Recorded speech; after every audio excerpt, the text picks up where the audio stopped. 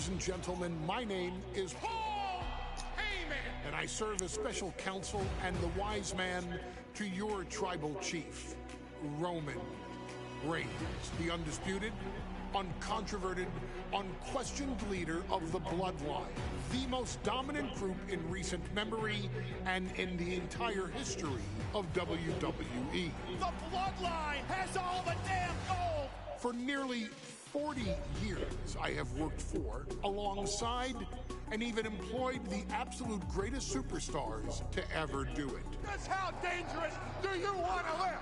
I've created the Dangerous Alliance, led an extreme revolution with ECW, and managed the most legendary of all champions.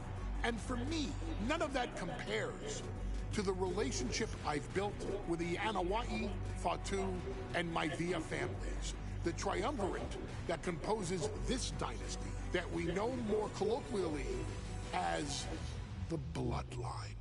My time with this family goes back 40 years. I've led them into battle, strategized with them, and have watched their children grow into top-tier superstars who have also created their own impressive legacies. And so it is my great honor to serve as your host for the WWE 2k25 showcase featuring a dynasty like no other, the Bloodline. When you look at this incredible family tree, this is proof that there is only one royal family in professional wrestling, bound by blood. A blood bond forged between High Chief Peter Maivia and Amatua Anai Anoa'i, the father of Afa and Sika, the wild Samoans, created a force that has dominated professional wrestling for over 5 decades. An elite collection boasting names like the Wild Samoans, Afa and Sika, as well as The Rock, Rikishi, Umaga, Yokozuna, Nia Jax, Jimmy and Jey Uso, Solo Sikoa, Jacob Fatu, and of course, your tribal chief, Roman Reigns. They've owned championships, filled arenas, packed stadiums, broken box office records, years and decades of dedication to the craft, perfecting their art with each passing generation, ultimately leading us to right here, right now, with the Bloodline having dominated WWE for the last half decade. As your humble wise man, it is my duty to take you through some of the most ferocious battles featuring the greatest warriors in the family. Not everything goes according to plan. And this year, we're going to give you a chance to right the historical wrongs and change history to bring more glory to the Bloodline. It's our showcase, after all. Honestly, their only real competition is themselves. Acknowledge me! All of this fighting amongst each other, this constant power struggle, I won't let all of that ruin this moment. Because it's not just about Solo Sikoa or Roman Reigns. It's not just about the Usos. It's about every single member of their family that came before them, who built the lineage, and who made them into the superstars that they've become today. It's been said elsewhere that wrestling has more than one royal family. That's undeniably true. Also undeniably true is that for all of those other families, there's only one Bloodline dynasty.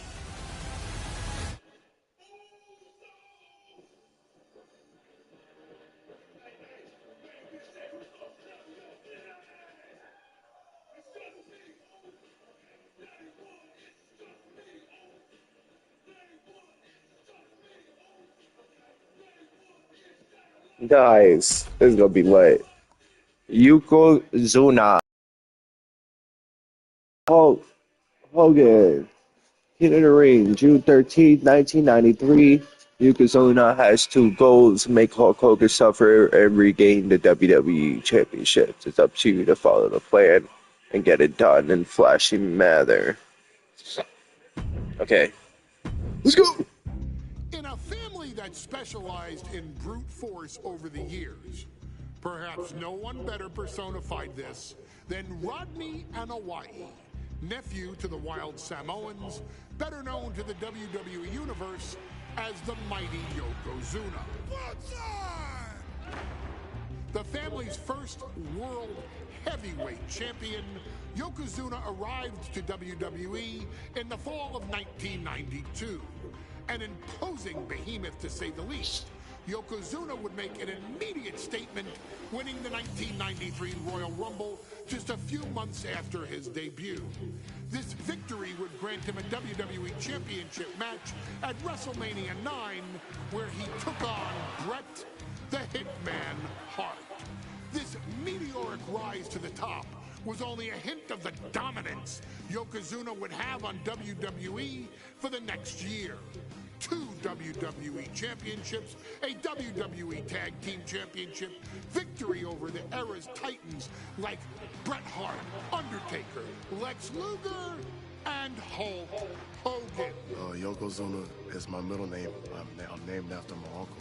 I carry it with like so much pride and weight on my shoulders just because of like what he's done for this business and like who he is as a person too. It's a cool middle name to have, man. I represent it with the pride, man, that I have. Hopefully, man, I'm making him proud by doing it. The manner in which Yokozuna melded incredible size with unspeakable agility shocked the WWE Universe, who to that point were used to their monsters hitting hard but moving slow. Yokozuna broke the mold, punishing opponents with super kicks, uranagis, leg drops, and of course, his devastating Banzai drop. A maneuver so effective that once it had connected, nobody kicked out of it. Nobody. Rodney was a very unique talent. I think the way he was able to handle all the pressure, it was kind of parallel to how he was in the ring. For someone to be so big and to be so nimble, you just don't see that very often. Rodney was one of those first solo guys, singles competitor guys that was able to go out there and really just make waves, make a big splash. I mean, pun intended, I guess. You know, that fool jumped in a pool, he'd knock out all the water, and that's the way it felt sometimes. He would go into those arenas and just suck in all the energy and be able to give it back. So when I look at Rodney, I see someone very similar to me, someone who understands the top, the very, very top of the game, the top position, and everything that goes along with it. In a career filled with so many highlight reel moments, perhaps nothing stands out more than when Yokozuna faced and defeated the so-called immortal Hulk Hogan at the first King of the Ring event in 1993. Looking to humiliate Hogan after the Hulkster stole Yokozuna's WWE Championship only 2 minutes after Yokozuna defeated Bret Hart for the title months earlier at WrestleMania 9, Yokozuna entered the ring totally focused on the task at hand. And on that night, he not only got revenge, but his victory would send Hogan packing from WWE for nearly 9 years. Hulk Hogan is finished. Many felt that Yokozuna had indeed killed Hulkamania. Now you get to possess the power of the mighty Yokozuna and deal out punishment to Hulk Hogan to walk out of the King of the Ring, a 2-time WWE champion. Showcase the ability and the agility that made Yokozuna a Hall of Fame performer and take Hulkamania down. Banzai.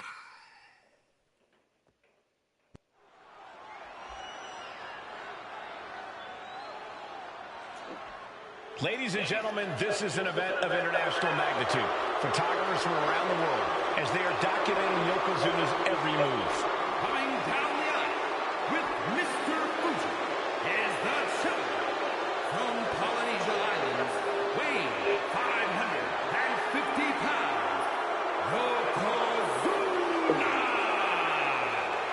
thing, Corey. He's 550 pounds, bigger than he's ever been. And I understand Hulk Hogan trimmed down so he can have more speed, more endurance. But I'll tell you something, Hogan's got to take him out early. This is going to answer a lot of unanswered questions from WrestleMania 9. A lot of pressure on the president of WWE for what he did. But this is Yokozuna versus Hulk Hogan. Let the winner be the winner. One thing's for sure, Hogan will be quicker. He will be faster than he's ever been in any previous title defense. Well, this is going to be interesting because he's wrestling a fresh Yokozuna this time. Not a man who's already wrestled a 15-minute match with Bret the Hitman Hart. Well, Hogan and Yokozuna's last match lasted less than 30 seconds when Hogan won the title at WrestleMania. Well, I can tell you, this match will go much longer. Yokozuna will not be caught by surprise this time.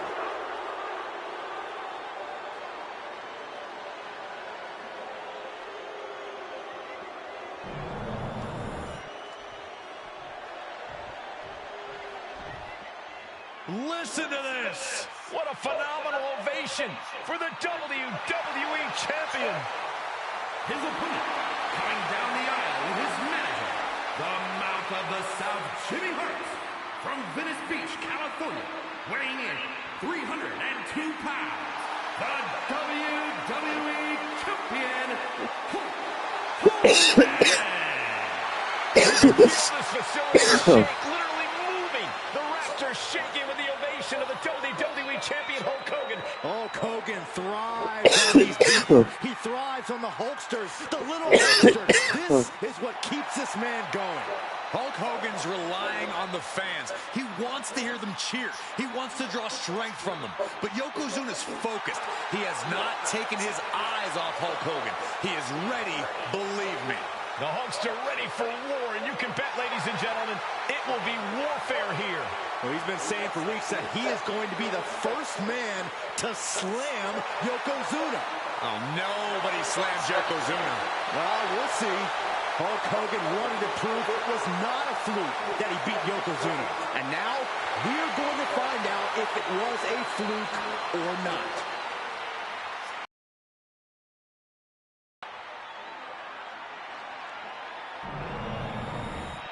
Intensity on the face of the champion. Challenger in the corner, looking more determined than I've ever seen.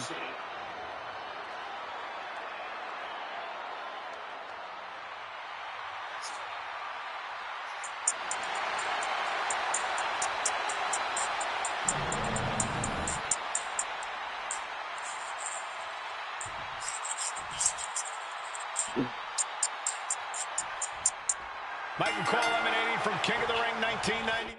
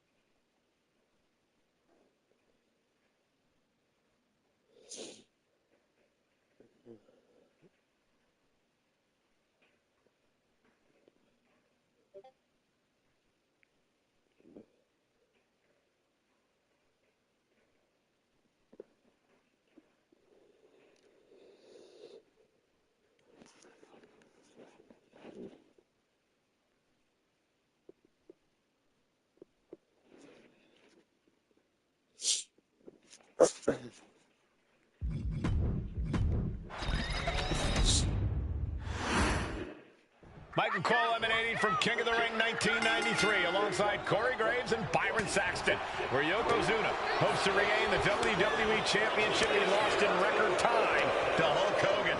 Both men coming in with so much to prove.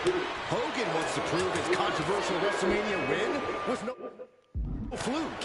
And he's also promised to finally slam the 550-pound giant right through the ring. Yokozuna wants to erase the memory of his initial title reign that lasted mere seconds. He knows that a fresh Yokozuna can beat a fresh Hulk Hogan. And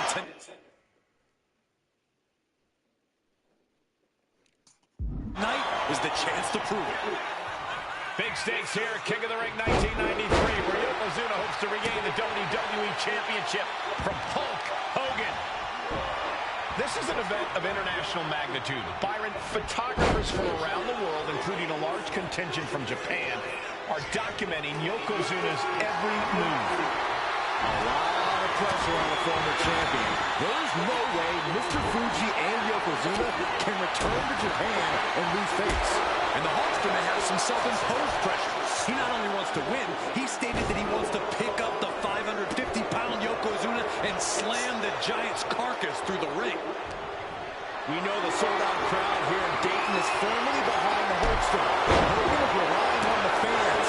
He wants to hear them cheer. He wants to draw strength from all of them.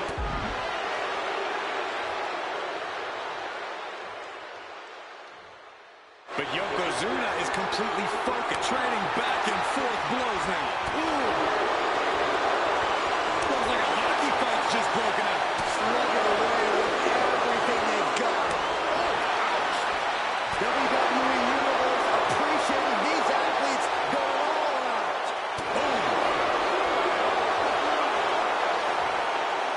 And Yokozuna just loves backing Hogan into a corner like this. Relentless domination of the champion.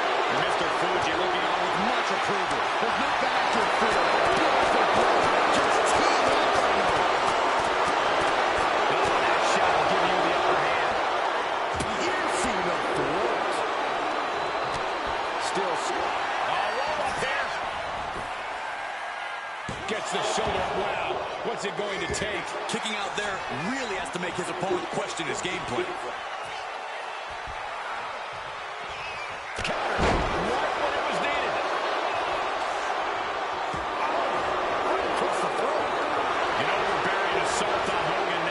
Yokozuna taking the fight to Hulk Hogan. The Hulkster's rocked. Ooh.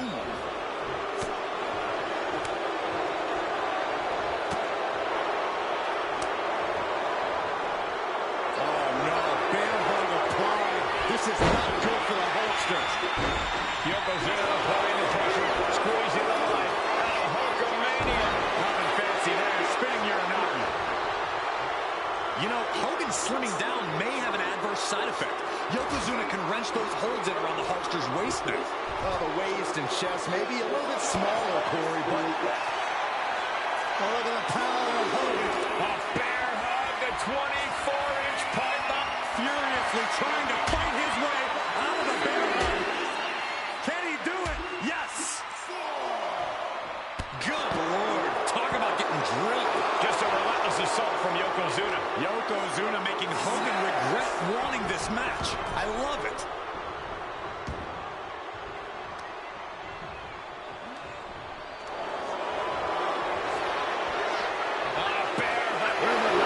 That's going to end this submission.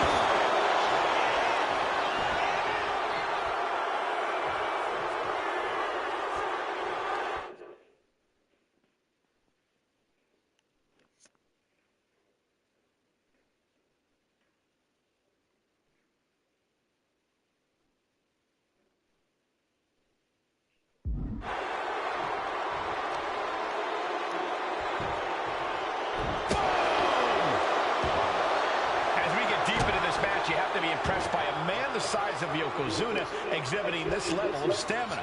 Everything about Yokozuna is impressive. Yoko now, belly-to-belly slam. That's got to be the end of Hulkamania. Jimmy Hart trying to rally. And a kick out by Hogan with authority. Hulk Hogan's not done yet. Hulk Hogan is coming alive. Yokozuna back to his feet. Big chops to Hogan. And Hogan's starting to hulk up here. How many times have we seen this over the years? These massive strikes from Yokozuna having absolutely no effect on Hogan. Hogan fired up. Hogan's ready to go. Hogan feeding off the energy of all the Hulkamaniacs. And here comes Hulk. And Yokozuna being backed up to the ropes. Big boot. I can't believe Yokozuna's still standing. Hogan continuing to pour on the offense. A second big boot, but Yoko still on his feet. Don't let up, Hulkster. Keep swinging, keep firing away.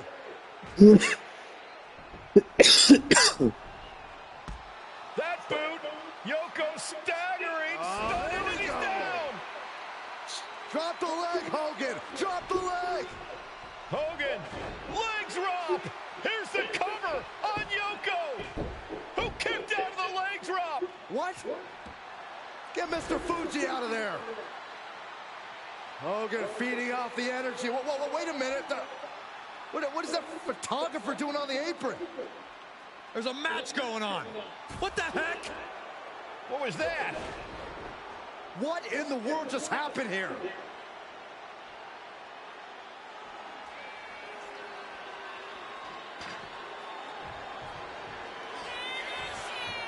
Hitting the ropes. A big leg drop by Yoko. Yokozuna demonstrating his full power. Hogan's in trouble.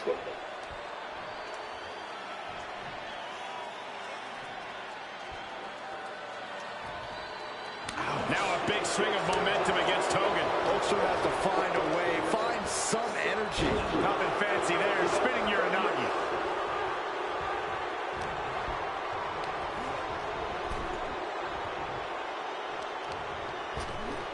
Ripped in the hard way. The wind up and the pitch. Precision shot, and now Yokozuna is bleeding. He knew just what to do.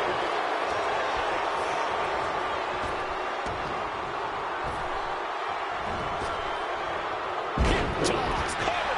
We're going to shut this down. Kick out after one from the challenger. That's smart. Taking the one to catch your breath.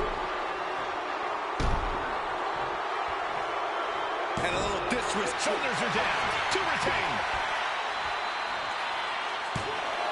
He got the shoulder up in time. Not quite enough to put him away. Right to the gut.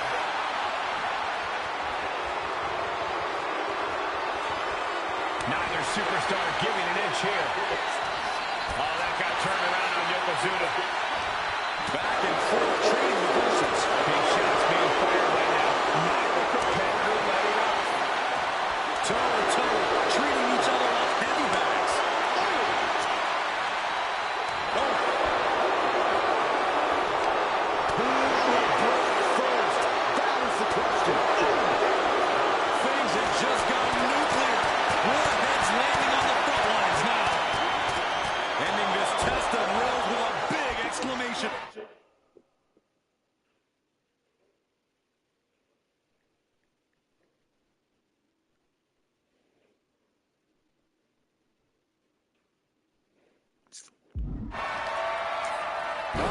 The beginning of the end. Incoming. The big leg drop. Consider your title dreams dashed after that. Following it up with the cover. Two. No, not now.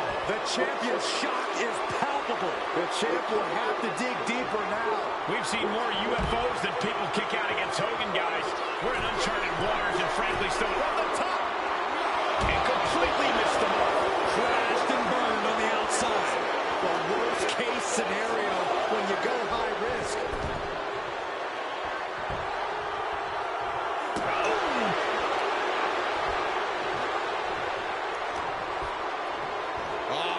Flapjack. Gosh, landing face first.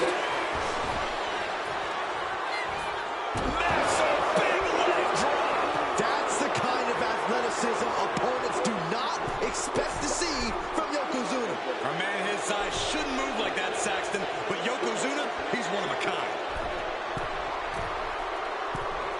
Might be going high risk here. From the top. Diving to the left.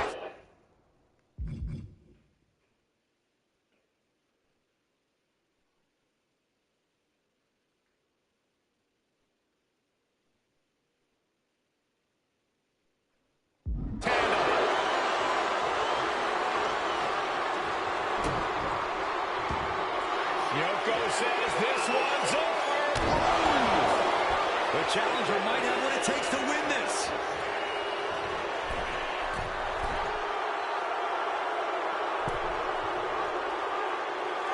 Yoko says this one's over. Bonsai drop.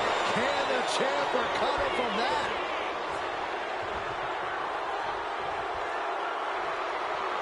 Great ring awareness, saved it. Shoulder tackle. Hulk Hogan, Yokozuna, two giants who will not stay down. And they are fighting for the greatest prize in our sport. Yokozuna turns it around. Goodness. Oh, their mass being used. Effective counter. What a punch. Oh, he flips that around.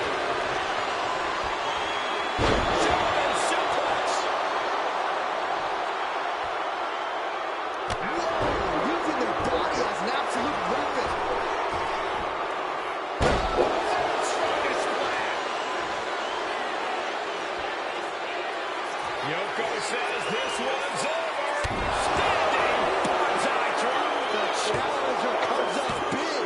He stays alive. He stays alive. Based on what we just saw, I think this match is far from over. Who knows what that kick out cost? The champ might be running on fumes. And absolutely no idea how that didn't work out in Yokozuna's favor. You can tell he's shocked too.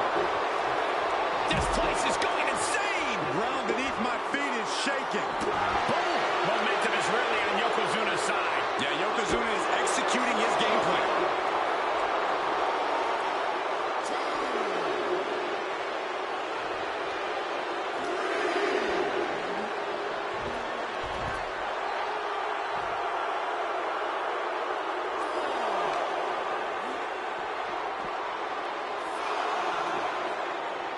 Side headlock applied. Oh, and a right hand for good measure. Has to mind the referee here. Has to avoid the count out. Come on.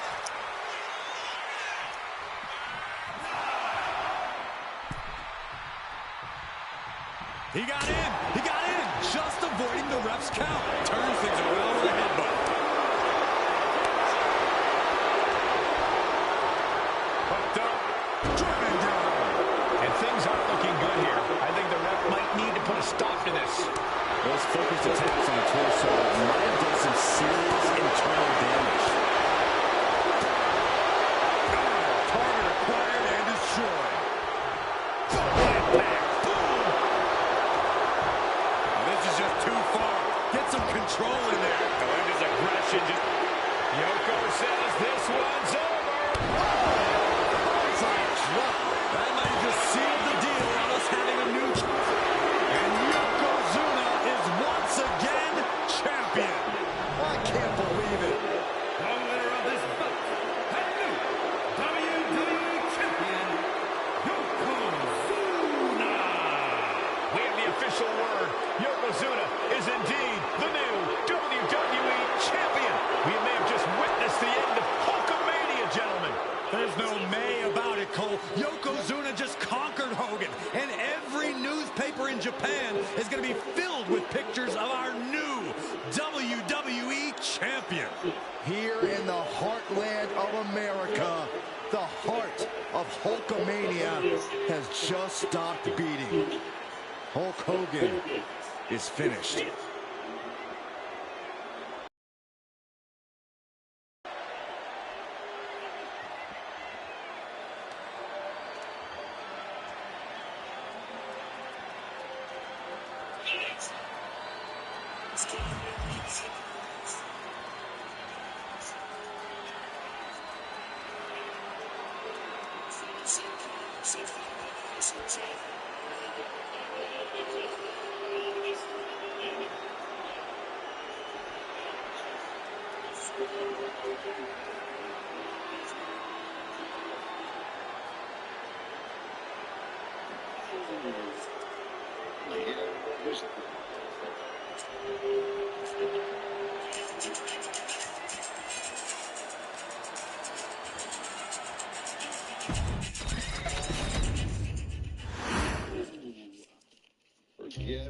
Our next chapter sees the showcase spotlight shine on an area in which the family built their legacy: tag team wrestling.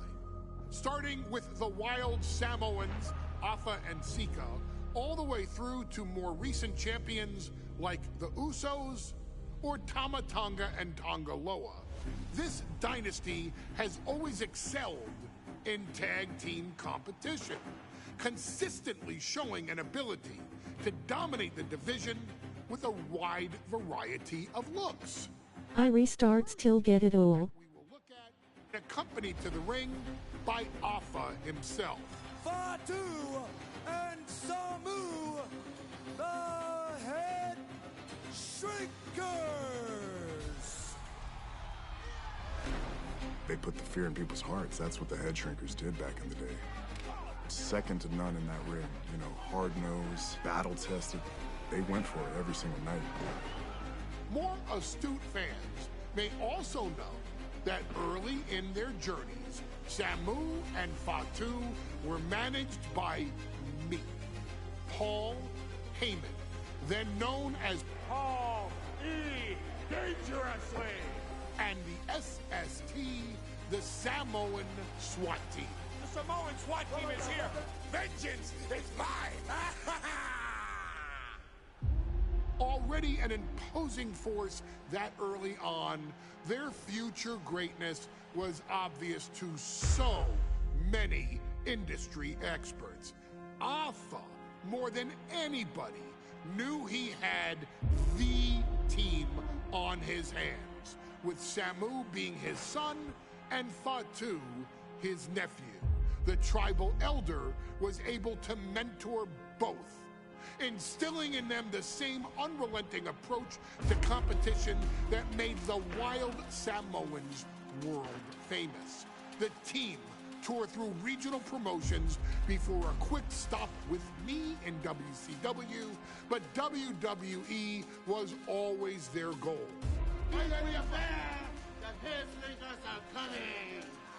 Upon arrival, it was clear that the dynasty's next generation had indeed arrived, immediately drawing comparisons to their world-renowned predecessors.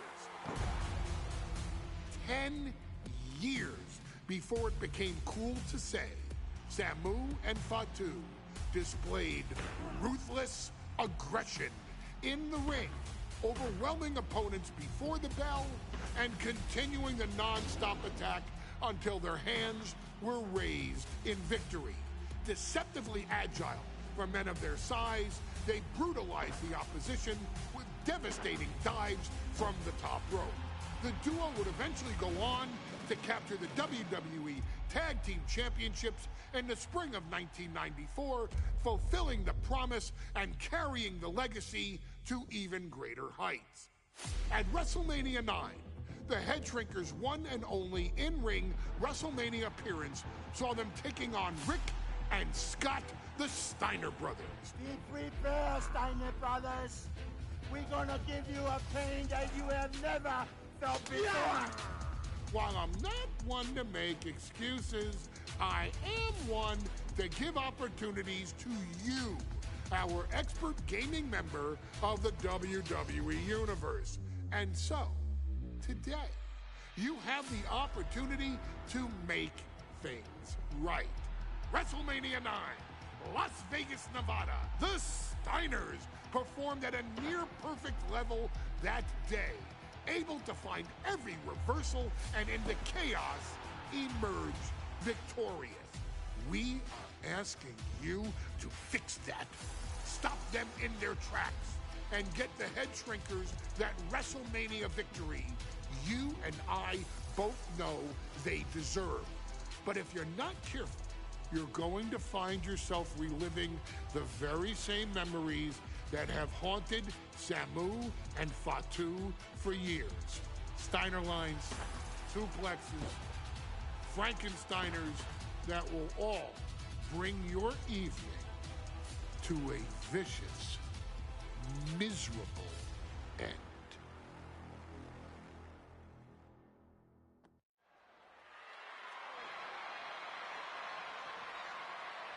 One of the toughest teams in WWE history. Nearly 600 pounds of pure savagery. Is a tag team match set for one fall. On the way to the ring, accompanied by Alpha at a combined weight of 565 pounds. Samu and Fatu, the Head Shrinkers. Fair warning, this one may not be too pretty, guys. You talk about rugged individuals. These are two tag teams that can really bring the fight to anyone that steps in their path. Yeah, there's about to be a seismic collision in the ring.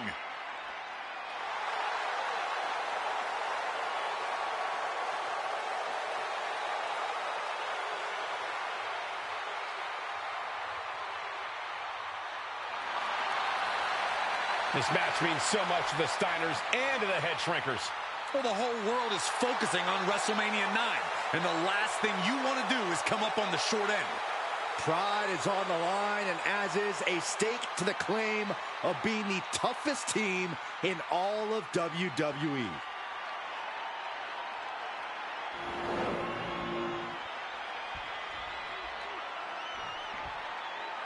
The Steiner brothers getting a tremendous ovation here in their first WrestleMania, and we'll see if they can carry on Michigan's winning ways. And their opponents, at a combined weight of 531 pounds, Rick and Scott, the Steiner. Gone lay last challenge, so pick wisely, and you had do elimination chamber twice. We've ever seen in WWE. But Samu and Fatu are looking to stomp out any of that promise right here at WrestleMania. Let me warn the WWE Universe. One Solo and other Roman. A brutal match. Just two heavy-hitting tag teams going at it. Physical, smash-mouth wrestling. And like Saxton said, it won't be pretty at all.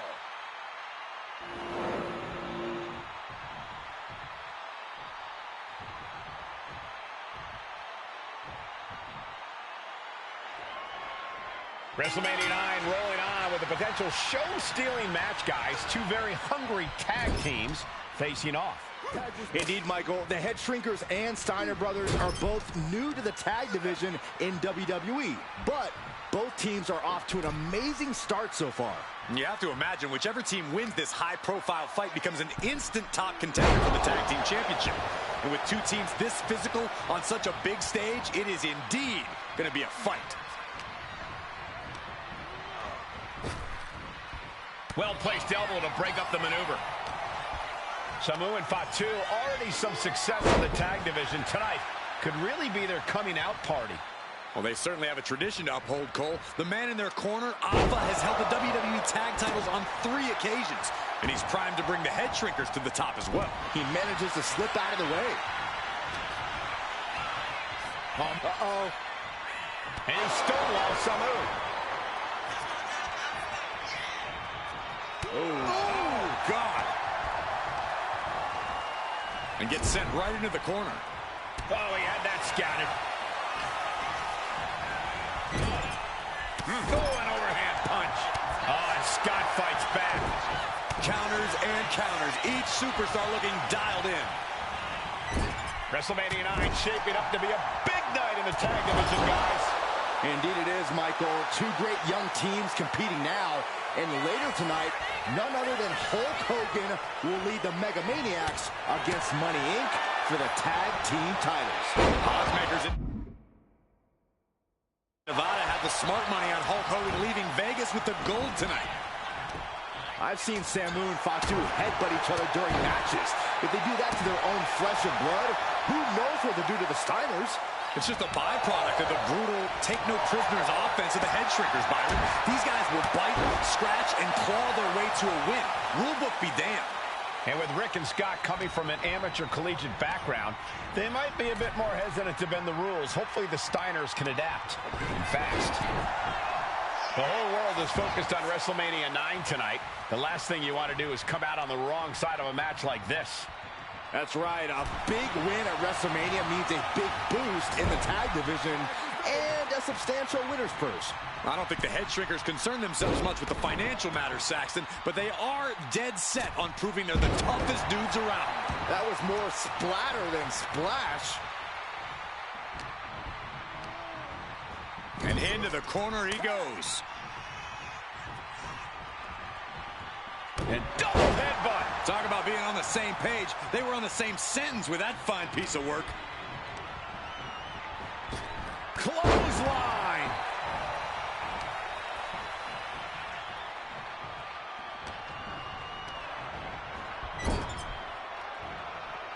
There's a headbutt. Ref needs to check on that fresh cut on Scott. Then a knee right to the throat. The Head Shrinkers and Steiners are two of the brightest young teams in WWE, but they both come to this match with a few years of experience in WCW. The Steiner brothers earned many tag accolades in WCW, but Rick and Scott have their share of singles titles too. Meanwhile, Samu and Fatu were never quite able to break through before WWE. You know that has to serve as motivation for the Head Shrinkers tonight.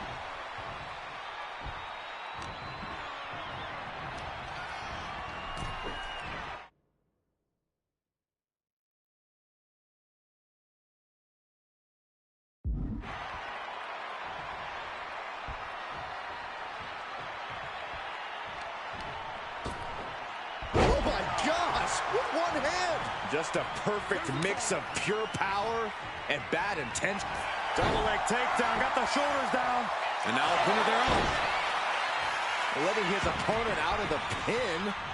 Yeah, gotta wonder what he's thinking. Oh, right into a counter. And we are really seeing the amazing skill sets of all four men in this tag team showcase. Well, we already knew about the brawling of the Head Shrinkers and the grappling of the Steiners, but men as big as these four behemoths should not be able to fly around the ring like they have thus far. It is made for an extremely tough act to follow, guys. And now propped up in the corner. Clothesline in the corner. There's the tag. And it is on. Oh, what a clothesline. Forcefully delivered. Look at this. Incredible to the German. Looking for something big here. From the top. Through the air. And connects. You got to be a certain kind of crazy to even think about attempting that kind of offense. But I can't say it didn't pay off.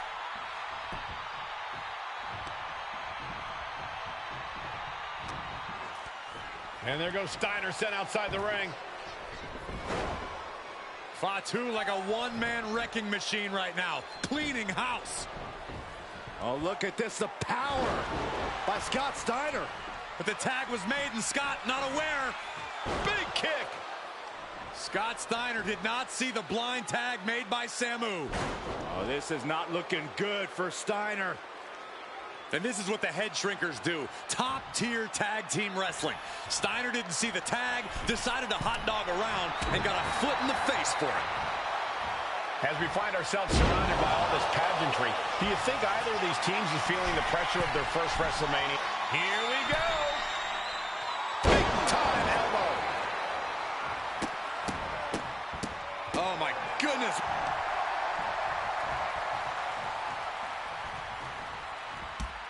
The exchange around and swept him.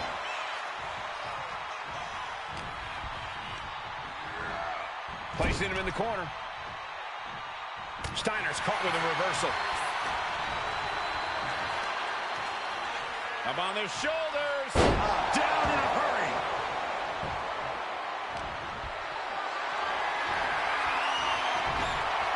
Taken down with a chop block. Had it scouted. Before this match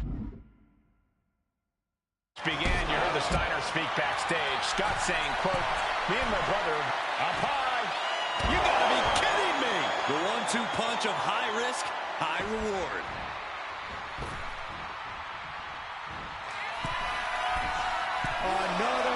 descent to the top, not showing any signs of stopping.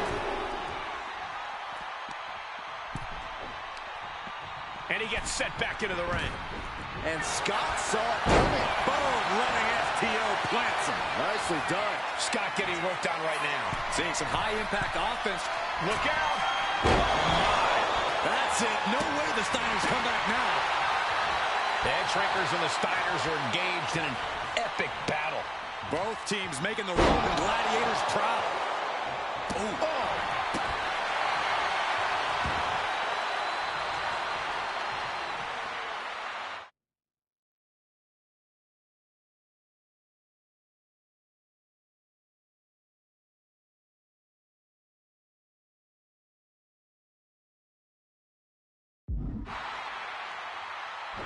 Shows great wherewithal there. Placed against the turnbuckles. Tag made. Classic Steiner Brothers tag team. Up to the top rope. Here comes the Steiner Bulldog. Big move from the Steiners. Looking for might the just pin. end things.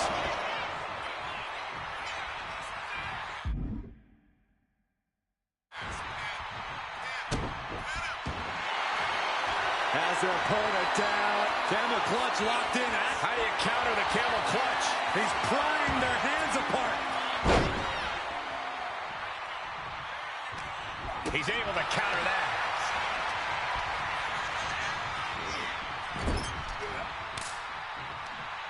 Tag made, and here comes the double team. Classic tag team wrestling here.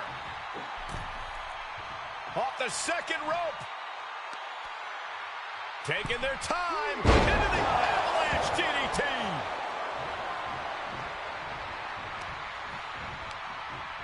Ooh, and Samu fights back.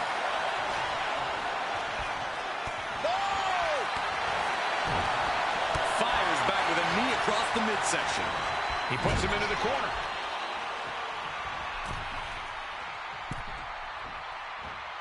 Doomsday device. Both teams giving everything they can here at WrestleMania. Samu, Fatu, Rick, and Scott, all four men proving to be true gladiators in this battle. Boom! Read that one. Oh, man. Samu gets stymied. Waistlock applied and angle German.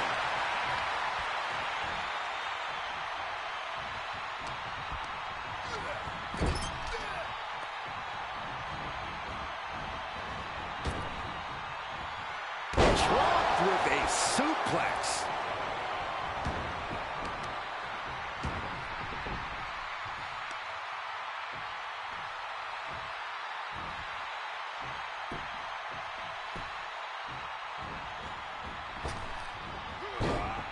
He wastes no time dodging the attack.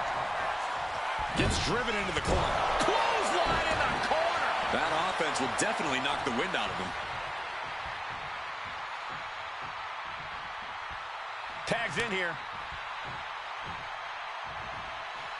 Oh, man, he is fired up now.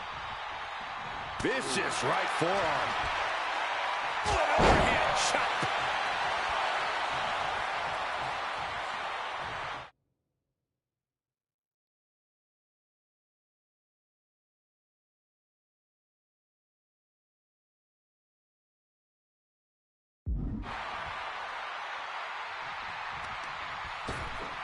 Oh, my gosh, with one hand. Punch right in the head.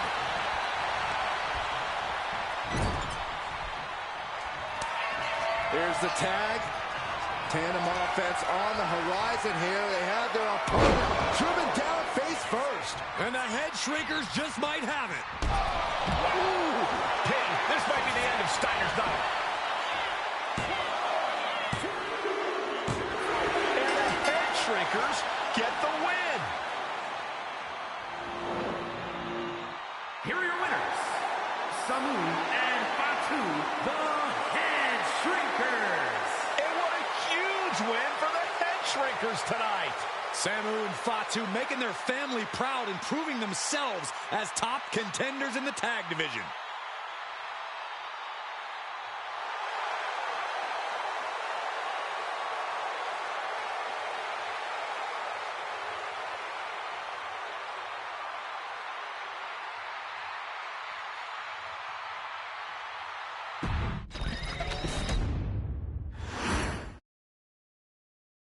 Hey, let's put this in the simplest of all terms. Dwayne, the biggest celebrity on the face of the planet today. Now, whether he's a blue chipper, the people's champion, or as we know him right now, the final boss, The Rock has always commanded all of the attention in the arena since the very first moment he made his WWE debut at the 1996 Survivor Series. Born into this business, The Rock would become WWE's first ever third-generation superstar, following in the footsteps of his father and grandfather.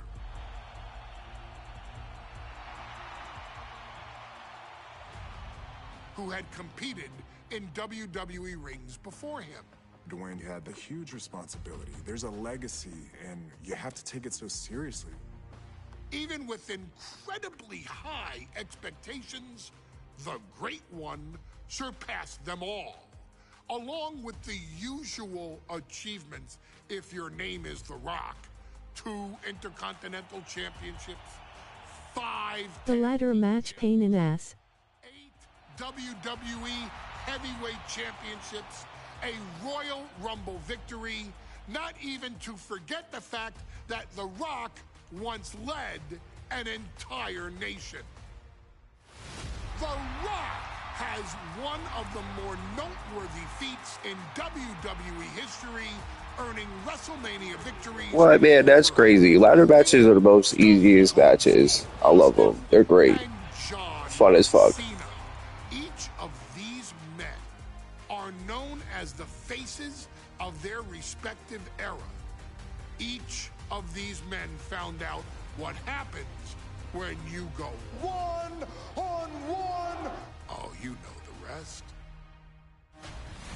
Of course, The Rock rivaled Stone Cold Steve Austin's popularity during the vaunted Attitude Era, tearing opponents down with rock bottoms and people's elbows while tearing them apart on the mic with cutting one-liners and catchphrases that are still recited to this day. If you smell, know your role and shut your mouth. He ended CM Punk's 434-day title reign as WWE Champion at the 2013 Royal Rumble as well, after having only competed twice over the previous 9 years, displaying the always ready mentality and physical conditioning on which he has built his global brand. But you don't need me to rattle off The Rock's resume to you, now do you? Of course not. The man is an occasion unto himself. He has headlined the biggest events against WWE's most iconic superstars and has always found a way to, how does he put it? Layeth the smackdown on some jabroni's candy ass. I couldn't have said it better myself, although I think I may have just done that. But indeed, he has. On a Thursday night in February of 1997, The Rock, still known as Rocky Maivia, would find himself challenging for the WWE Intercontinental Championship. Only a few months into his tenure, he would be matched up against a face Rocky Johnson versus Hunter Hearst Helmsley. most familiar and hated rivals, Triple H, Hunter Hearst Helmsley. Seemingly overmatched by a more seasoned opponent, a youthful Rock would demonstrate all the traits that have come to define him in the years since. Tenacity, high IQ, and that legendary Samoan strength to ultimately surprise Helmsley and kick off the first championship reign for Rocky Maivia. It would be the first step of a journey that has ultimately led The Rock into the pantheon of WWE's elite. So now it's all in your hands. It's up to you to showcase the undying drive that makes The Rock the hardest worker in the room to deliver a shocking upset against the Greenwich snob himself. guide The Rock to victory over Triple H at a very special Thursday, Raw Thursday, to give the first jolts to what would become the most electrifying career in sports entertainment.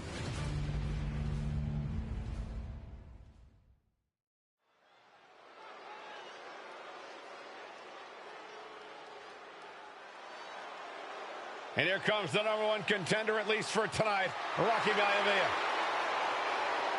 The following contest, scheduled for one fall, is for the WWE Intercontinental Championship. Making his way to the ring is the challenger from the South Pacific, weighing in at 275 pounds. Take control, Rocky. A blue chip talent with a bright future.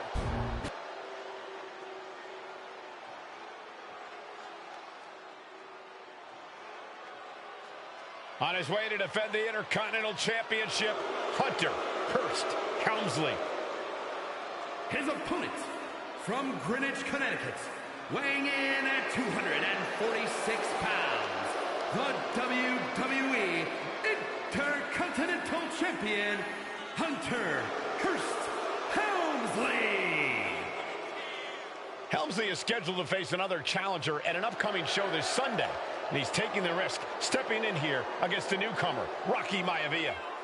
Well, you can consider it risky, you can consider it overconfident, but any way you look at it, it's a dangerous move by Helmsley to take on an athlete who has been on a real roll. Rocky Maivia has been successful thus far in WWE, and Rocky is focused. Rocky is only thinking about tonight. Saxton, just curious, have you ever exercised your right to remain silent? I am tired of all this talk about Rocky Maivia. Yeah, he's been on a roll, but it could all come to a screeching halt tonight at the hands of Hunter Hearst Helmsley.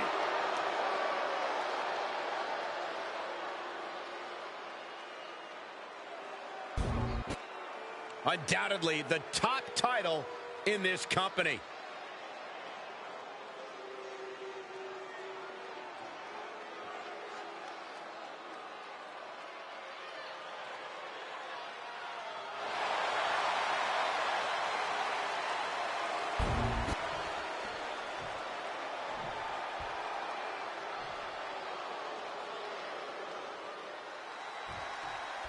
The Intercontinental Championship is on the line here between two superstars who don't have anything nice to say about one another.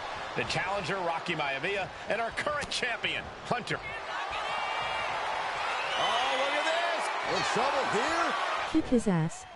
What a great counter. That'll break it up. You can do it. Thursday, getting kicked off with a title match for the Intercontinental Championship. #1 contender. You're the best WWE player I know. And a heck of a DDT we just witnessed. And watching from home is Rocky Johnson, the father of Rocky Maivia, former WWE Tag Team Champion. I must admit, I do see a bright future for Maivia. Those that have been privileged enough to see Rocky Johnson in action will appreciate Rocky Maivia because he's a chip off the old block. Notwithstanding as well the genes of his grandfather, the incomparable Peter Maivia, Chief Maivia. Oh boy, they don't come any tougher than Peter Maivia. If Rocky Maivia is going to take down the more polished and experienced Hunter Hearst Helmsley, he's going to have to do it with unrelenting energy. Rocky has to keep coming at the champion with vigor. He lets scoop-oo. It's a bold strategy that will take everything the young Maivia's got, but you're right. It could be his best path to his first championship win. Oh. Before this match, I was talking to Helmsley, and he said he can beat the snot out of this Maivia kid in less than 10 minutes. In fact, he was showing me on his watch. Did you know he has a timepiece that costs $20,000? Perched up top. Whoa, look out. Soaring through the sky and crap. Oh, no. Now possibly setting up for a submission maneuver. Will it get counter? Yes. Not letting the submission attempt do any more damage here.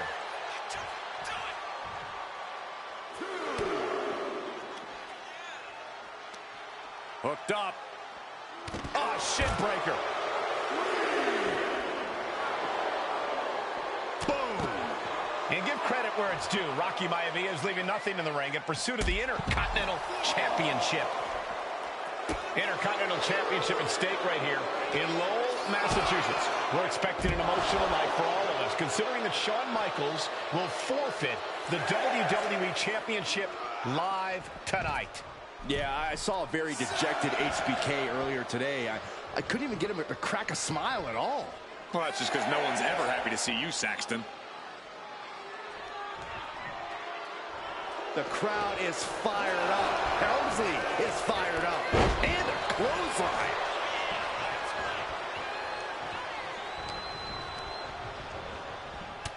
Shoulder tackle. Vicious right forearm. Oh, what a flex. And even before the bell rang tonight, the champ with the cover. Instantly, he has his shoulders up. Wow. Catches the leg. Float over. Into a DDT. Fight. Punch lands. These two are clearly fired up, going blow for blow. Oof. Neither competitor is backing down. Back and forth. Neither one giving up any ground. Ooh. This is a war of attrition with neither superstar wanting to be the one who surrenders. Both absolutely drained, but both refusing to give up. Oof. Oh, man. Nothing pretty about this. Just a good old Donnybrook here. Oh, jeez. Looking absolutely rocked. Deeper into this match now, and I think it's Helmsley who's reaching peak frustration. Can't quite put Rocky Maivia away. A testament to the never-say-die attitude of this young superstar. And he gets it from his dad. Perched up top. A diving knee drop. Maivia took to the sky and executed that high risk perfectly. I don't think Helmsley had that scouted at all. Just sent crashing to the arena floor.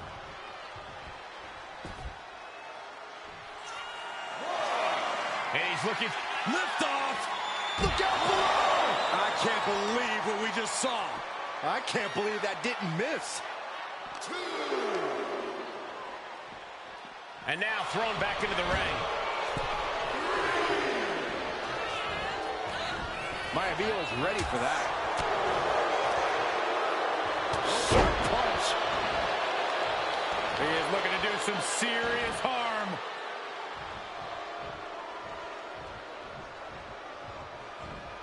Running knee.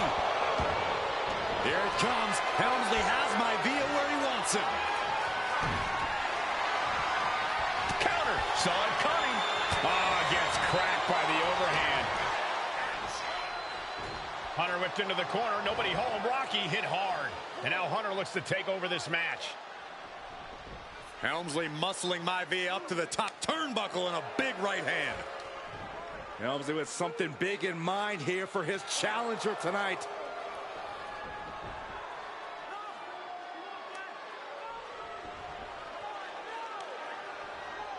Well, this is just blatant disrespect from the arrogant champion.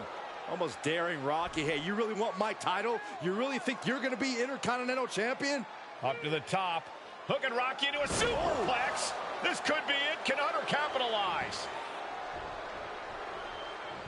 This could be it. Hook of the leg and a cover. And Rocky stays in it, getting his shoulder up. Still not enough to put out the flame of Rocky Maivia. Hunter has to be asking himself, what else do I have in my arsenal? And I think we may get our answer, gentlemen. Yeah, it's just a matter of time, I believe, before this one's over. Hunter hooking Rocky, taking his time, looking to put him away. Maivia just collapsed. This just shows you how much damage Hunter Hearst Helmsley has inflicted on the challenger in this matchup. I think Maivia's done. Official might want to step in, call this one. The official checking on Rocky. Hunter Hearst Helmsley believes this is close to being over. Lifting him back up again. Rocky rolls through. Shoulders down. block him. Hunter Hearst Helmsley. Here is your winner and the new Intercontinental Champion, Let's go Hunter Hearst. We have a new Intercontinental Champion.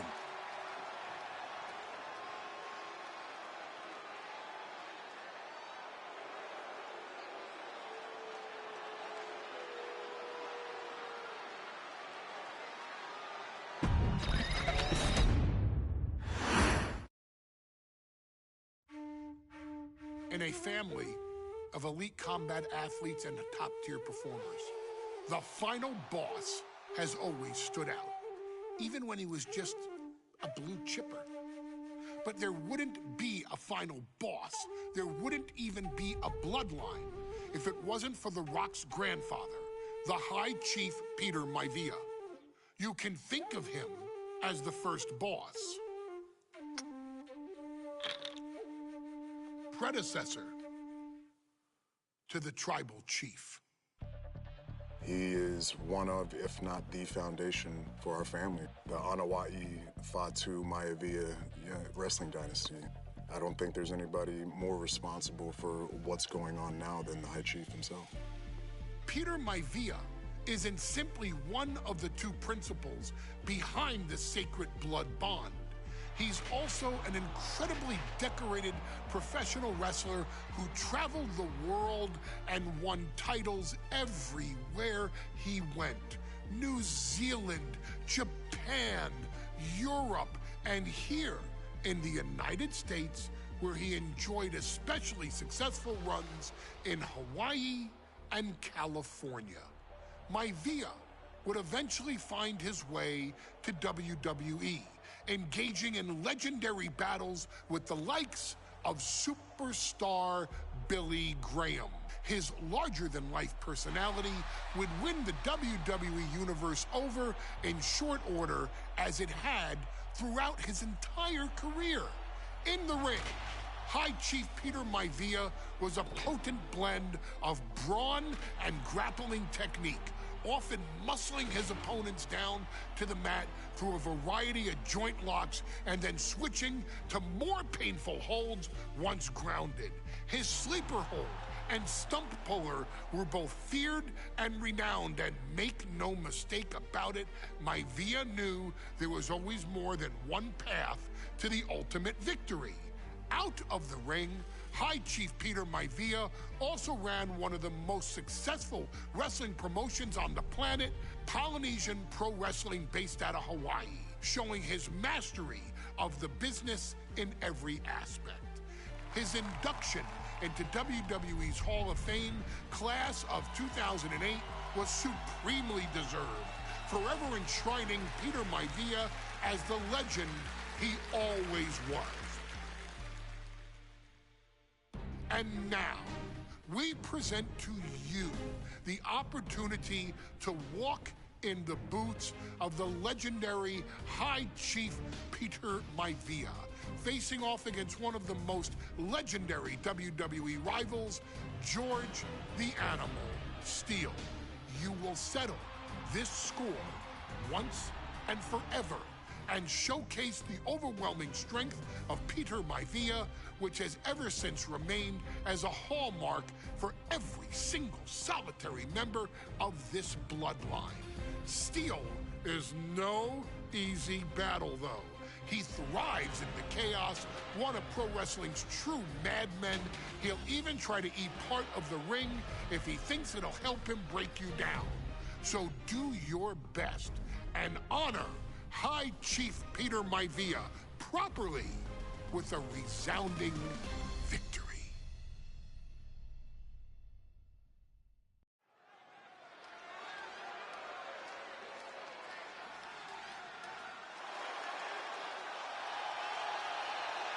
Uh-oh, somebody called the local zoo. The following contest is scheduled for one fall and is a steel cage match.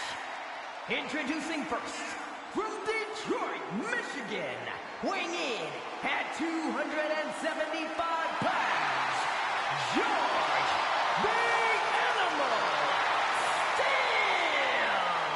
I'm not even sure the cage can contain this man.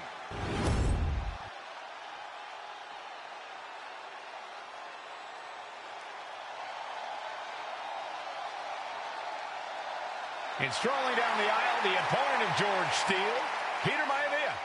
Always a chaotic matchup. His opponent from the Isle of Samoa, weighing in at 275 pounds, High Chief Peter Maivia. Steele had better keep an eye on Maivia because Maivia is a true brawler. Few men can handle the chaos of the animal inside a steel cage, but I believe the High Chief is ready.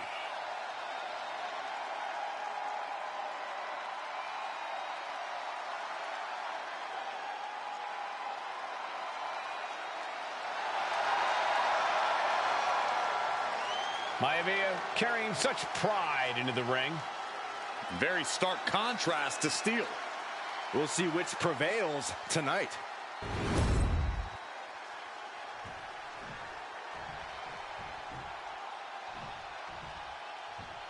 Steel cage match underway. Peter Maivia versus George the Animal Steele. Most of the matches between Peter Maivia and George Steele have ended inconclusively, but this time we'll have a winner.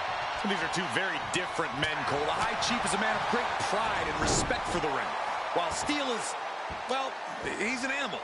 I can't think of two opponents with more opposing styles. You said it, Corey. Let's just hope this one gets taken care of in the ring tonight. The High Chief Peter Maivia really making a name for himself at WWE, but he's had plenty of experience on the way up. Plenty of championships on the West Coast, but he's made the biggest splash in Hawaii, where he earned multiple tag team titles. Oh yeah, Maivia is a huge celebrity on the islands. In fact, I've heard some consider him the personification of Maui. Peter Maivia is looking unstoppable now. And you can see Steele is struggling to weather the storm with the High Chief. Big impact. Stiff headbutt.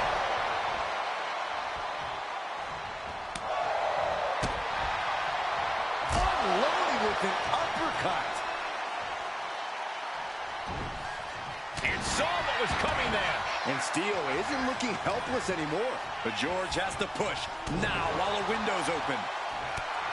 When a man like Peter Maivia signs Double leg takedown. Gonna stack them up here. Shoulder pin. and he gets his shoulder up before the count. Maybe that was just to keep his opponent off balance. This maniac's out of control. Just speaks to the animosity at play here, I guess. Willing to fight like an animal. Ringing the arm. Looking now for a top wrist block. Now starts to fight out with some punches to the gut. Look at Maivia going to work on the animal. The High Chief has all the answers right now. Haymaker after haymaker. What a counter by Peter Maivia. It looks like we've got ourselves a brawl here. Giving up now is not an option. They have to finish this. Just teeing off with that fight forever vibe. You can feel the contact, and so does the WWE Universe. They are emptying their tanks, going back and forth like this. What impressive determination from... Listen to this crowd, driving these competitors to leave everything out in the ring. Oh, getting the better of that exchange. The animal has to be elated to be in this steel cage against one of his biggest rivals, no less. Yeah, Byron, we've seen the animal brandish a weapon against Peter Maivia before when it was against the rules. The High Chief better be prepared for Steele to get even crazier. Oh, Maivia is prepared all right. The man is extremely tough and agile. In fact, the High Chief's entire body can be considered a weapon.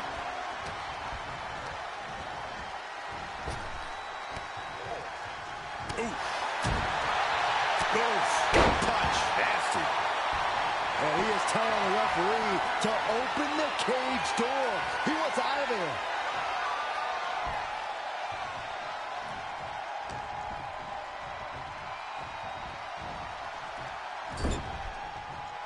Oh, he cuts it off. Peter Maivia has something brewing. Ooh, that might have just broken something. And George is laid out. Ah, kick. Nasty kick.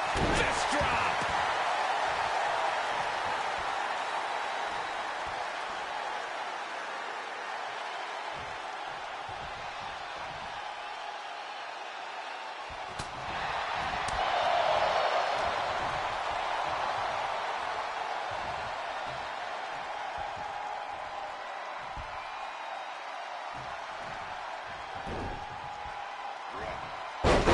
Buster plants him. Oh, God, the crimson is flowing. He's seriously hurt now.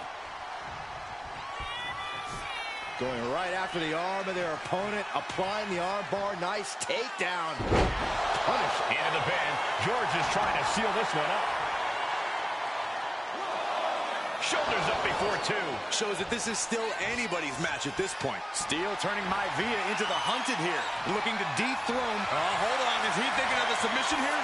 Twisting their left arm into a hammerlock. The arm's trapped. Not finding an easy way to get out of this one. Able to punch his way out.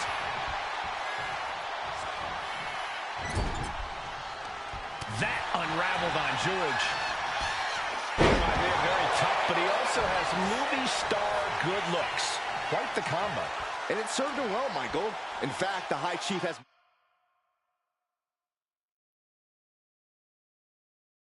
major acting and stunt work credits to his name.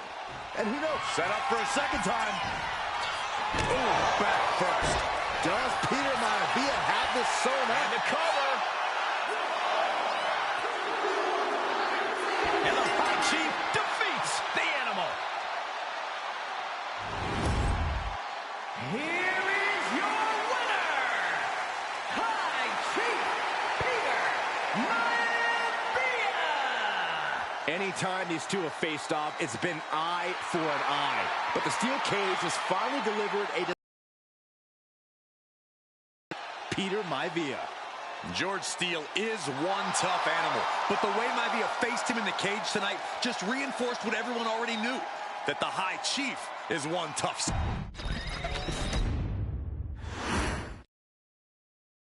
She's not like most girls. She's also not like most WWE superstars. Nia Jax, the reigning queen of the ring, is a reckoning, a force of nature that blitzes right through her competition. A cousin of The Rock, Nia Jax arrived in NXT almost 10 years ago with astronomical expectations. Undaunted, Nia Jax would dominate early opponents, finding herself competing for the NXT Women's Championship mere months after her debut. It did not take long for those running Raw and SmackDown to take notice. Well, our next pick, Nia Jax. And Nia Jax would join the Raw roster as part of the 2016 draft lottery. And since joining the main roster, absolutely no one has been safe from Nia Jax. She is a two-time women's champion. She is a two-time women's tag team champion. She competed in the men's Royal Rumble match in 2019, even getting an elimination while in the ring. Nia Jax looking to eliminate. She does. She's battled standouts like Charlotte, Bayley, and Becky Lynch. And all the while, she has left undeniable destruction in her wake. In the ring, she applies many of the same tactics that once benefited Yokozuna, even using her own version of the Banzai drop, known as the Annihilator. And just like its namesake, if it connects, your night is over. And Nia Jax remains driven for even more success, jumping at any opportunity to prove her dominance. This last year, that included entering into the 2024 Queen of the Ring tournament after earning victories over Naomi, Jade Cargill, and Bianca Belair. Nia Jax would fight her way into the finals, taking on former NXT Women's Champion Lyra Valkyria. Valkyria built a lot of momentum, defeating Dakota Kai, Zoe Stark, and Io Sky to punch her ticket into the final at the Queen and King of the Ring. With an obvious game plan, Lyra would look to stick and move, avoiding the colossal attacks of her opponent. Unfortunately, as often happens when competing against Nia Jax, Lyra made one miscalculation, and that error in judgment provided Nia Jax with the opening she needed to annihilate her competition. This is your opportunity to crown the first queen in Bloodline history. Make Lyra suffer. Make her regret ever entering your ring. Showcase the otherworldly power that forces an entire roster to cower in your presence. Because when you're an irresistible force like Nia Jax, resistance is futile.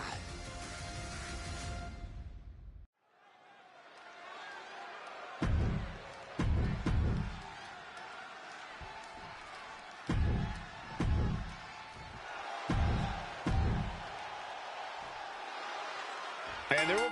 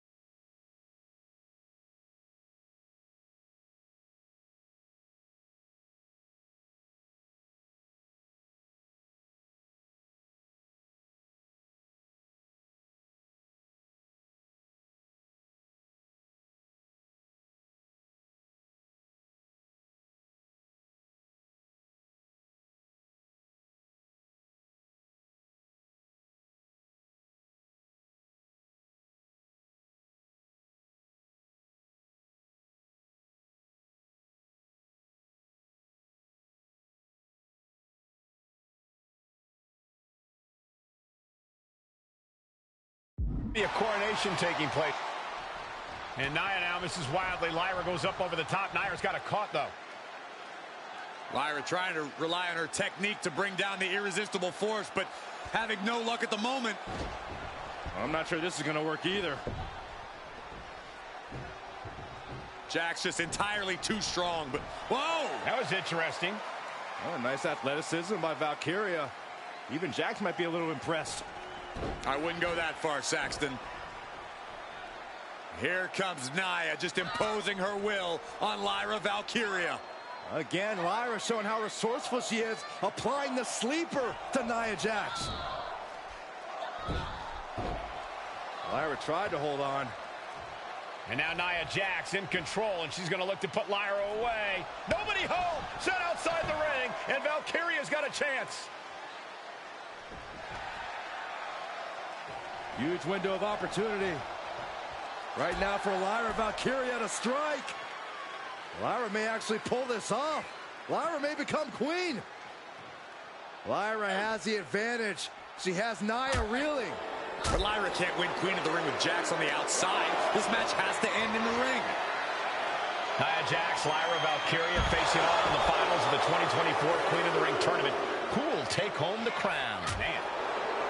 Each woman here has had a tough road to become a Queen of the Ring finalist. Every matchup in this bracket has been a toss-up. Valkyria knocked off former women's champion Io Sky earlier this week, but Nia's had an even tougher challenge. Two great former champions in the form of Naomi and Bianca Belair. Even more impressive than that, she handed Jade Cargill her first WWE loss. Granted, Corey, that was a disqualification victory for Jax. I'd say there's still some unfinished business between Nia and Jade. Being set up in the corner for something. Oh, he scattered that one. A complete stalemate of reversals here. Neither one giving an inch. Nia doing exactly what she set out to do, keeping Valkyria grounded. Now Jax needs to stay the course, and the crown will be hers. Punch right to the face.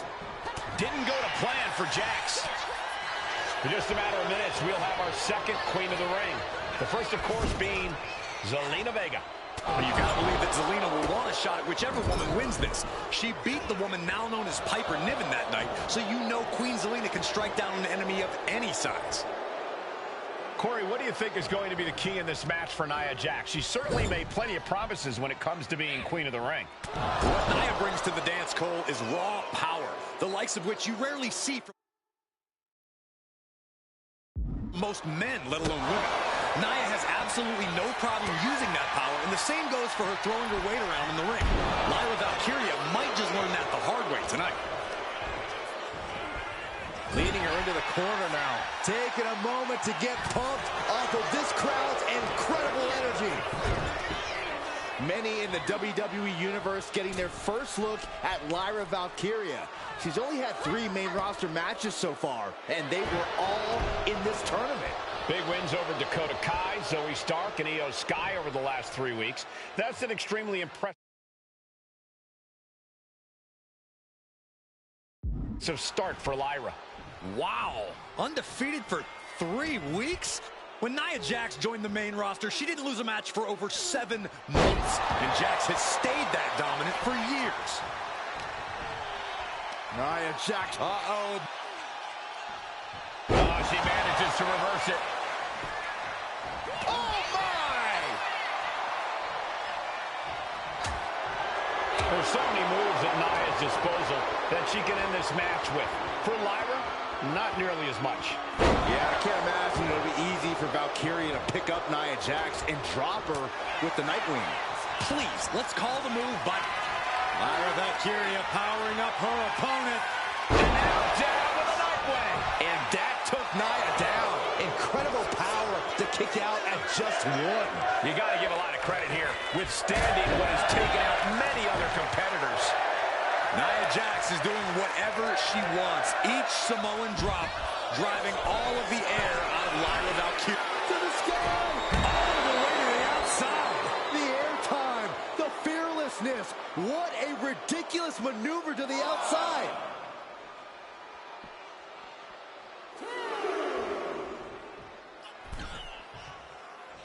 From the apron, what? Takes another trip to the skies, and it pays off once again. She throws her back in.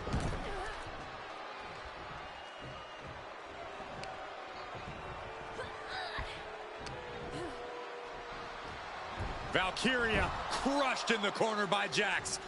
Squashing Lyra in the corner, and the beginning of the end may be near. And Nia now, with Lyra on her back, going to climb up to the second rope. This is a scary situation for Lyra. Oh, look at this. Maybe not. No way. There's no way. Oh, my. Oh, no. Good night, Annihilator. Here is your winner and the new Queen of the Ring, Nia Jax. What a victory to the brand new Queen of the Ring. Nia said she would do it, and she backed up her claims. And now the Chief Content Officer of WWE and Triple H going to come in to congratulate Nia Jax and officially crown her the Queen of the Ring. Absolute dominant.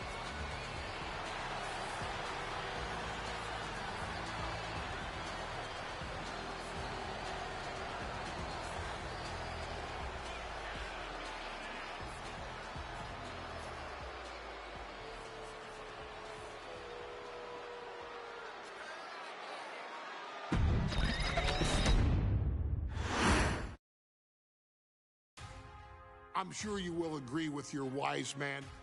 Many WWE superstars say they will do whatever it takes in order to achieve success. Quite often, it's a bunch of BS.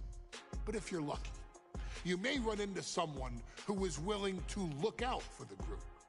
Someone willing to make sacrifices. And for this family, there was no one better than Rikishi. After the Head Shrinkers run in WWE came to an end, Rikishi, then known as Fatu, would go on a journey of self-discovery.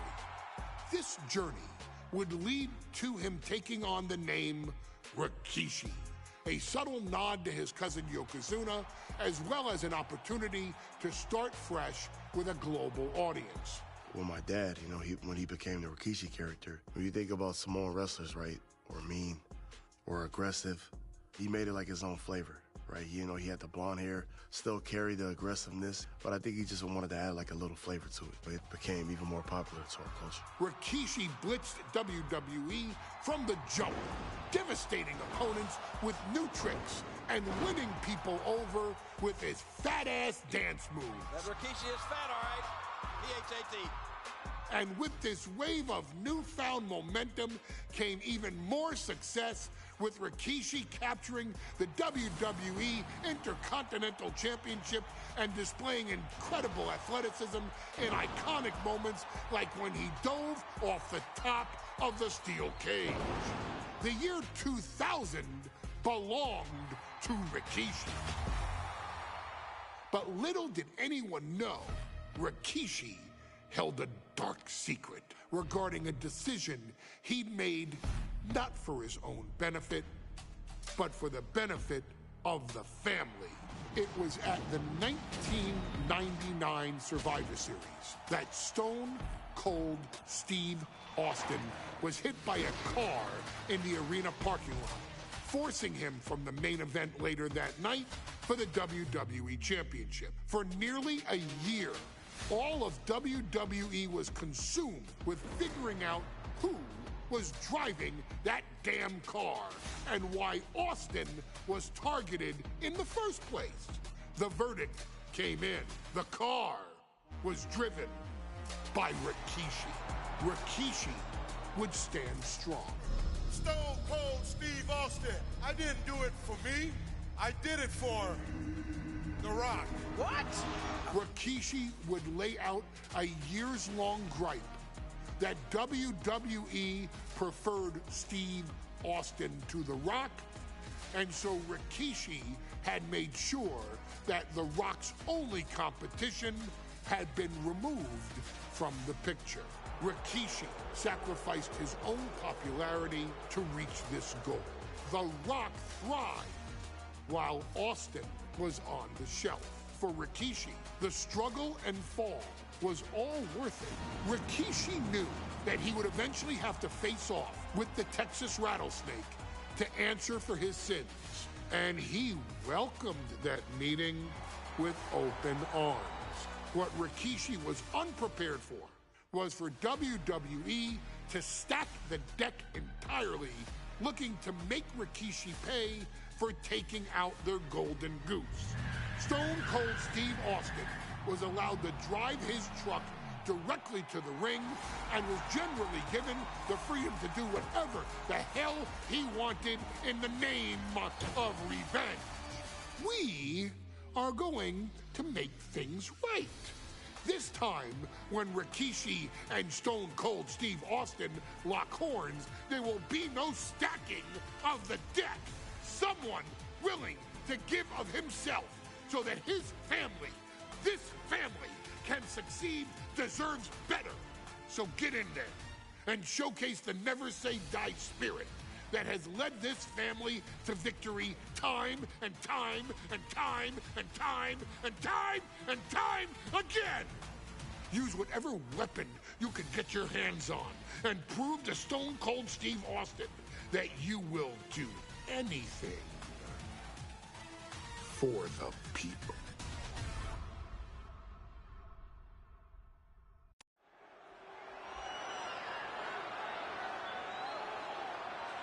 Is it legal to not show up? Rikishi has brutalized Austin lately. Austin will be here, Byron. I just refuse to think anything else. The following contest is scheduled for one fall and is a no-holds-barred match. Introducing first, from the Isle of Samoa, weighing in at 424 pounds, Rikishi! We have learned more about Rikishi in the last couple of weeks than we knew about him his entire career here in WWE. He said he ran over Austin not for himself, but for The Rock. Right, and now he's coming out here, and I guess if Austin doesn't show up, the general manager is going to have to come out here and declare this is a forfeit, and Rikishi's going to win it.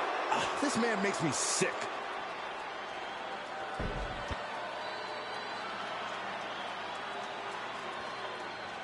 Is he here? Well, there's the Rattlesnake's music. And he's here. Austin's here. Stone Cold Steve Austin came here with no fear, no hesitation, just revenge. His opponent, from Victoria, Texas, weighing in at 252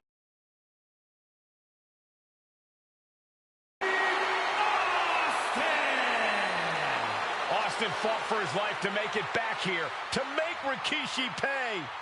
Now there is no way Rikishi can escape the Texas Rattlesnake. It's been almost a year since Austin competed in the ring. Austin is a man possessed.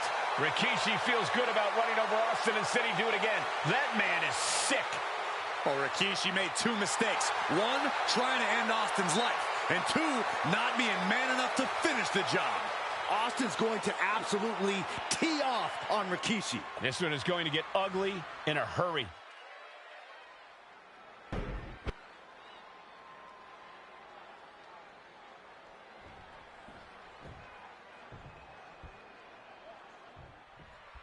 It's a miracle Austin survived being run over by Rikishi. Now a pissed off Texas Rattlesnake is on the loose and out for revenge. It took Austin almost a year to recover from the injury. Can he put it away? The Rattlesnake fights again. Austin gets his payback. Ladies and gentlemen, the winner of this bout. We now know the sick, demented side of Rikishi. Rikishi almost cost Austin his life. Instead, he's here tonight to finish the job. Listen, Rikishi has seen members of his family be skipped over while other superstars skyrocketed to unimaginable heights. Rikishi feels it's The Rock's time, not Austin's.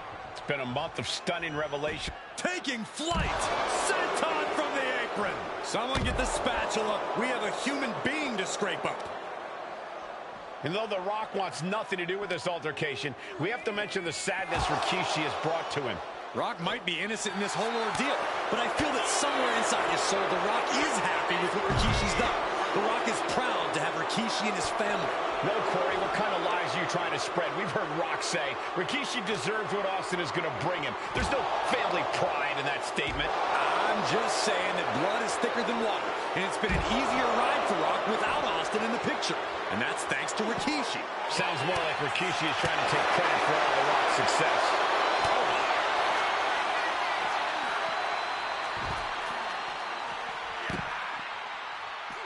Here he comes, sliding back into the ring. Boom, what a punch. And looking at my monitor, it just makes me fire with a straight shot there. Answering back. Oh! Two titans trading strikes and refusing to back down. The fight is on, and it's furious. The willpower, the sheer guts of these two.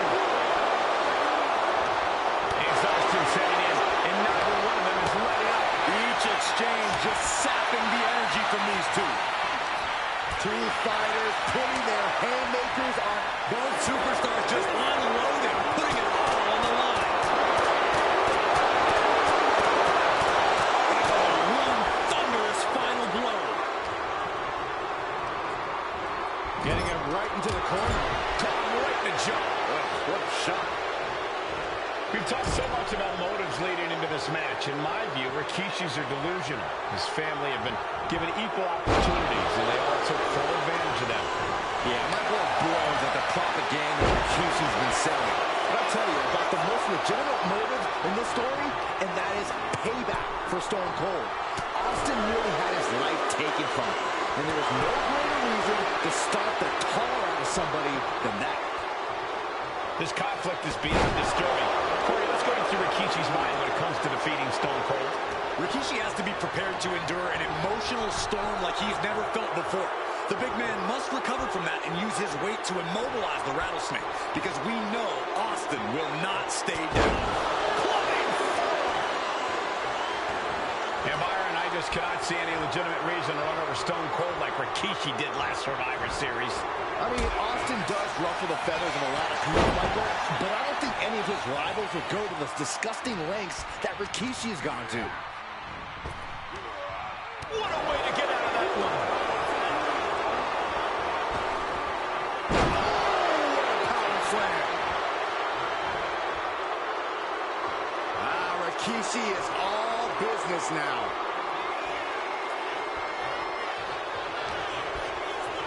Just like that, sent out of the ring. He's out of the ring. What does he have in mind now? We talk a lot about Austin being prepared for a fight. Talk about the rattlesnake preparing to make Rikishi a dead man. Well, right now it's Rikishi doing the brawl. Rikishi's disdain for Austin looks greater than even we anticipated.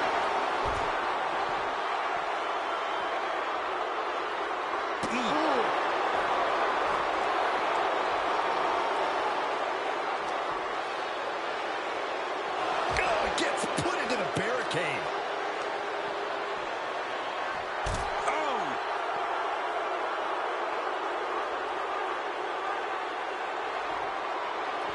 What a headbutt.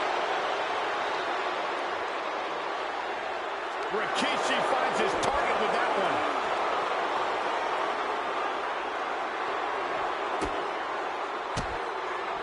And he has an answer for Rikishi. That'll hurt. DDT. Step ahead there. Nice counter by Austin. Series of counters here. Who will finally capitalize? He almost got caught by that one. No telling what's underneath the ring tonight. Looks like he's ready to knock things out of the park here. Steered away there. Oh, swung for the fences. Just tormenting his opponent, flashing that bat. Oh, my God.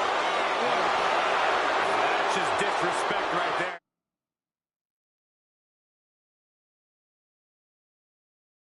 I kind of like it. Oh, that's going to sting. That's press and the piston-like right hands. Defense press by Austin, and now he's just dropping bombs. Bang! Crucial counter there. Off the barricade. And he has an answer for Rikishi. Both sides with an answer to every piece of offense. Austin and Rikishi trading heavy artillery on the outside, and here comes the rattlesnake. Stone Cold Steve Austin fired up and revenge on his mind. You got to think about how bad Austin has wanted this ever since Survivor Series last year. Been dying to get his hands on Rikishi. All of that venom, all the vitriol inside of Austin being unleashed on Rikishi right now. Remember, this is no holds barred. Anything goes. Austin has Rikishi down. The rattlesnake is red hot. And do you hear this capacity crowd? They want more from Stone Cold. All that he wants to see Rikishi get beaten down like a pile of human filth. Oh! Turned that around and planted them. There's been a lot of vitriol coming from fans towards Rikishi these past few weeks. And this Albany crowd is continuing that pattern of disdain. You think Rikishi cares about the fans, though? No, not at all. He truly believes he's done something for his family, for his people. His family's respect is the only respect he's desperate for. He's getting fired up now, really feeding off this crowd. A show of confidence from Rikishi.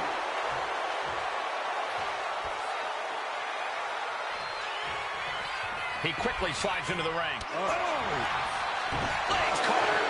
He tries to land into a belly to belly. That was impressive.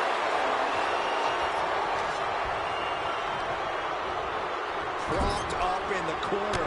Running hip attack. What impact. And we know how despicable Rikishi has been. But to throw vinegar on the rattlesnake's nest, Rikishi goes and destroys Austin's truck with a sledgehammer. Well, hell hath no fury like a man who has his car tampered with. It's just extra motivation for every fist Austin lands in this fight. Oh, man, thrown with such force. The whole ring is rattling. And there's Austin sent flying. He's leaving the ring now. No countouts to worry about. Into the barricade. Well-placed punch, ugly, but effective response. Scary mindset for the rattlesnake. Austin has scattered pictures of Rikishi all over his home. Said that every time he looks at Rikishi, he's looking at a dead man. Yeah, Rikishi taking that as an empty threat. Thinking that Austin isn't the man he claims to be. But trust me, when Stone Cold says he has you in his crosshairs, that's no empty threat. Implanted by the DDT. Into the pin. There's two, and he fights it off. How in the world did he kick out? Turns that in his favor.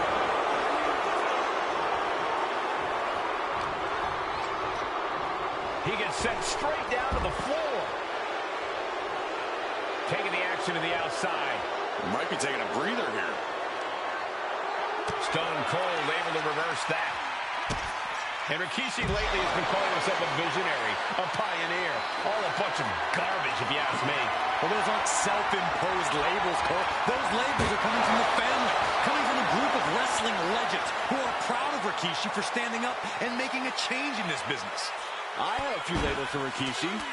Coward, liar, embarrassment. Those fit him well. Good grief. Austin getting himself some Texas rattlesnake retribution on Rikishi. Guys, look at the eyes. This could be on the top. Oh, what a quick answer. Austin with stunner. Rikishi is down. It could be over. Makes the cover. The rattlesnake bites again. Austin gets his payback. Ladies and gentlemen, the winner of this bout, Stone Cold Steve Austin! Stone Cold made Rikishi pay the price for every day he had to rehab his injuries so he could make it back to WWE. Now you know, Rikishi, don't mess with the rattlesnake. It's a miracle, Austin.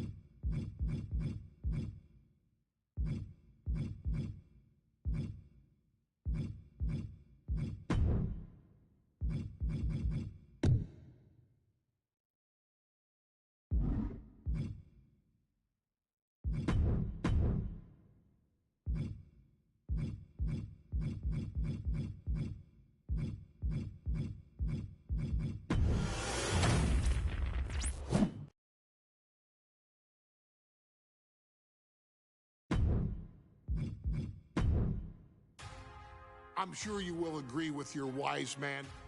Many WWE superstars say they will do whatever it takes in order to achieve success. Quite often, it's a bunch of BS. But if you're lucky, you may run into someone who is willing to look out for the group.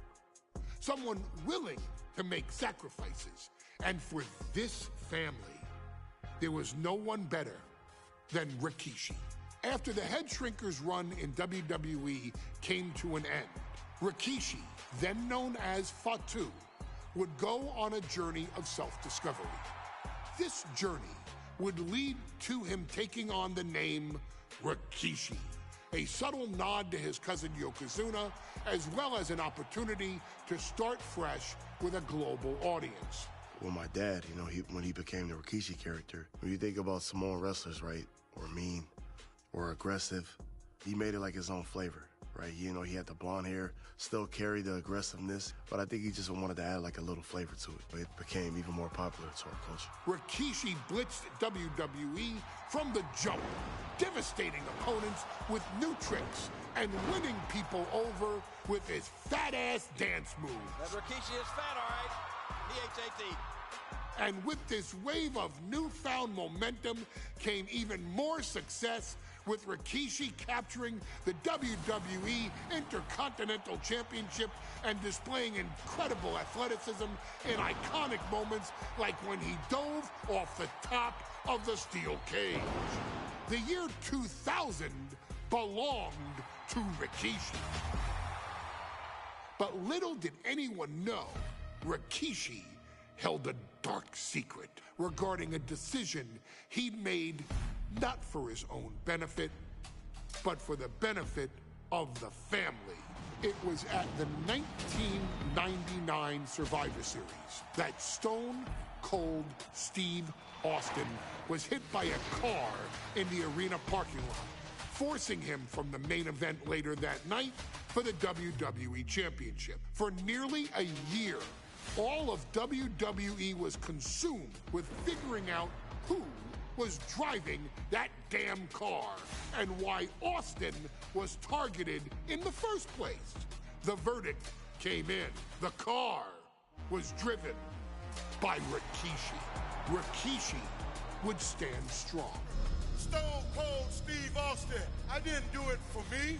I did it for The Rock. What? Rikishi would lay out a years-long gripe that WWE preferred Steve Austin to The Rock, and so Rikishi had made sure that The Rock's only competition had been removed from the picture. Rikishi sacrificed his own popularity to reach this goal. The Rock thrived while Austin was on the shelf. For Rikishi, the struggle and fall was all worth it. Rikishi knew that he would eventually have to face off with the Texas Rattlesnake to answer for his sins, and he welcomed that meeting with open arms. What Rikishi was unprepared for was for WWE to stack the deck entirely, looking to make Rikishi pay for taking out their golden goose. Stone Cold Steve Austin was allowed to drive his truck directly to the ring and was generally given the freedom to do whatever the hell he wanted in the name of revenge. We are going to make things right. This time, when Rikishi and Stone Cold Steve Austin lock horns, there will be no stacking of the deck. Someone willing to give of himself so that his family, this family, can succeed, deserves better. So get in there and showcase the never say die spirit that has led this family to victory time and time and time and time and time and time again. Use whatever weapon you can get your hands on and prove to Stone Cold Steve Austin that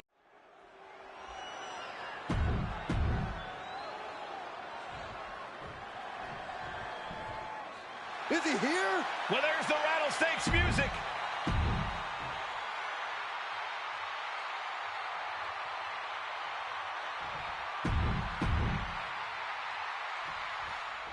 We now know the sick, demented side of Rikishi. Rikishi almost cost Austin his life. Instead, he's here tonight to finish the job. Listen, Rikishi has seen members of his family be skipped over while other superstars skyrocketed to unimaginable heights. Rikishi feels it's The Rock's time, not Austin's. It's been a month of stunning revelations, all leading to the in-ring return of Stone Cold. And looking at my monitor, it just makes me sick to my stomach watching Rikishi. This is a man who has no remorse and feels justified for running Austin down like a dog. Look, to be devil's advocate, you've got to look at Rikishi's perspective. He's proud of his Samoan lineage and saw an opportunity to give his people a leg up in the Shark Tank that is WWE. Are you serious, Corey? Rikishi ran over another human being. We're fortunate that it only put Austin on the shelf for 10 months instead of his whole life. It's sick that you would even condone what Rikishi did. Don't twist my words, Saxton. I'm not saying I condone Rikishi's actions. I'm just saying I understand them. He shoves him onto the announce table, looking to end this in spectacular. What are they thinking now? Oh, my. DDT on the announce desk. Oh, guys, look out. He fails to connect.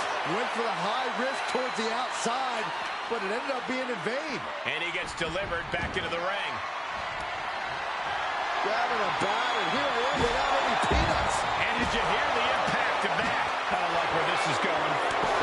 This has the possibility of completely unravel here. We've talked so much about motives leading into this match. In my view, Rikishi's are delusional. His family have been given equal opportunities, and they all took full advantage of them. Yeah, my blood boils at the propaganda Rikishi's been selling. But I'll tell you about the most legitimate motive in this story, and that is payback for Stone Cold. Okay. Yes, could be it. Turns it around, the shoulders are down. All right. He stops the count.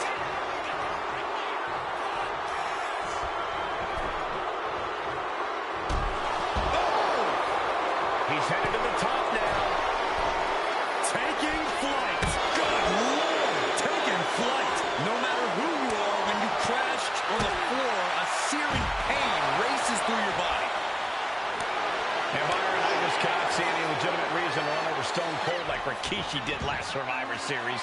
I mean, Austin does ruffle the feathers of a lot of people, Michael, but I don't think any of his rivals would go to the disgusting lengths that Rikishi has gone to. Austin is like a man possessed. It's been almost a year since Austin's been in the ring.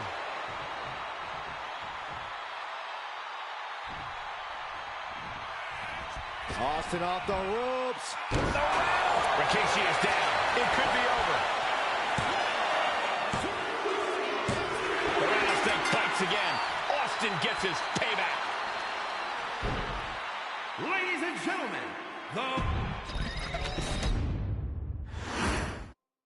It's a miracle Austin survived being run over by Rikishi. Now a pissed off Texas Rattlesnake is on the loose and out for revenge. It took Austin almost a year to recover from the injuries he suffered in that heinous attack. You can't blame Austin for the damage he inflicts on Rikishi tonight. Byron, a lesser man wouldn't have survived. Stone Cold promised that Rikishi's days of walking above ground are over. This is... Oh, look out. Oh, my. Apron senton. All that size and momentum landing with a sickening thud.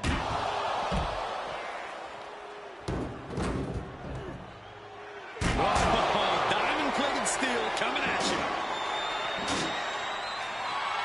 Oh, clobbered by the steps. That'll make you reassess some things. Ooh. We've talked so much about motives leading into this match. In my view, Rikishi's are delusional. His family have been given equal opportunities, and they all took full advantage of them.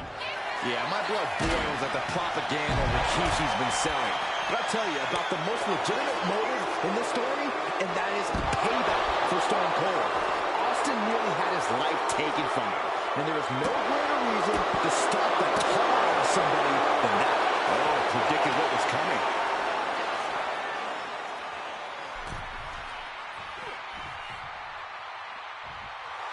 Austin getting in his opponent's face.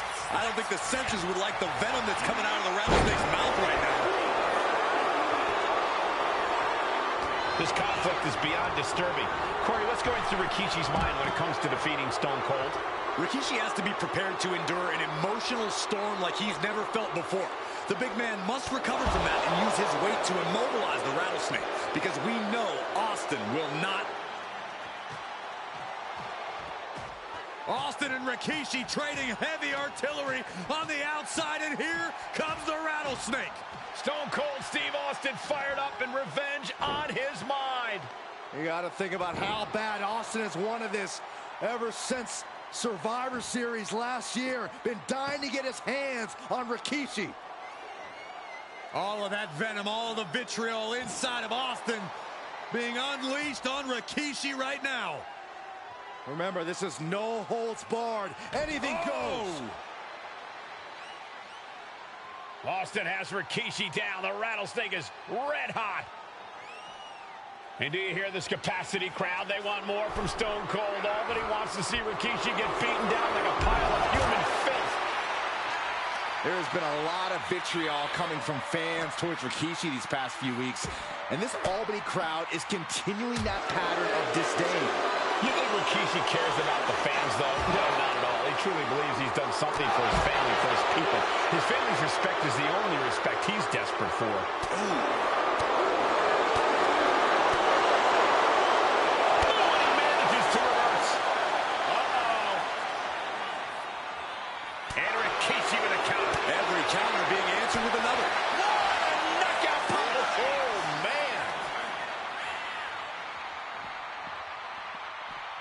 Whip back into the ring.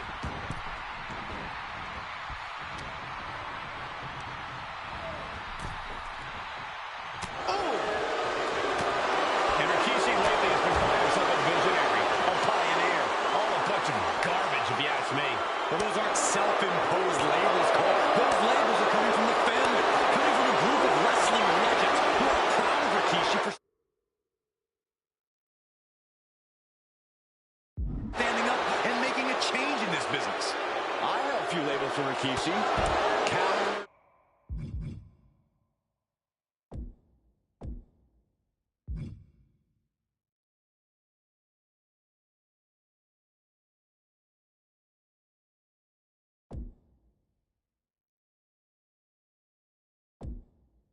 Liar.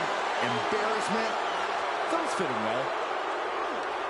Turns the tide with a knee to the abdomen. Spiked.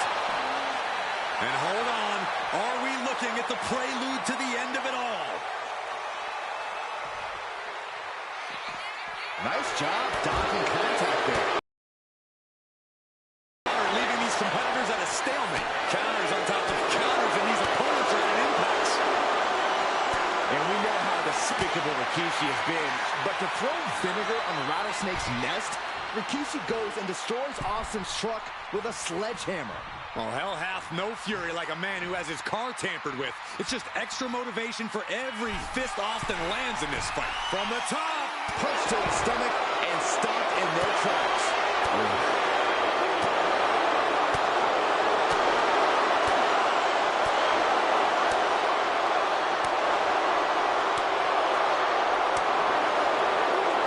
Delivered into the barricade. Oh, that hurt. Big fall.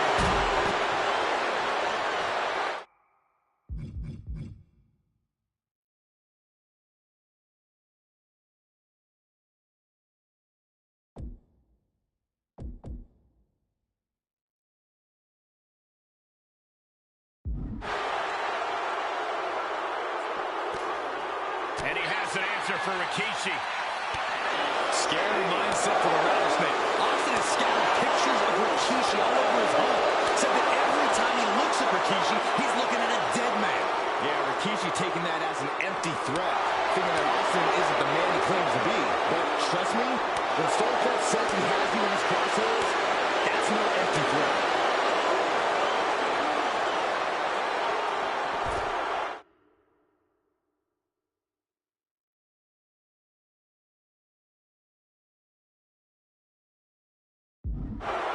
He gets back into the ring. Stone Cold letting his feelings towards his opponent be well known.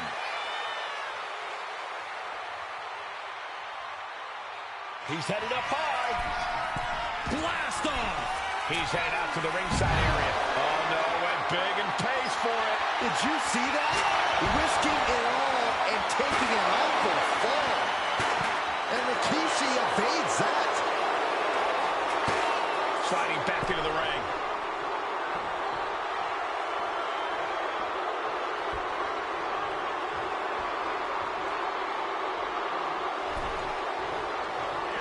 Taking this match to the outside, and he's leaving the ring for the moment. Rikishi finds his target with that one.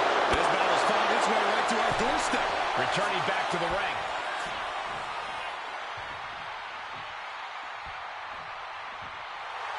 Stone Cold Steve Austin getting the crowd riled up right now. Ooh! Hung out to dry. Making way toward the top rope. He's getting back up, straight into harm's way. Lift off. Crashing to the floor. Taking flight only to find nobody at home at ringside. What a disastrous miscalculation. Uh-oh. Don't bring the fight over here. Better clear out, guys.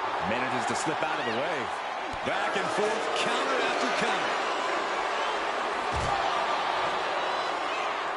What a counter! Ooh, great anticipation! Oh, what a chop! That'll light you up.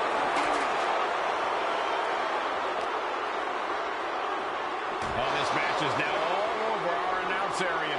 Oh, this won't be good. Oh my gosh! What?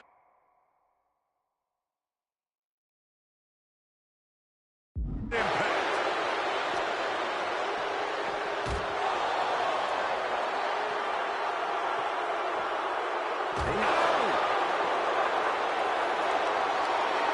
Veteran instincts from Austin.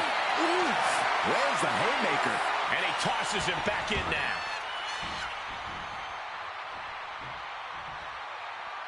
And what's he looking for here? Bringing the hockey stick into the mix. Oh, you just know he wants to cross-check his opponent all across the arena. And he has an answer for Rikishi. Oh, we have to get the hell out of the way. Fends it off. Good counter. Caught square. Austin with... Started by the rattlesnake. Austin got all of it. And gets tossed back into the mat.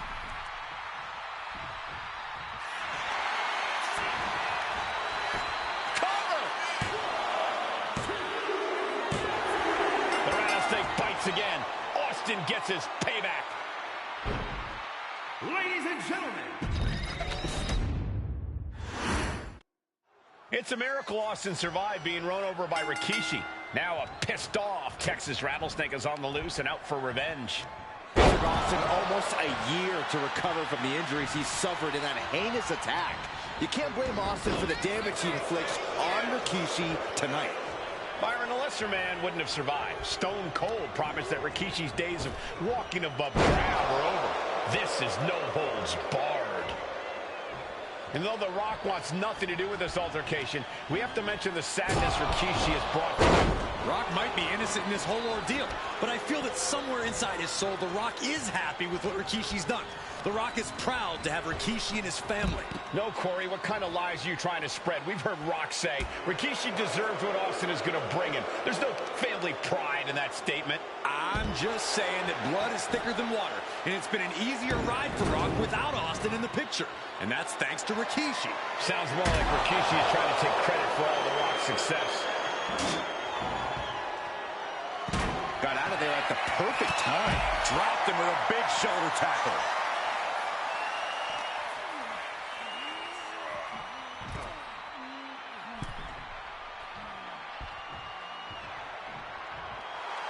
Stone Cold not even a little close to backing down here.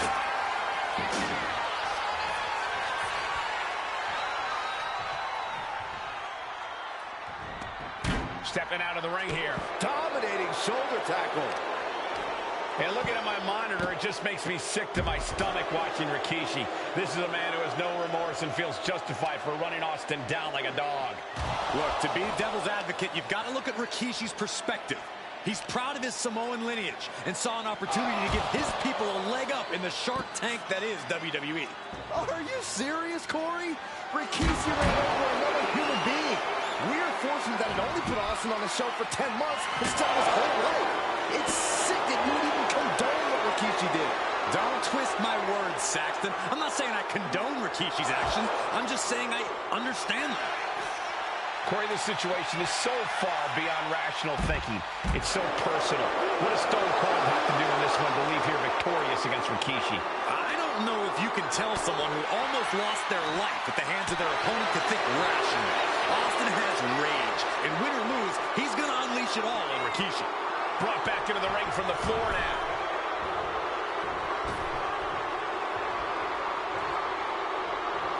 Heads outside the ring. And no countouts means he can take his time. Okay, he should really focus on the match now. We get the point. Exiting the ring, taking the... Austin and Rikishi trading heavy artillery on the... And do you hear this capacity crowd? They want more from Stone Cold. Nobody wants to see Rikishi get beaten down like a pile of human filth. Oh, the reversal by Rikishi. The barricade right across the larynx. Oh, quick way to respond with a reversal. What's he got in store? And he turned it around.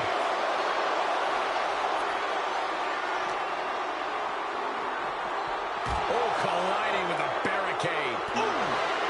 Strong forward. Ooh, merciless looking blow. Scary mindset for the Rattlesnake. Austin has scattered pictures of Rikishi all over his home. Said that every time he looks at Rikishi, he's looking at a dead man. Yeah, Rikishi taking that as an empty threat, thinking that Austin isn't the man he claims to be. But trust me, when Stone Cold says he has you in his crosshairs, that's no empty threat. And he has an answer for Rikishi. He'll make his way to the ring. He's not in a good spot here, guys. There's some power behind that punch. Haymaker connects. What a punch.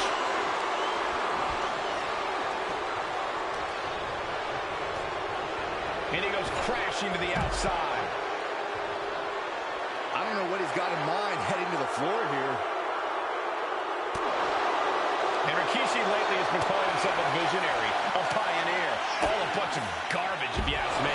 Well, those aren't self-imposed labels, Cole. Those labels are coming from a family, coming from a group of wrestling legends who are proud of Rikishi for standing up and making a change in this business. I have a few labels for Rikishi. Coward, liar, embarrassment. Those fit him well. There goes all our notes and monitors. This table's about to serve a very different purpose. No count out as he takes things out of the ring. Wow, jeez. We're getting a little too close for my comfort, guys. Oh, strong impact. And Rikishi slows Austin down with a thunderous right.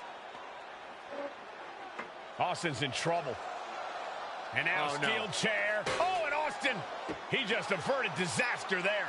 And now Austin gonna deliver the punishment with the steel chair.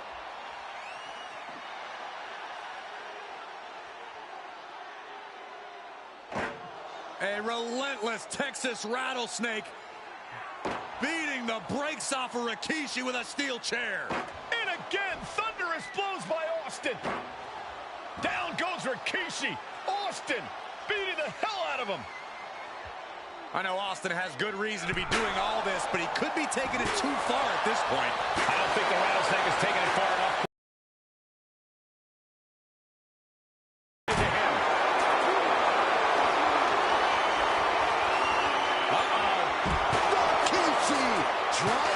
Rikishi may have put the exclamation on this one.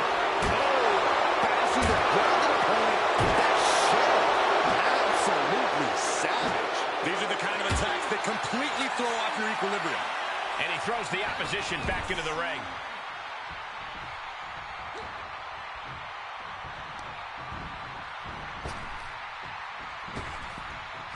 Oof.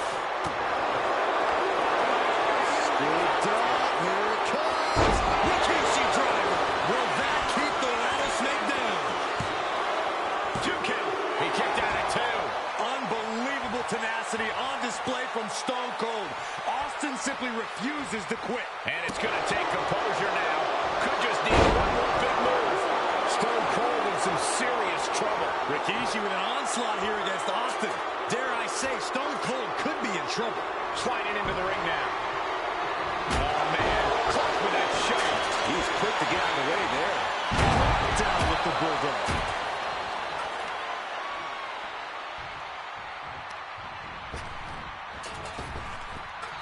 Press and the piston-like right hands. Austin with a fez. Into the cover for the win. Fights the shoulder up and one. I can't believe it. He just won't go away. Austin with the stunner. And here's Austin looking to end it right now. Oh, my God. Unbelievable. Kick out at one. Unbelievable. More like inhuman. These two trading one blow after another. Nothing pretty here. Just good old-fashioned fisticuffs. Just teeing off with that fight forever vibe. WWE Universe appreciating these athletes going all out. Each exchange just sapping the energy from these two.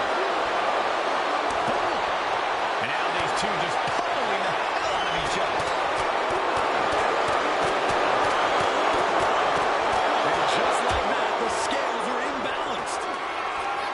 Scooped up. Here it comes. Rikishi driver. There's no chance you're coming back from another one of those. Wasting no time.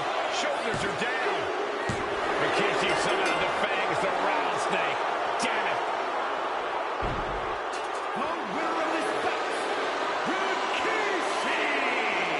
This is not what many of us expected to see. We wanted to see retribution, but Rikishi was too much of a monster for Stone Cold tonight. The vitriol that consumed Rikishi powered him to finish the job and leave a battered Austin in his rear-view mirror.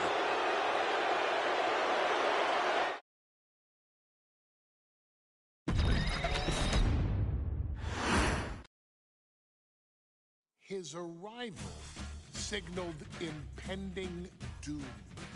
His very presence was enough to intimidate even the bravest WWE competitor.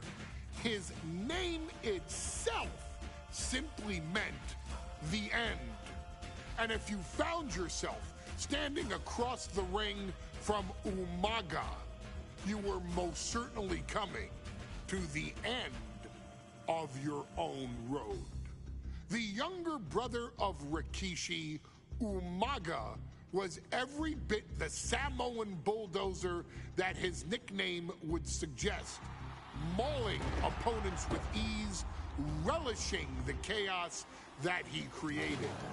A menace to the entire roster, an unrepentant badass, Umaga tortured his prey with high-impact collisions before ultimately sealing their fate with his vaunted Samoan spike, a vicious move used today by Solo Sikoa.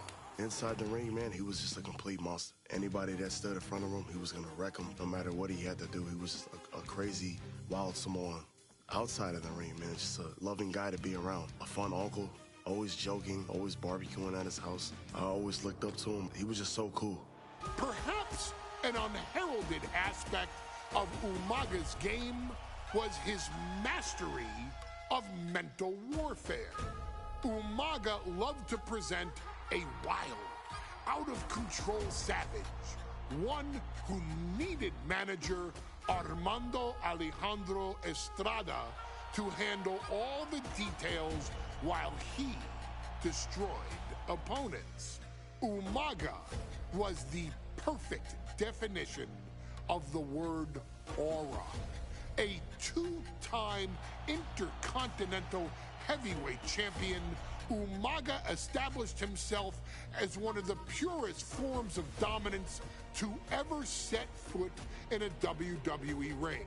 His intense clashes with Batista, the Heartbreak Kid Shawn Michaels, and Triple H, along with WWE Championship battles against John Cena, still live on in the memories of those who were fortunate enough to watch Umaga perform.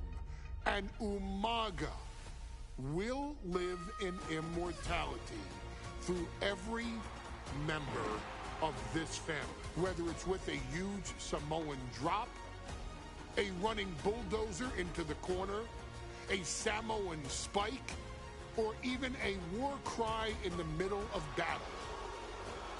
Umaga is forever. I wish he was here. I know he's watching from above. So you, our beloved Us in training, are asked one simple thing here in the WWE 2k25 showcase: to defeat John Cena. You've done that in this mode before, right? Simple. It was at New Year's Revolution in 2007 that Umaga and John Cena first collided for the WWE title. Umaga appeared to be too much for Cena in the minds of many pundits. Undefeated in WWE some 9 months after his debut, and things were going very well for Umaga. Until they weren't. Umaga would see his undefeated streak end by, of all things, a damn roll-up after rushing directly into the outstretched shoes of John Cena. 1 second of luck allowed John Cena to escape the inevitable, and now it's on you to fix it. Head into that ring. Showcase Umaga's cruel brutality and get Umaga the WWE Heavyweight Championship victory that he should have gotten in the first place. I assure you, my dear friend, Armando Alejandro Estrada will make sure nothing else goes wrong if you take care of business inside the ring.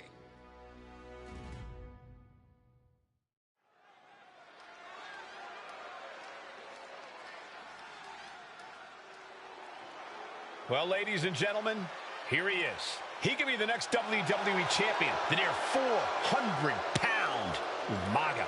A man that since debuting right after WrestleMania 9 months ago has remained undefeated. And Umaga has been in the ring, Byron, with the best of WWE. This man looks, moves, and sounds like a movie monster. Except Umaga is for real.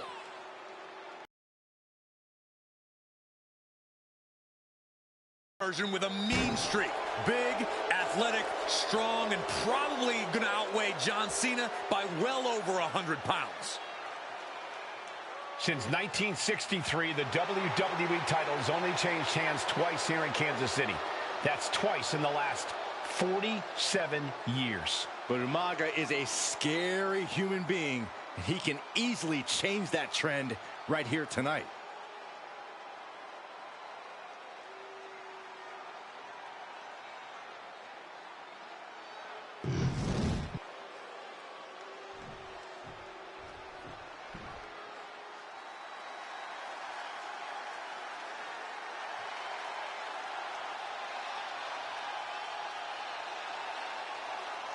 A phenomenal ovation in this arena because the champ is here. John Cena has a gigantic challenge awaiting him in the ring, but Cena doesn't have a reverse gear. Absolutely not. The champ only goes one way, and that's straight at you.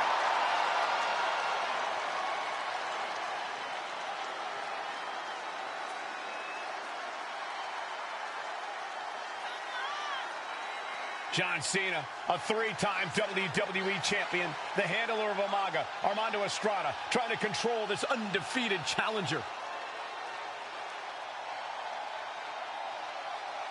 Once the bell rings, these two are going to go at each other full force.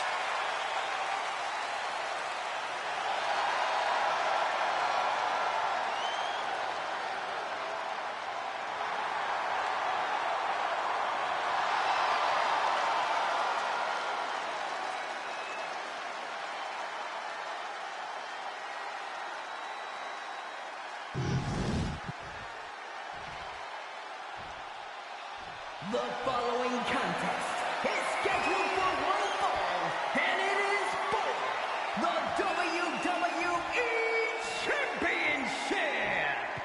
Introducing first, the challenger from the Isle of Samoa, weighing in at 353 pounds, Umaga.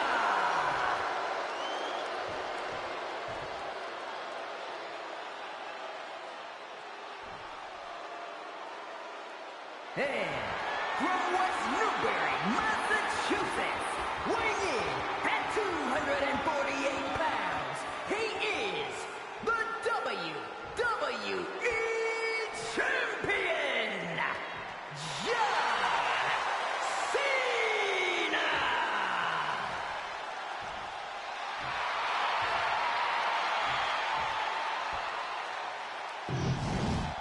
Social media is buzzing, as it always is when this title is defended.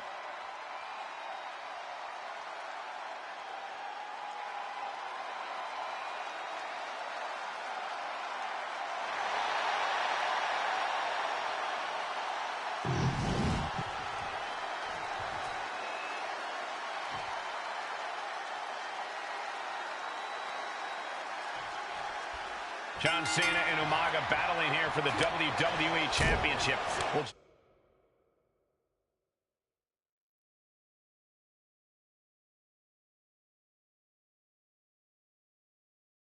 John Cena halt the Samoan Bulldozer's path to destruction. Cena's going to have to go all out to accomplish that. No one has been able to withstand Umaga thus far.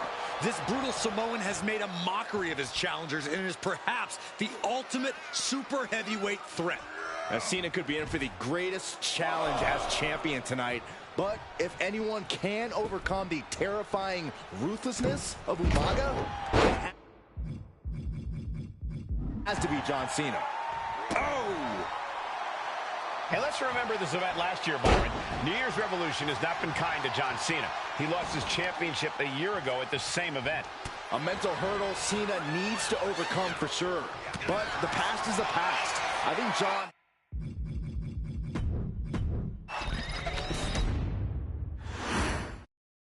Here we go with the WWE Championship on the line. John Cena versus the Samoan Bulldozer Umaga. Big fight feel here in this building. The undefeated Umaga has set his sights on Cena, and there's nothing left standing in his way.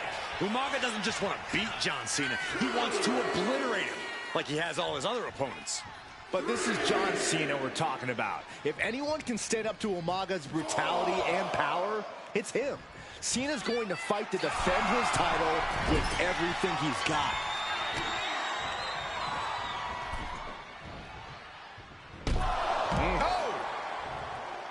Umaga is truly a blast off. He quickly gets out of dodge. Oh, what a clothesline. Escape that in a hurry. Ooh, that hurt. Remarkable power being shown here. Incredible power. I don't care what size you are. Up on their shoulders. Down in a hurry. Oh, Cena telegraphed that. We can see a count out here. No question John Cena has his work cut out for him taking on Umaga, who's been aptly named.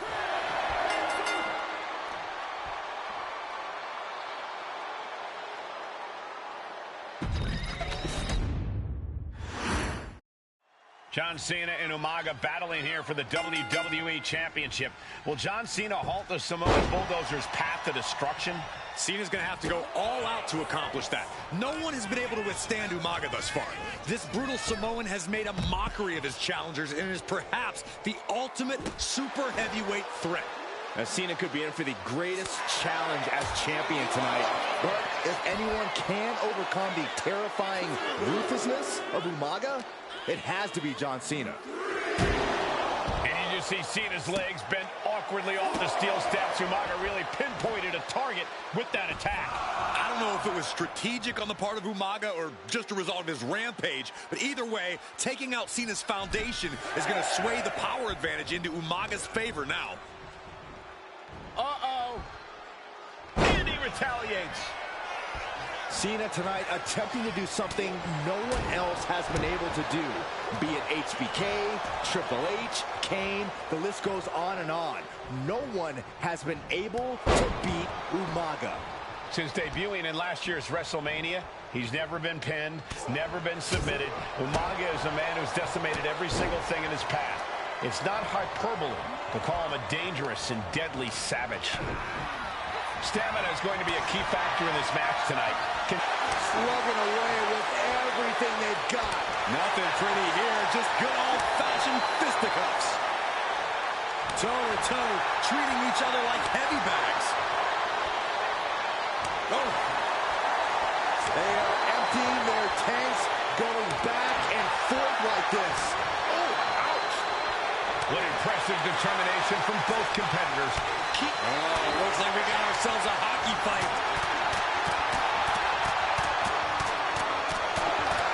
That will leave you stunned. Ouch. A rare position for Cena in this fight. We can't often say that John's overpowered in a matchup, but this... We'll see why they call him Big Mac John. Yeah, the greatest of all time. John Cena, the 16-time world champion. Man.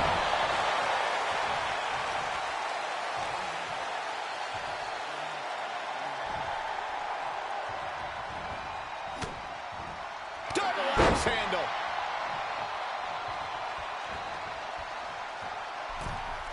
Look at this, placed in the trio roll.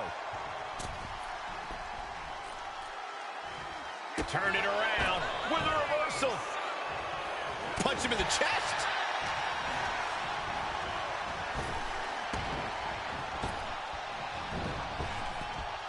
Nice hip toss. Shoulders are down. Is this enough to retain? Shoulder up and the referee ends the count. He is certainly sending a message, getting his shoulder up before two.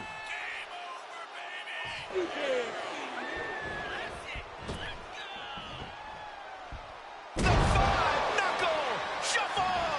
John Cena is pulling out all the stops, trying to keep Umaga down.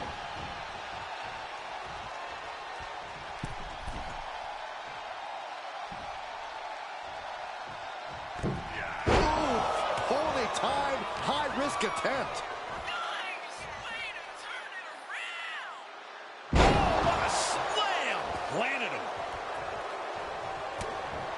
And with the attacks Umaga has been delivering, you have to think about internal injuries mounting on Cena now.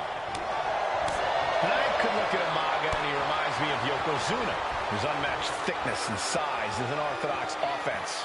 Look at Umaga's thighs, his calves. They give him a great power and a great base. It makes him almost impossible to knock off his feet. He's thick, he's strong, he's nasty, and he won't be slowed down. Man. Targeting the throat there. Super kick.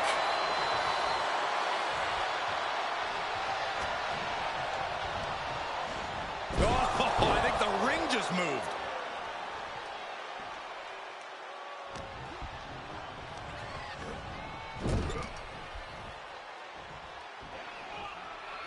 And Cena flattened in the corner.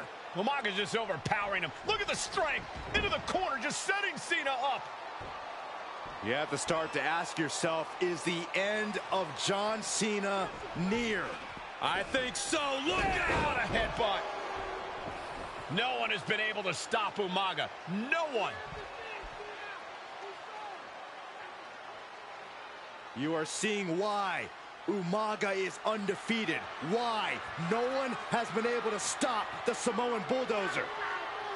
Here comes Umaga, and Cena catches him with a boot. John Cena from behind, rolls him up, shoulders down, and a kick out by Umaga. And Cena immediately back into the clutches of Umaga. I'm not sure what else Cena can do here. I'm not sure John Cena knows how to stop Umaga. And Corey, you know there's no force equal to being on the receiving end of a headbutt from Umaga. It's in Umaga's DNA. Generations have perfected the art of using their own skull as a weapon that could stop an elephant. Pulls their opponent in. Belly to belly. Sometimes I look at Umaga and it just scares me. I think he forgets that he's even in a championship match. Estrada is very aware of it, but Umaga sometimes looks oblivious to what's going on, other than the fact that he knows he's supposed to hurt his opponent. Having no conscience is what has set Umaga apart. If he gets confused and the bloodthirst takes over, that's where Estrada becomes useful by directing Umaga back to the ultimate. Take it over! Go for the win here! Pin! Title in the balance! Oh, come on. Did he really need to stop the pin like this? Uh-oh. Mistake by Umaga. Crucial.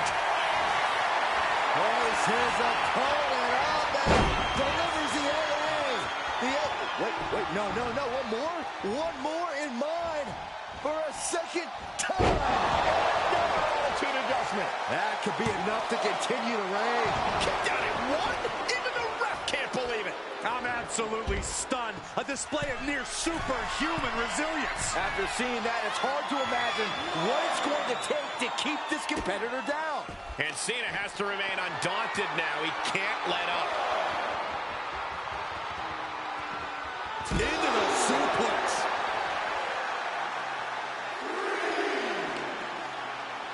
Tossed back into the ring. And now he's going to the top rope. From the top. Oh, man, he landed rough there. This'll do it. Umaga. Samoan spike. A challenger clearing a path to the title. Oh, he gets the shoulder up before three. That was a matter of a fraction of a second. And now the Samoan Bulldozer are going to have to dig a little deeper to close this one out. Two powerhouses, a championship on the line. We knew this would be a battle. Umaga and Cena aren't giving up any ground here.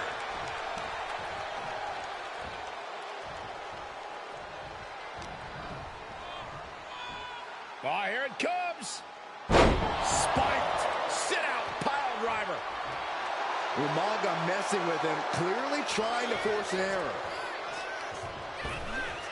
Ripped in the hard way. And his body seems to be the preferred target. That's a well-targeted attack to the body. Oh, man. And Cena starting to falter here. Umaga is simply overpowering John Cena right now. Ooh!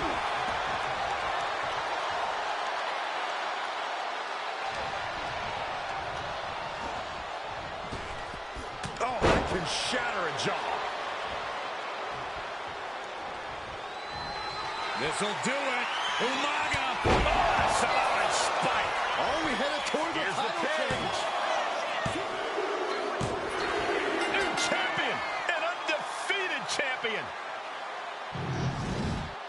Here is your winner, and the new WWE Champion, Umaga! This proves it. Truly no one can withstand Umaga. The Samoan bulldozer has wrecked his way.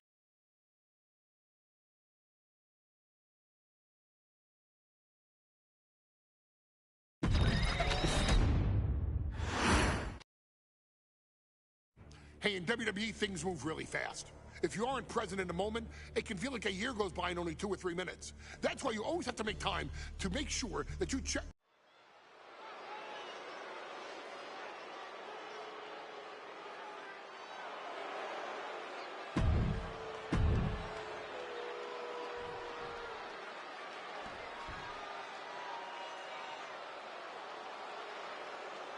And guys, the authors of pain now have 3 minutes.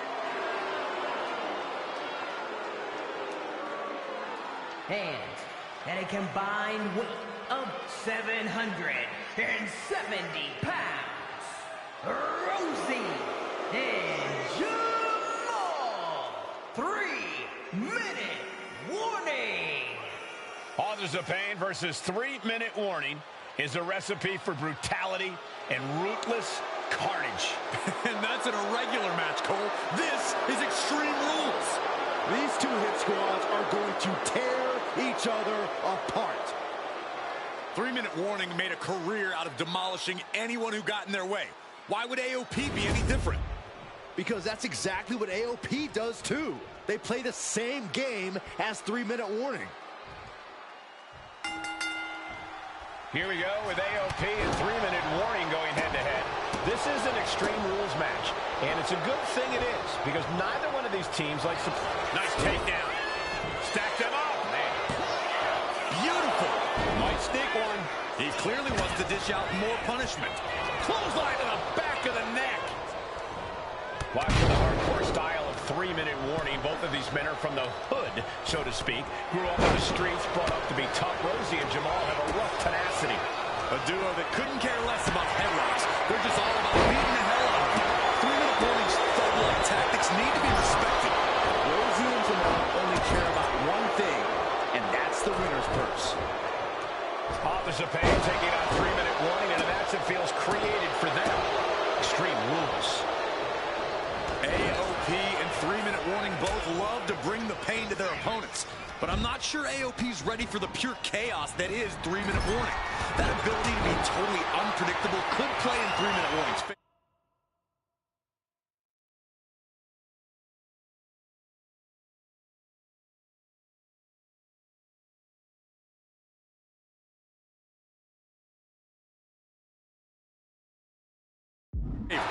Interesting point.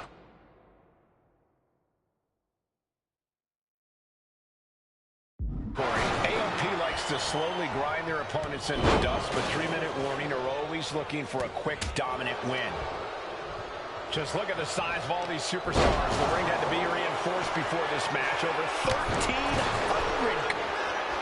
From the top. Diving headbutt. Did you guys shoulder down? Can he recover? And still hanging on. He got close there. It could be do or die time. Ooh, what a jumping. Helpless at the moment. Running power slam.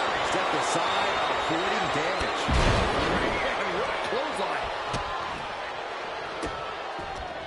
Goodness gracious.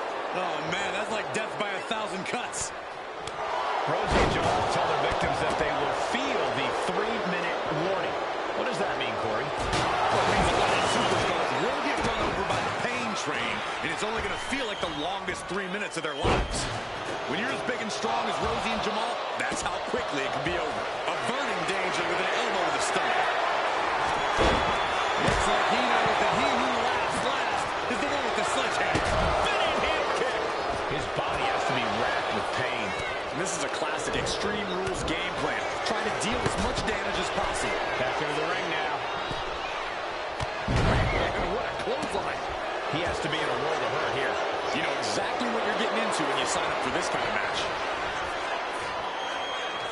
Landing a big hit with that hammer. Down on the ground, getting pummeled by that hammer. Pay special attention to Rosie in this matchup. 6'5", 375 pounds. The man can run a 40-yard dash in 4.8 seconds.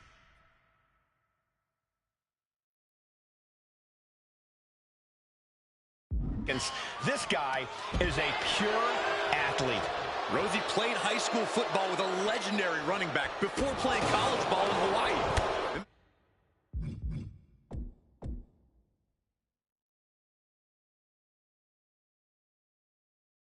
Imagine being pancaked by the force Rosie brings. Thunderous powerbomb. Despite his toughness, Jamal actually looked pretty bothered by that one. Top angle locked in.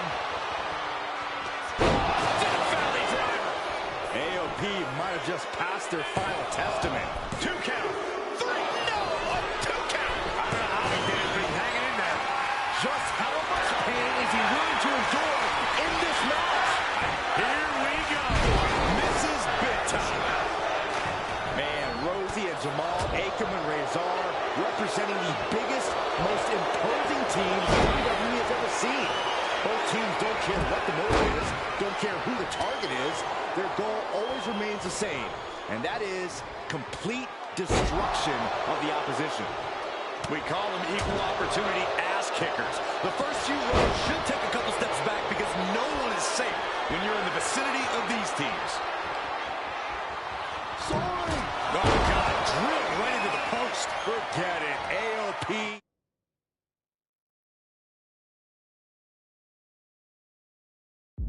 Just fell to their demise. Shoulder tackle. Pin.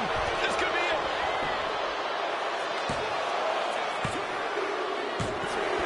Rosie and Jamal survive Extreme Rules. Here are your winners, Rosie and Jamal. 3-minute warning. Gotta give it up to 3-minute warning. In a contest between two of the most badass squads we've ever seen, they were the tougher competitors. Yeah, but AOP certainly made 3-minute...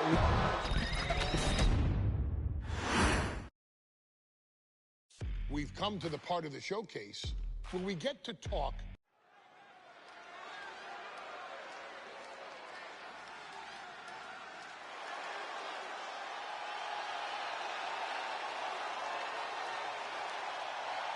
We are making history tonight here in St. Louis, the first ever women's Money in the Bank ladder match.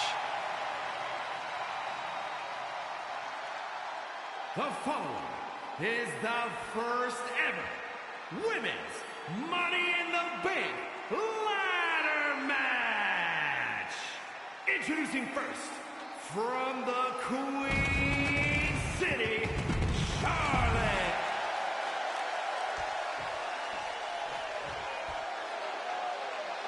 And Byron, Becky Lynch with a very astute point. I rip off arms. You can't exactly climb a ladder with no arms.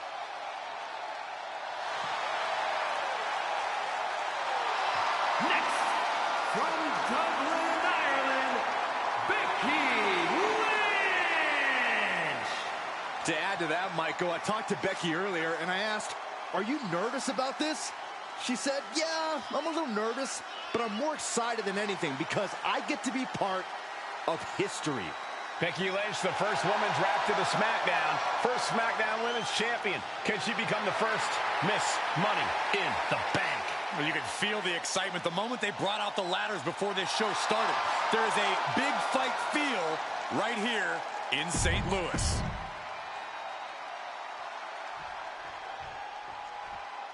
There's a big fight coming. Tamina.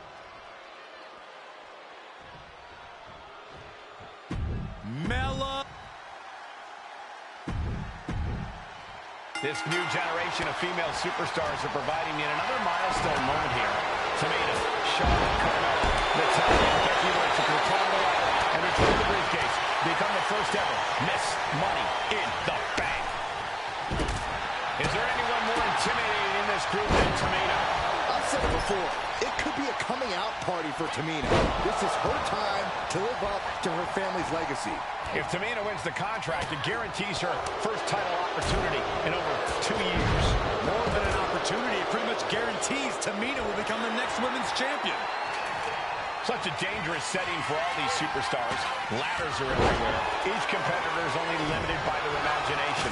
Your head has to be at a constant swivel. Ladders will be used as weapons. Anything can happen to get that briefcase. Ladders in position. Gonna make the claim. The prize is in sight, but is it in reach? This is a risky play, but could be the only opportunity on match. Becky is reaching. Can she get in closer to reclaiming her championship? Struggling a bit here to get it down. Danger growing with every second. There's a Russian leg sweep. And heavy hands to follow. A contract that can change lives hanging above the ring. Probably the most profitable opportunity in our sport. 15 out of 17 superstars have successfully cashed in the Money in the Bank contract. A surprise cash-in has only failed once. And the other failed cash-in was alerted to a week in advance. You are almost certain to become the next SmackDown Women's Champion if you grab the contract tonight. Positioning the arm for a big leg drop. Run out of ringside and back to the mat. Into a sidewalk slam. Brutal face buster. No safe haven in this match. These ladders can be your best friend or your worst enemy. There's no allies in this match. It's everyone for herself. There is no room for friends when history is being made. Not when you can go down in the record books as the first Miss Money in the Bank. Head scissor. And that's not going to make Tamina happy. Carmella showing she can be a brutal competitor on that exchange. Oh, getting smacked in the head with a chair. Slides under the ropes. Back into the ring.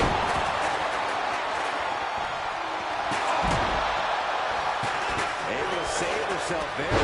And what a takedown. And looking at the playing field, the majority of these women love to utilize their submission offense to their opponents away. Tapping someone out won't win this match, but these women should not shy away from using the biggest weapons in their arsenal.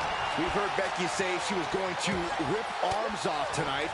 You can't exactly climb a ladder with no arms. Thunderous power slam. And she heads out to the floor.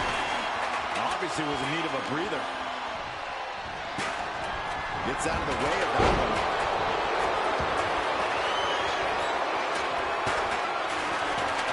Look at this. She's going for her destiny, guys. But she better hurry. She doesn't have much time. So close to victory. But it looks like that hook is causing a lot of problems up there. Tamina not caring that Becky's a fan favorite. The crowd's adulation is meaningless.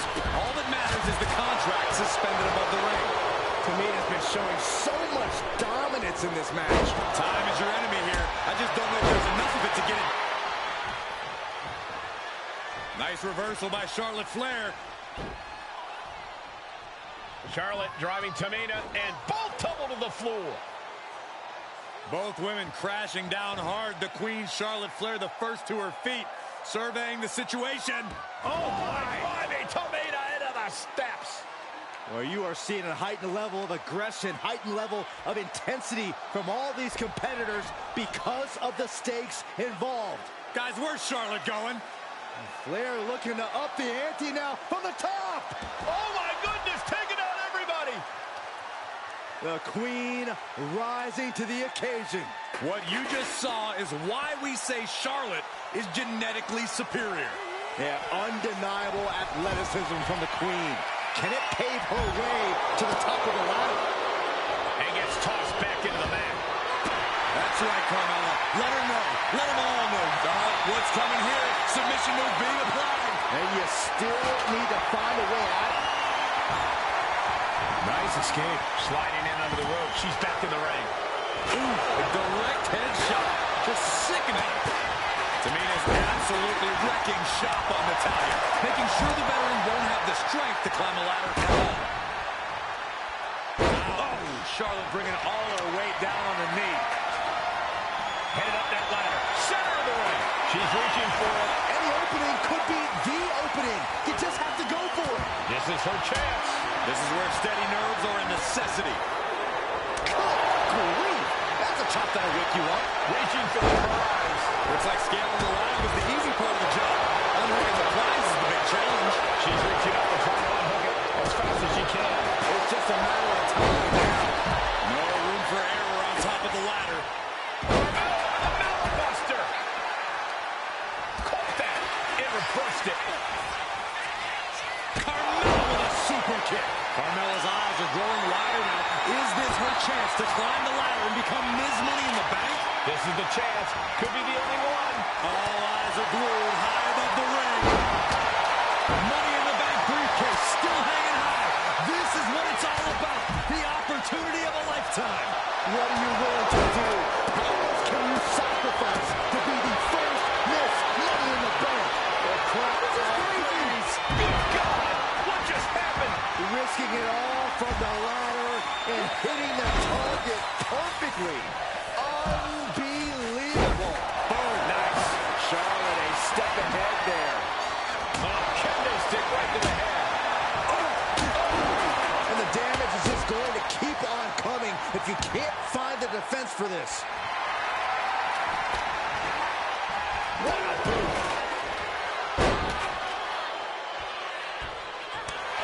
Charlotte Flair with a trademark chopping. Natural selection. The Queen has put an opponent in the dirt, and now the ladder to her throne awaits. History on the line. Guaranteed championship opportunity. Nothing but carnage happening in this one. 5 women fighting for their key to destiny, willing to go through hell for it. A masterful display of defense from both wrestlers. Power slam. Big time clothesline. Good grief.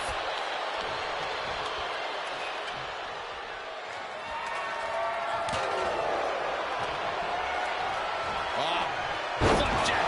Gosh. And Carmella with a takedown, looking for locked in. It's locked in. Just looking to do some damage. This hold can't even decide. She's trying to ask for mercy, but not even tapping out can help her. Is this it? Here we go for the win. Just fingertips away now.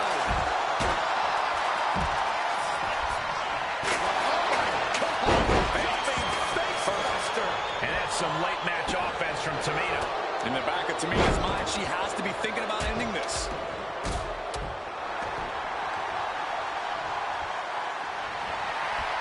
It's their opponent's legs. This could be the beginning of the end. Uh-oh. Sharpshooter applied. A submission. And the agony has no reason to end as we see her tapping out in pain. She counters it. There's the crucifix. Nicely done. Up the ladder. Uh-oh. Whoa, what a landing. Risking it all and able to connect like a homing missile. Maybe this isn't a good position to go for it. That certainly seems to be having trouble up there. She's looking to grab it to win it all. Have to. Lynch brings down the briefcase. The first Miss Money in the Bank. Your winner of the Money in the Bank contract and the first ever Miss Money in the Bank. This new generation of female superstars are providing yet another milestone moment here. Tamina, Charlotte, Carmella, Natalya, and Becky Lynch are going to climb the ladder and retrieve the briefcase to become the first ever Miss Money in the Bank. Is there anyone more intimidating in this group than Tamina? I'll I've said it before, it could be a coming out party for Tamina. This is her time to live up to her family's legacy. If Tamina wins the contract, it guarantees her first title opportunity in over 2 years. More than an opportunity, it pretty much guarantees Tamina will become the next women's champion. Remember, the first woman to climb the ladder and retrieve the briefcase will become the first ever Miss Money in the Bank. No countouts, no disqualifications in this match. Everybody is coming in with a different strategy, but remaining close is the key. Luck is going to play a part, but you'll increase your odds if you stay close to a ladder and close to the briefcase. Put into the corner. What could be next? No safe haven in this match. These ladders can be your best friend or your worst enemy. There's no allies in this match. It's everyone for herself. There is no room for friends when history's being made. Not when you can go down in the record books as the first Miss Money in the Bank. Natalya knows exactly what she's doing, and it is not good for her opponent.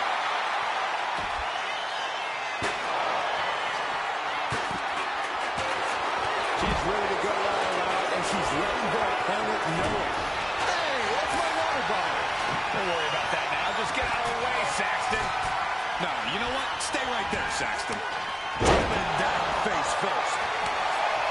And looking at the playing field, the majority of these women love to utilize their submission offense to put opponents away.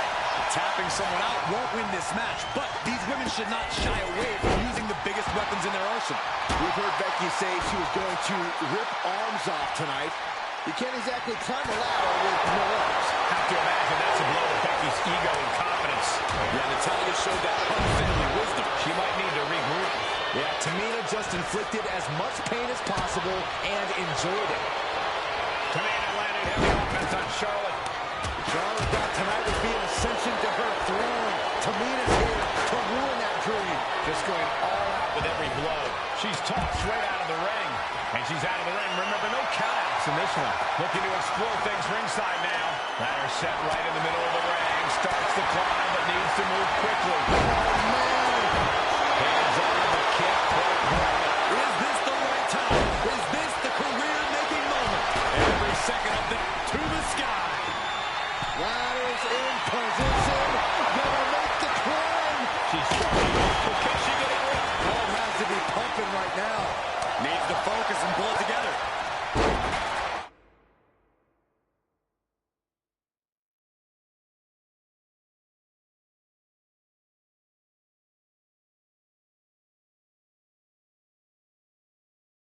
Contract that can change lives hanging above the ring. Probably the most profitable opportunity in our sport. 15 out of 17 superstars have successfully tapped in the Money in the Bank contract. A surprise cash-in has only failed once, and the other failed cash-in was alerted to a week in advance. You are almost certain to become the next SmackDown Women's Champion if you grab the contract tonight. Takedown. Helicopter spin. This is ridiculous. This is insulting. This is entertaining. But this could also light a fire under you. Make you fight even harder. Here we go, Byron. Endurance is really being tested now. Yeah, the effects of this ladder match are not going to go away anytime soon. Ooh, just bouncing off the turnbuckle. 3 second-generation superstars competing in this match.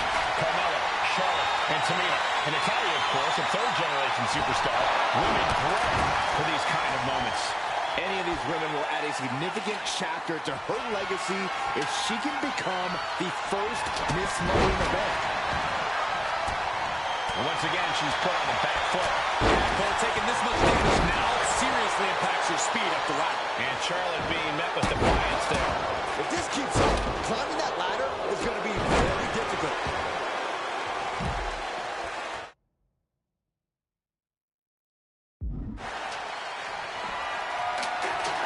Getting that ladder in position. Right in the middle of the ring. Words that off. What a response. Headed up that ladder. Center of the ring. Trying to reach it. Trying to win. Might be a little overzealous going for it here. Too late to stop now, though. Becky with history in her hands.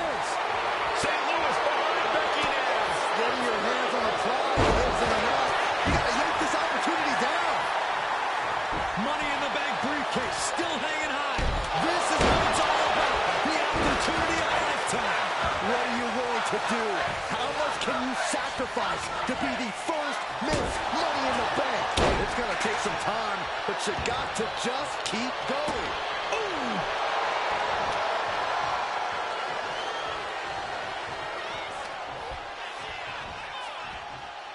Sidewalk slam. She's looking even worse for wear now.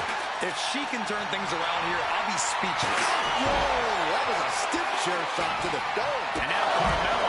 Carmella's eyes are growing wider now. Is this her chance to climb the ladder and become Ms. Money in the Bank? I assure you, this is even harder than it looks. Trying not to fumble around too much here. She's got nowhere to go. Well-executed suplex. Ooh.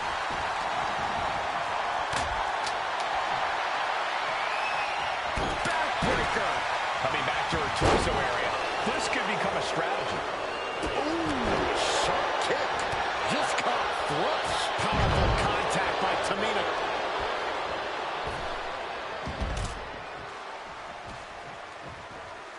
Nice reversal by Charlotte Flair. Charlotte driving Tamina, and both tumble to the floor. What you just saw is why we say Charlotte is genetically superior. Yeah, undeniable athleticism from the Queen. Can it pave her way to the top of the ladder?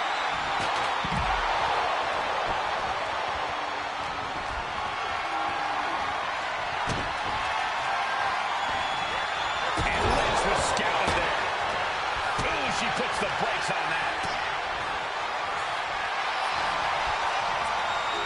Natalya sent flying to the outside.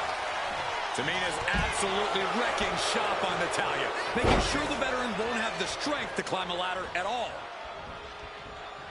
Just rubbing salt in the wound now. History on the line. Guaranteed championship opportunity. Nothing but carnage happening in this one. 5 women fighting for their key to destiny, willing to go through hell for it. And with a power slam. Boom. Oh, using the knee. A lot of damage taken on by Carmella. I'm not sure how this will pan out. Looks like the gas tank is running past E now. Power slam. And there's a good blow to the body. Charlotte with a nice reversal. Several reversals. Neither superstar able to penetrate their opponent's defense. Straight impact on the throat. Big overhand. Oh, weakening the leg here. Momentum is completely shifted to Tamina. Just look at Tamina go. Oh, man. You can feel the WWE Universe reverberating off every corner in this building. Headbutt! Oh, man, inverted backbreaker. Ow! Just ejected from the ring. Jumping face buster.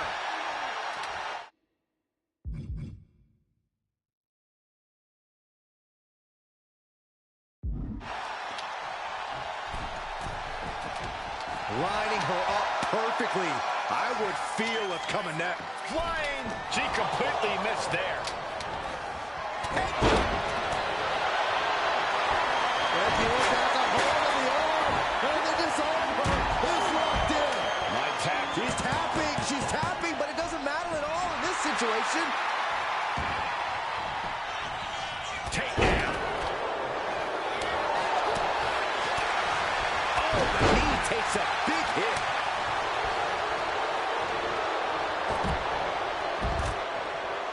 Arm landing. Drop kick from behind. And Tamina pushed into a weakened state now. It is scratching and clawing time if Tamina wants to stay in this.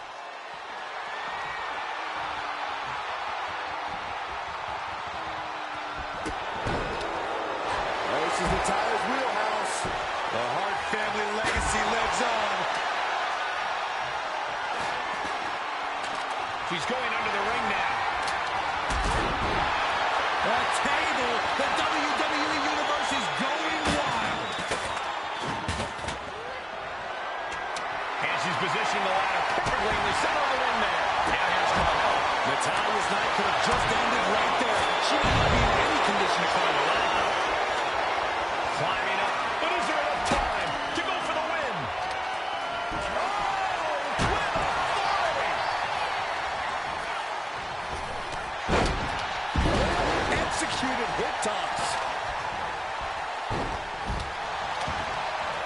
She's launched out of the ring. Manages to reverse it. This could be the beginning of the end. Uh-oh. Sharpshooter applied. She might want to tap here. Maybe her... Letting go of her hold here. Maybe she thinks enough damage has been done. And now positioning the ladder on the turnbuckles. That just made that corner even more dangerous territory. Anything can happen in WWE, and this audience is seeing that firsthand. The entire WWE Universe is going to have to pick their jaws off the floor after this one's done. Oh, good gravy. Thrown into the corner with a little something extra. She's looking a little groggy here, guys. She's got to get herself together quickly. Oh, and I think the ladder is the only thing keeping this competitor on their feet. Oh, that is a power-packed punch. Oh, man, taking it to the trachea.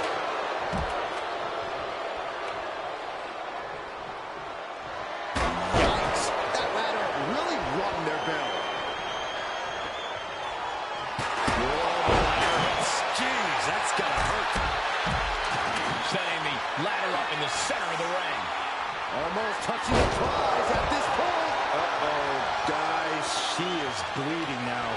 Now the sight of her own blood can either fuel her with adrenaline or allow fear to creep in. Dribbling the opponent's head like a basketball. Ladder's in position. Gonna make the climb. She's in place. Can she end this here? Slow and steady won't win the race in this situation. Charlotte is losing grasp of this match now. This is where Charlotte will be tested. Tremendous pressure being applied in this head crank. Oh, man, looks like her opponent's not gonna need a chiropractor. Oof! Oof! Kick finds it. Ooh! Fine uppercut. That'll cost some teeth. Off the ladder now. Let's see if this is ripe for the picking. Oh, look at Becky. Down she goes. Charlotte's at the top with the briefcase. Will she run? And look at her giving up. She's quitting, but it doesn't save her from the hold here. Might be time to look for exit strategies, gentlemen. Quick sidestep on the target. Oh, takedown. And I really like the looks of this, guys. She's favoring her torso here. Yeah, taking damage like that to your midsection makes it hard to breathe. She is slow to get up, and she won't be able to evade what's coming. She countered that into her own offense. Ooh, brutal impact into the corner. Wicked clothesline. Oof.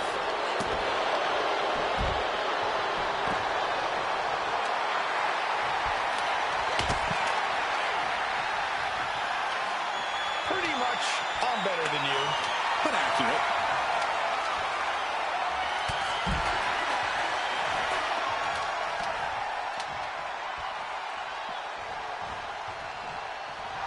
Charlotte just rubbing it in now. Clothesline.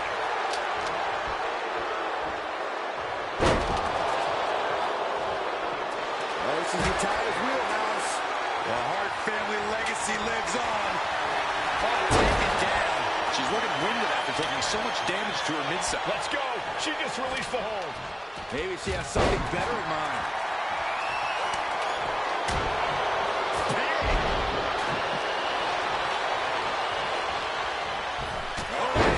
Becky connects. She's taking things to the floor here.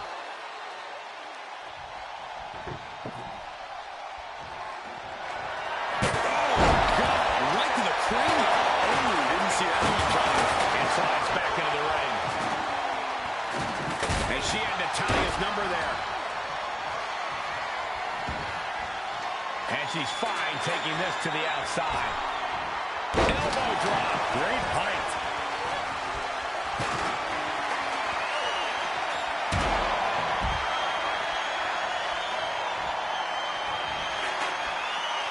And Carmella is clearly looking for a fight here. Becky's looking to go airborne. From the top. Setting course to the top turnbuckle. Sky high. Able to slip away. Nasty headbutt. Stiff headbutt. Oh my goodness. We're starting to see the effect of those continued attacks to the core. Yeah, I think this is going to take more than ice to recover from. Ooh, man. Every successive move is putting their opponent in a dicey situation. There is nothing but malintent behind each of these attacks. Big time power. Oh, this is the Tyler's wheelhouse. The Hart family legacy lives on. Sharpshooter applied. Submission, and she's tapping, but it doesn't even matter. It can't save her here. Bottom forearm. Headed up that ladder. Center of the ring. Climbing up. But is there enough time to go for the win?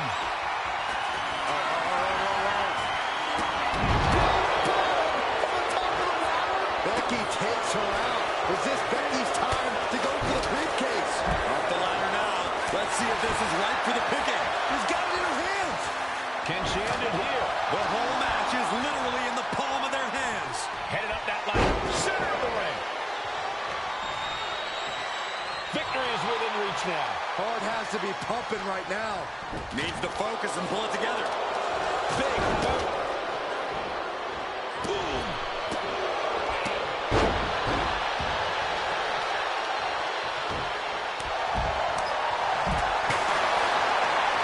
Hooked up. Shin breaker. Ladders in position. Gonna make the climb. Victory is literally within her reach here. Every second up there is allowing the opposition to recover. Better hurry. The prize is within reach. Charlotte has the contract. The queen is Miss Money in the Bank. Your winner of the Money in the Bank. This new generation of female superstars are providing yet another milestone moment here. Tamina, Charlotte, Carmella, Natalya, and Becky Lynch are going to climb the ladder and retrieve the briefcase to become the first ever Miss Money in the Bank. No safe haven in this match. These ladders can be your best friend or your worst enemy. Meanwhile, here's Charlotte. Whoa! What a display of fearlessness we just witnessed. That's the kind of attitude you need to take yourself to the next level. Man, every strike more devastating than the last. Remember, the first woman to climb the ladder and retrieve the briefcase will become the first ever Miss Money in the Bank. No countouts, no disqualifications in this match. Everybody is coming in with a different strategy, but remaining close is the key. Luck is going to play a part, but you'll increase your odds if you stay close to a ladder and close to the briefcase. But it looks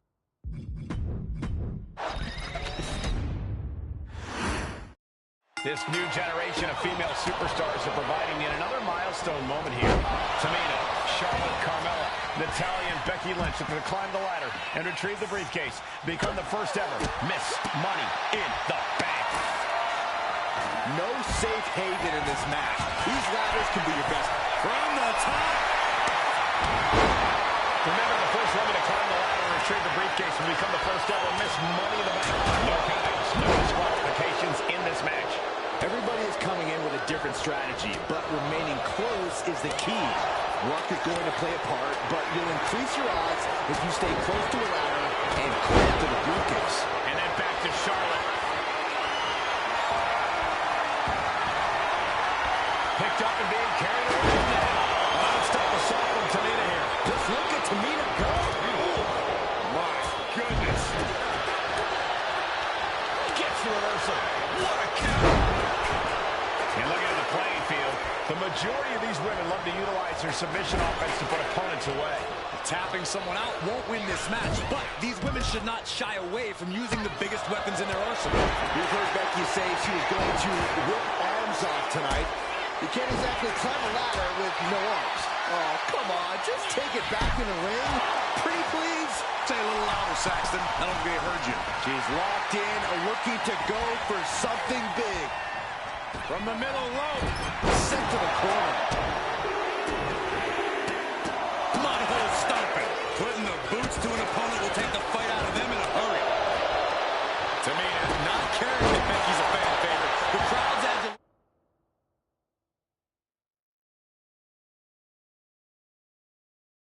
adulation is meaningless. All that matters is the contract suspended above the ring. Tamina's been showing so much dominance in this match. Is there anyone more intimidating in this group than Tamina? I said it before. It could be a coming out party for Tamina. This is her time to live up to her family's legacy. If Tamina wins the contract, it guarantees her first title opportunity in over 2 years.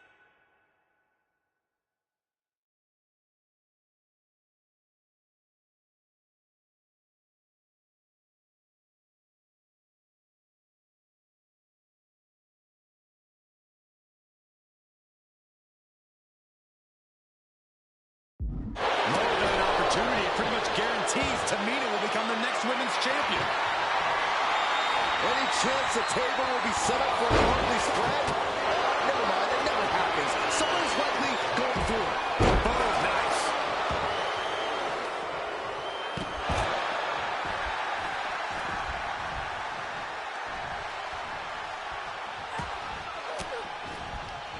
Cuts off their offense with a swift elbow to the gut.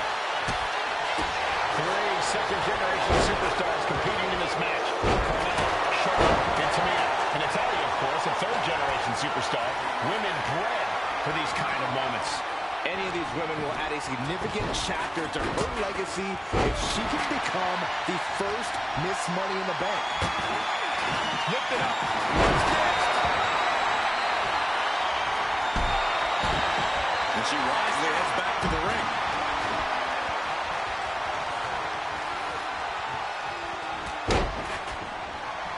Looking for a suplex.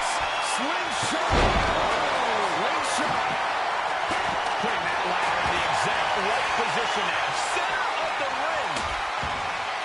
A contract that can change lives hanging above the ring. Probably the most profitable opportunity in our sport. 15 out of 17 superstars have successfully cashed in the Money in the Bank contract. A surprise cash-in has only failed once, and the other failed cash-in was alerted to a week in advance. You are almost certain to become the next SmackDown Women's Champion if you grab the contract tonight. Looks like scaling the ladder was the easy part of the job. Unhooking the prize is the big challenge. Come on, now is the time. Seize the moment. Meanwhile, Lynch. And she's able to fight Lynch off. Inverted backbreaker. Oh, man. She's being derailed here. Yeah, the effects of this ladder match are not going to go away anytime soon.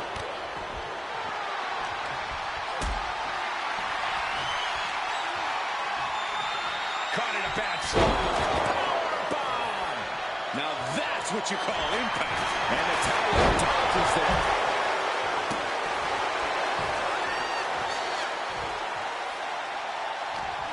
And Lynch got caught that time by some hard-hitting offense. Yeah, the effects of this ladder match are not going to go away anytime soon.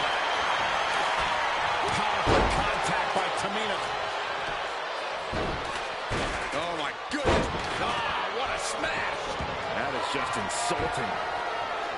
What a clothesline! Ouch! Oof! Oh, cracking the kendo stick across the head. From behind, back suplex. Money in the Bank briefcase still hanging high.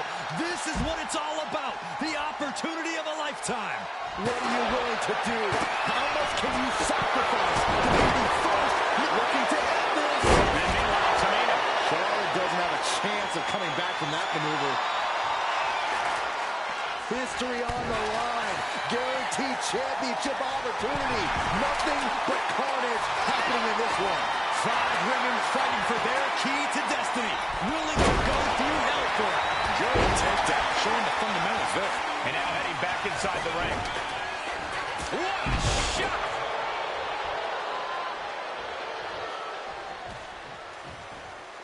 Nice reversal by Charlotte Flair. What you just saw is why we say Charlotte is genetically superior. Yeah. Oh, my gosh! Becky's hope to reclaim her women's championship is looking a whole lot bleaker now.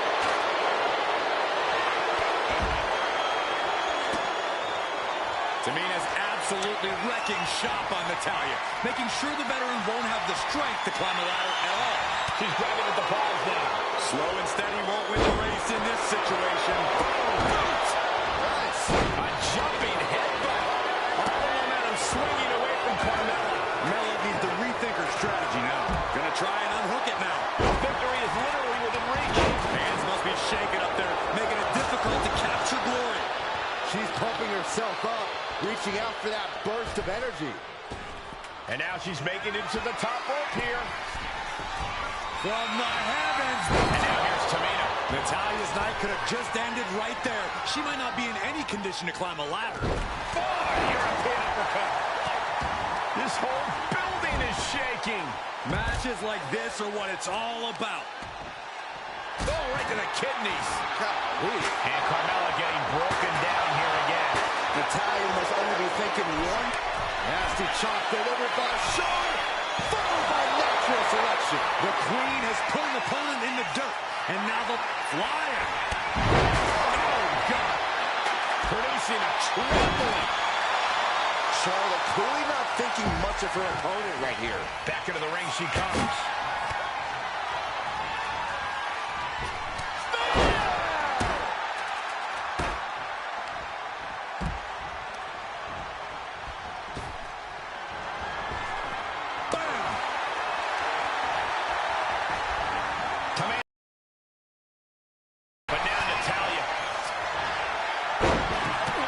This could be the beginning of the end. Uh-oh.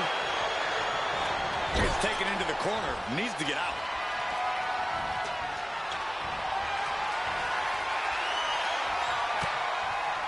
Lighten up the chest, and now straight to the knee. That core area really getting lit up. And once again, it's her torso area taking the punishment. Down with a leg drop. Well, there she goes. Earth-shaking power slam. Face buster.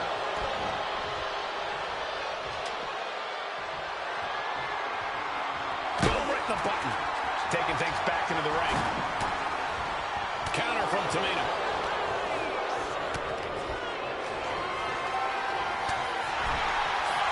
Driven down. Oh, jeez. Falling hard to the outside. Ooh.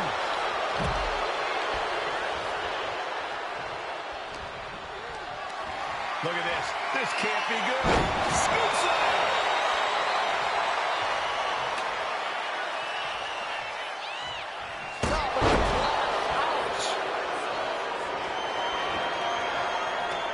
She's setting the ladder up dead center. Her eyes are on the prize now. And Charlotte there getting in some more late offense. It is scratching and clawing time, and Tamina wants to stay in this. Oh, what is going to happen here on top of the ladder? Neckbreaker from the top of the ladder. Natalya has to capitalize now. Has to get to the ladder. And Becky now getting in position. Climbing up. But is there enough time to go? Becky Lynch looking to end this one. This could do it.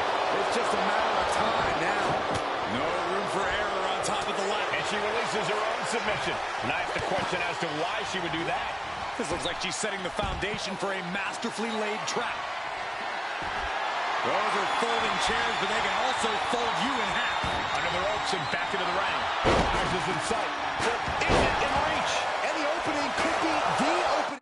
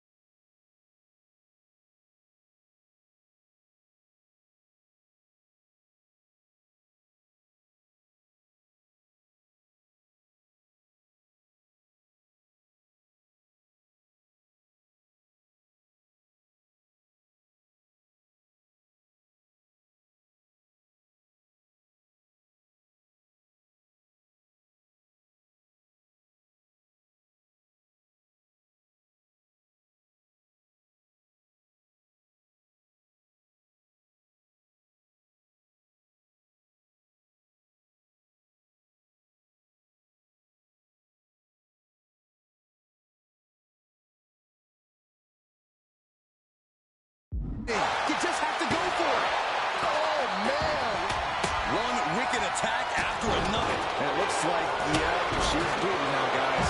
Seeing red, literally. Natalya just mocking her now. Kendo stick impact. Some agility gets her out of dodge.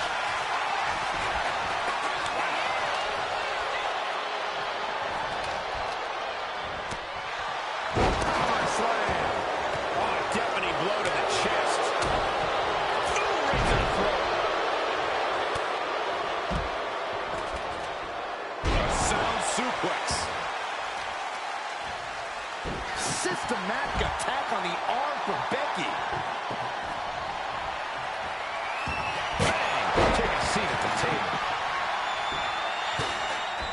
It's gotta be the beginning of the end. And to the slam. Ladder's dead center and ready to go, guys. Face buster. Look at this, just stop after stop after stop. Oh, right to the throat. Back into the ring she goes. Oh, she was ready with the counter. Trading counters and reversals back and forth. Stiff headbutt. A non-stop assault from Tamina here. Just look at Tamina go. Drops the hammer. Right on the lower back. Had it scouted. Now can capitalize.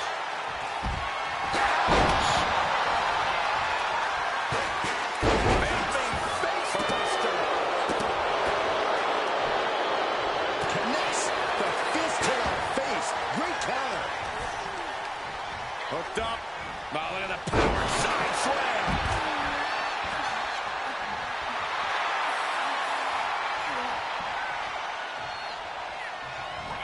Nasty chop delivered by Shawn. Natural selection. Bye-bye, Carmella. I don't think she'll be climbing a ladder after that. Rookie on the hook here. Seems to be struggling a bit up there. Yeah, sweaty palms making this difficult. Unpacks a well-placed punch. Oh! Kick lands. Ladder set right in the middle of the ring. Starts to climb, but needs to move quickly. She's got it in her hands. Can she end it here? I assure you, this is even harder than it looks. Trying not to fumble around too much here. Tamina might have it here. Are we about to see the first Miss Money in the Bank? The prize is literally there for the taking. Now Carmella's eyes are growing wider now. Is this her chance to climb the ladder and become Ms. Money in the Bank?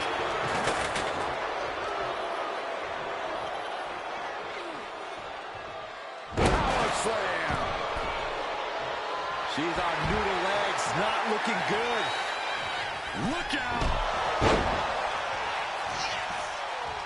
Oh, flapjack.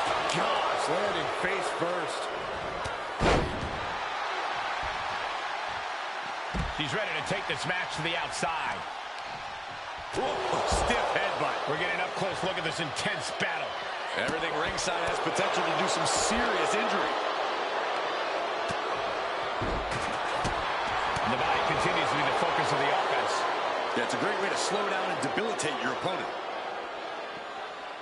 Power slam. Look at this. Snap suplex. He goes back into the ring here. Oh, man. She better have the ice bath ready for after this match. Yeah, her ribs really have to be hurting now, guys. Oh, goodness. Blasted right into the corner. Parking the ladder into the corner. I can't tell if that's a safer or worse place for it. Face buster first.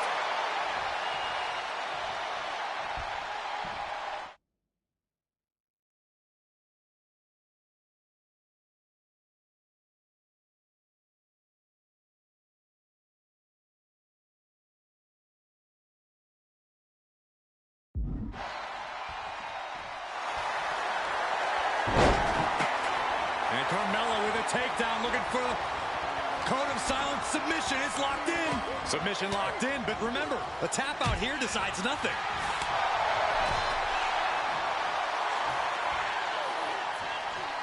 He's not going to settle for this. She's doing whatever she can to escape, and she does. Boom, German suplex.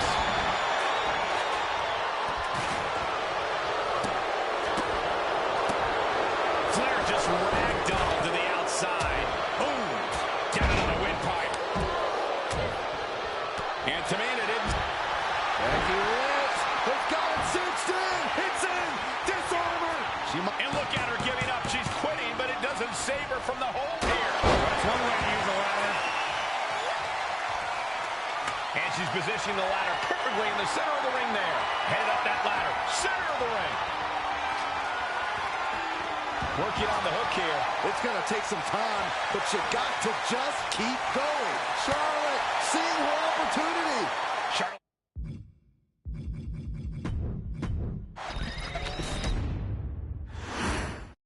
This new generation of female superstars are providing yet another milestone moment here.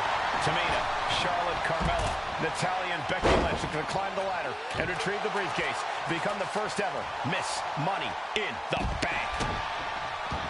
And looking at the playing field, the majority of these women look...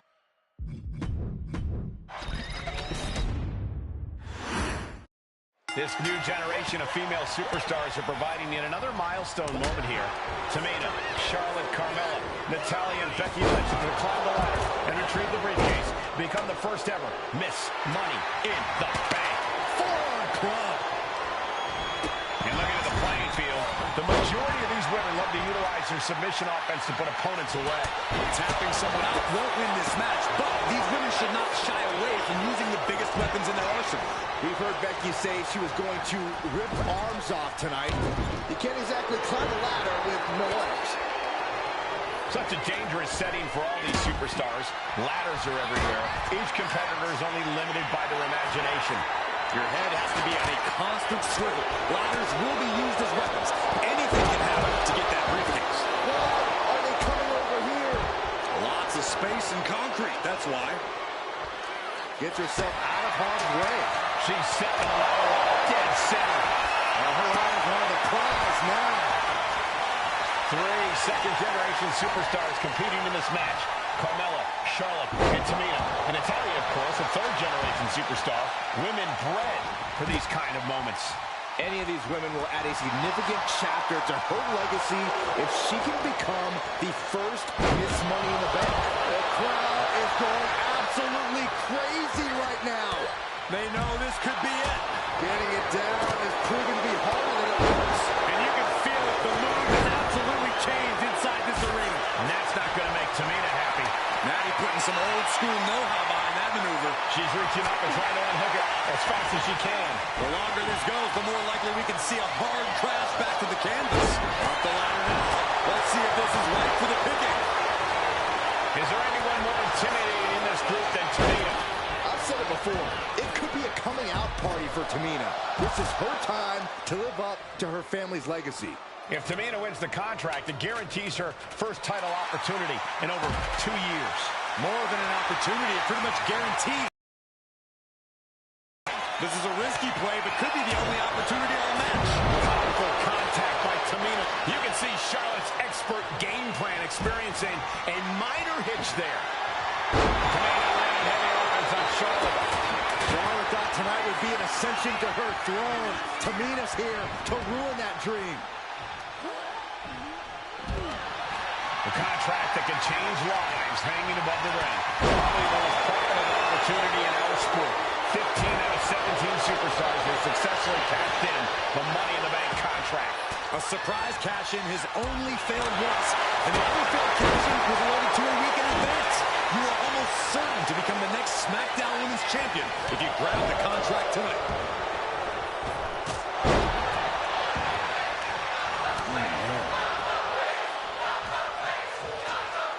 Nice reverse. What you just saw is why we say Charlotte is genetically superior. And undeniable athleticism from the Queen. Can it pave her way to the top of the ladder? No safe haven in this match. These ladders can be your best friend or your worst enemy. There's no allies in this match. It's everyone for herself. There is no room for friends when history is being made. Not when you can go down in the record books as the first Miss Money.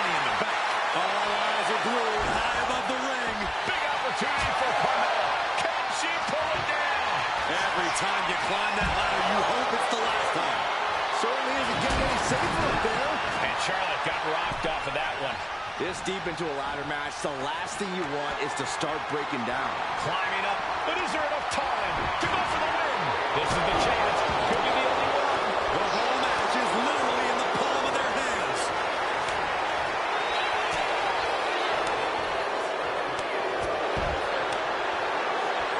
Oh, yeah, she is really getting fired up.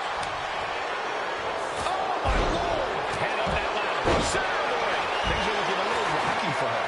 And all of this pain and discomfort will make ascending a ladder very challenging. Timely reversal on Lynch.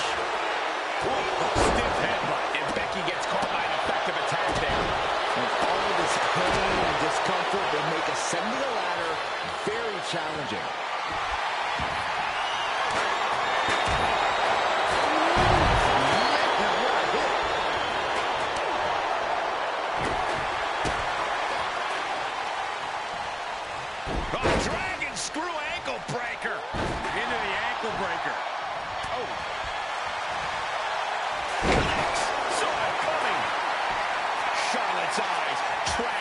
Measuring her up. Charlotte Flair with a trademark chopping. Natural selection by Charlotte. The Queen has put an opponent in the dirt, and now the ladder to her throne awaits. Money in the Bank briefcase still hanging high. This is what it's all about. The opportunity of a lifetime. What are you willing to do? How much can you sacrifice to be the first Miss Money in the Bank? Is this the right time?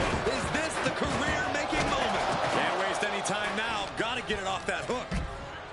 In the corner, has to find a way out of there. Natalya knows exactly what she's doing, and it is not good for her opponent. Able to avoid damage with an evasive maneuver.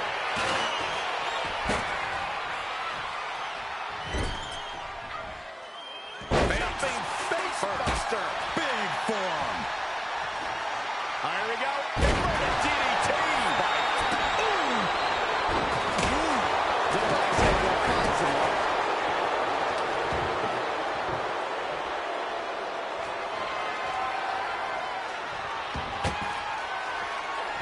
Mella able to defend against that.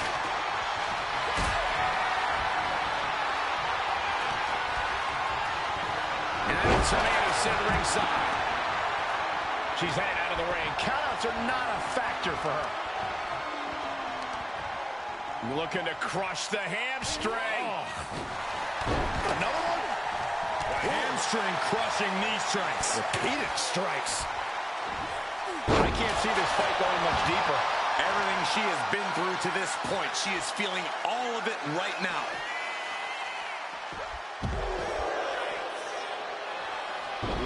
Man, looks like her opponent's not going to need a chiropractor. And here we go, returning to the ring. The boat, Natalya, doing what she does best. Sharpshooter applied. Submission maneuver is locked in. She decides to just let go, but why let go of the submission? Not a strategy we often expect to see. Targeting the neck. Beautiful neck breaker. History on the line. Guaranteed championship opportunity. Nothing but carnage happening in this one. 5 women fighting for their key to destiny. Willing to go through hell for it. Boom, slam. With authority. And Charlotte shows she still has a burst of offense in her. Natalya has to be sensing things slipping away. On a leg drop, bulldog. Check your face after that one. Big boot. The damage she's taken can have lingering effects. Could be getting into a dire situation soon. Here we go. Ladder set up in the middle of the ring. Perfectly positioned. Climbing up. But is there enough time to go for the win? Victory's literally within her reach here. Might be a little overzealous going for it here. Too late to stop now, though. Oh, my God.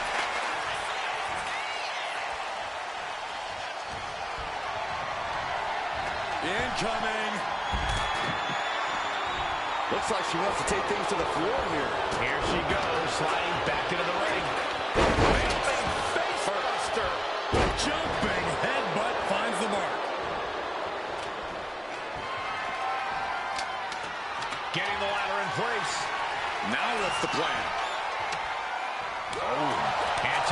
pushed into a weakened state now. Natalya must only be thinking one thing, the need to finish this as soon as possible.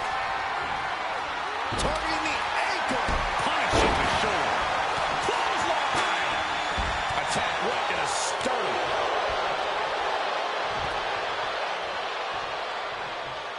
Power slam. Good night. Going straight for the body. Doing a little more softening up in the torso area. Doing some more damage right to her rib area.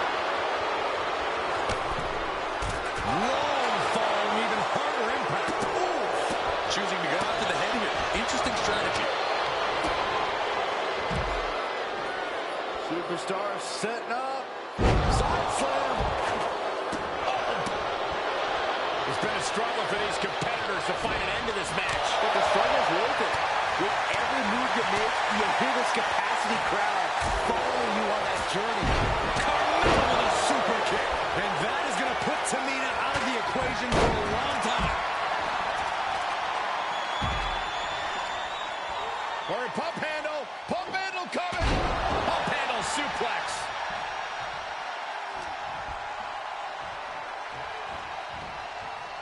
Oh, my goodness. Yeah, that'll bust her open. Ooh. Oh, God. Ooh, what a forearm club. Oh, timely counter by Natalya. Oh, she just dropped her. Hooked up. Different suplex. Oh, good night. Sharp. Big right hand. Overhand connects.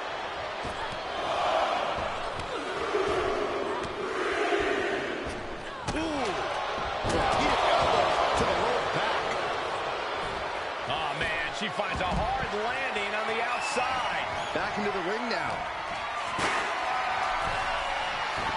She knew how to evade that. And he loves got a locked in submission move. The disarmer here. Disarmer by Lynch. And the core taking on some damage. And this one's taken to the outside. Hammerlock. Reverse DDT.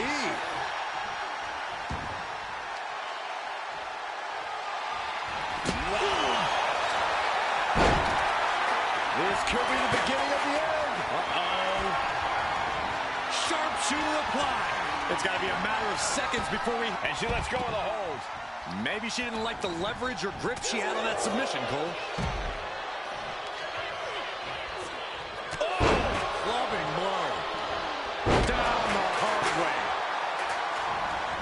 She's headed to the outside. No threat of count out here. Did you hear that impact? Thank you, Lynch. Goes through, and she's... There it is! Disarmer! Disarmer! Disarmer! Let's go over submission hold. Not sure what she's got planned here. And she's coming back to the ring now. And an answer from her. And there's a takedown. Jumping headbutt. Looks like she's going to shake it off, but she needs to make sure to protect her head better. Big forearm. Stiff headbutt.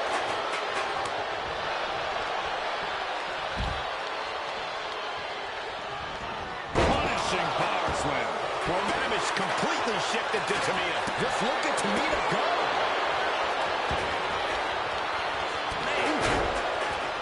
Oh, Tamina gets cut off. And that could be a first step towards Becky gaining control. Time now for Becky to get her energy up and claw back into the fight. My favorite kind of thrashing, Cole. Super kick. Ouch. Not a good spot to be in. Michinoku driver. Flapjack. Gosh, landing face first. Crippling attack on the knee. European uppercut. Oh, my God. Watch it. What a hip toss. Oh! Not a single person in this place is sitting down. We might just be watching one of the greatest matches we've quite some time here. And well-timed maneuver there.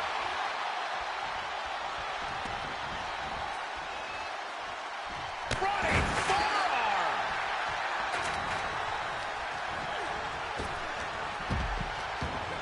Flair thrown hard to the outside. No. And look at Lynch going to the top rope. Becky Lynch. Diving leg drop by Becky Lynch. Chop block. Brilliant. Right to the back of the knee. And she's fine taking this to the outside. Oh, the hood of the announce table just ripped off here. The monitors as well.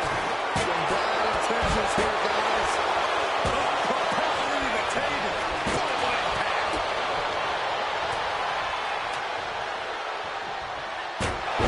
Double axe handle right on target. Look at this. She's going for her destiny, guys. But she better hurry. She doesn't have much time. Trying to grab it. Time is your enemy here. I just don't know if there's enough of it to get it down. Tamina has it. Fingertips away from winning the con. That's it. Tamina has the briefcase. Tamina is Miss Money in the Bank. The winner of the Money in the Bank contract and the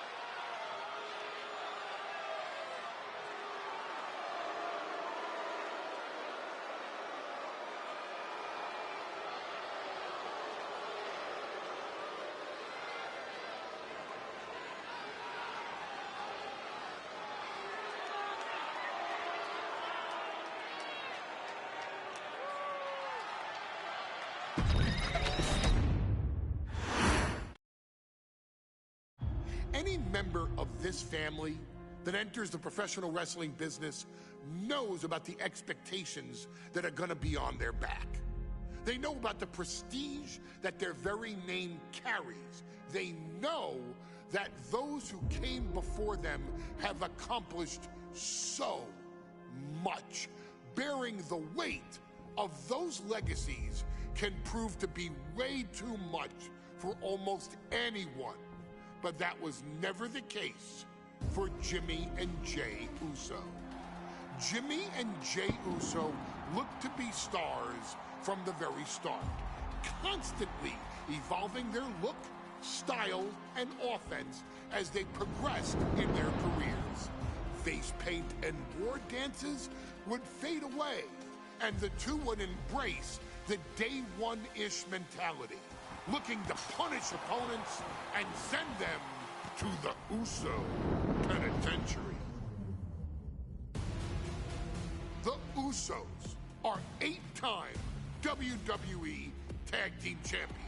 The Usos have main evented WrestleMania after initially fighting for a mere spot on the card. The Usos were the premier team of the 2010s. The Usos are the greatest team of all time. Jimmy and Jey are poetry in motion, each knowing what the other is looking to do. A bit of savvy they gained growing up in professional wrestling to keep their edge. And sure, in recent years, it's been difficult between the two. Jimmy did cost Jey his match at SummerSlam against your tribal chief, Roman Reigns. After months of the anger building between the two, Jimmy and Jey ended up as the first two entrants in the 2024 Royal Rumble match, bringing things to a head. But even that moment wasn't enough to settle the issue, and so they would fight again at WrestleMania 40. Jey Uso truly became main event and found his inner yeet, even adding another tag team championship with Cody Rhodes as his partner. As your wise man eventually would suffer as well, Jimmy found himself betrayed by Solo Sikoa and unceremoniously dumped out of Solo's version of the Bloodline. When Jimmy and Jey are a tag team, they are pure art. They are the reason for the resurgence of tag team wrestling's popularity over the last 15 years. And perhaps, oh, perhaps, their grandest moment came during the 2017 Hell in a Cell, when they would lock horns with perhaps their greatest opposition ever, The New Day. From July to October of that year, the SmackDown Tag Team titles would change hands 4 times between the two teams, both looking for ultimate bragging rights. The Usos' connection as twins always gave them an upper hand with most teams. But the New Day had their own trick, utilizing the Freebird rule to allow any 2 of the 3 members to compete in any match. Jimmy and Jey could never know for sure who the opponents would be, with a different game plan needed for each iteration. With nothing clearly settled after 4 months, the New Day would offer to defend inside Hell in a Cell, and the Usos gladly accepted. We've seen the Usos showcase tag team wrestling at its most beautiful. Now we want you to showcase the brutality that exists within Hell in a Cell. Big E and Xavier Woods are going to use everything at their disposal to take you down. But you've been down since day 1. Now it's time to force the New Day to realize there's nothing wrong with them being in second place, and there's nothing that's stopping you inside Hell in a Cell.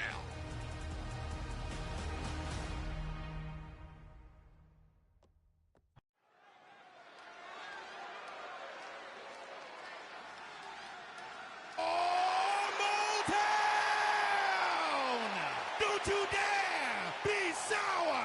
Clap for your world-famous four-time champs and feel the power!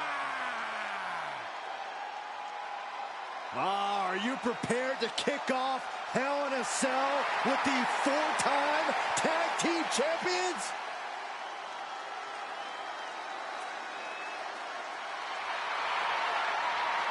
The following contest is a tag team Hell in a Cell match and is for the SmackDown Tag Team Championship and accompanied by Kofi Kingston at a combined weight of 490 pounds.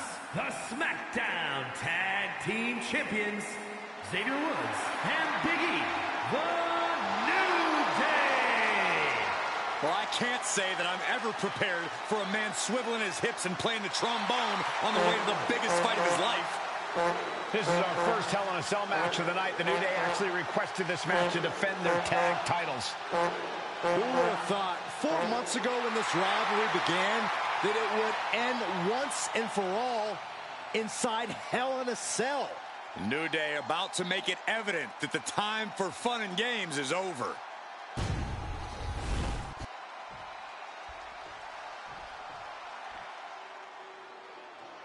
This is the first time that tag titles will ever be defended inside Hell in a Cell. And at a combined weight of 493 pounds, Jimmy and Jay, the Usos.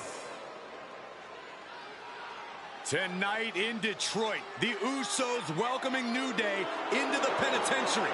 This is going to be like a Chow Hall beatdown. In every sport, you hear about super teams. Well, tonight, we're seeing two super teams of the modern era. This is going to be special.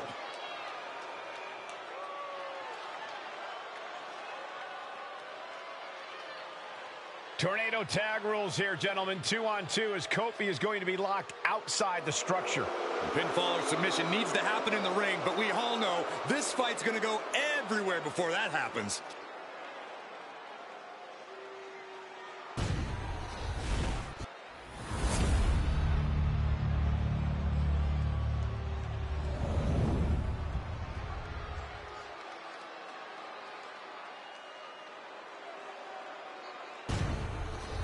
On the line of the Tag Team Championships, teams in their respective corners going over final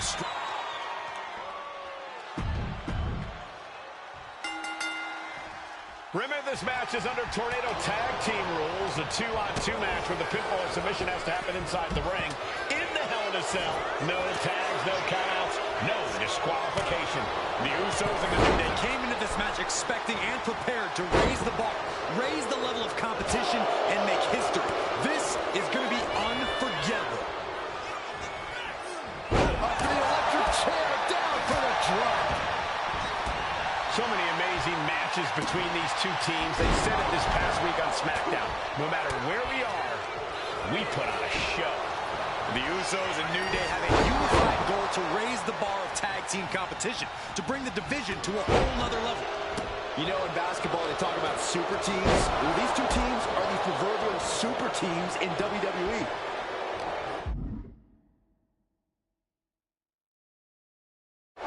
And the action has shifted now into that dangerous area between the ring and the walls of the cell. Determination in his eyes, and now a kendo stick in his hands. The champion hoping to take the arm out of commission. We are witnessing a malicious string of attacks right now. I have a feeling the Usos' objective is to send the New Day to the hospital. Well, two teams so familiar with each other, some innovation with weapons almost becomes a necessity. This cell is meant to contain all these superstars, but that's not to say this cell can't inflict unimaginable damage on those who step inside. We're going to see these teams tap into their barbaric nature. 20 years of Hell in a Cell, and this structure still surprises me with the ways it can torture every part of your neck. Jarring, the champ is pinned. We might have a new champion here. He breaks up the pin, stops the referee's count, moving into the ring. Ooh! Ooh, that hurt right in the kidney. Golly. Usos and New Day going at it inside Hell in a Cell, and Jey Uso set outside the ring, and now the New Day on the attack. Big E, as aggressive as I've ever seen him here tonight. And Xavier Woods now with toys, kendo sticks in hand. And it's about to get more aggressive, more vicious, more barbaric.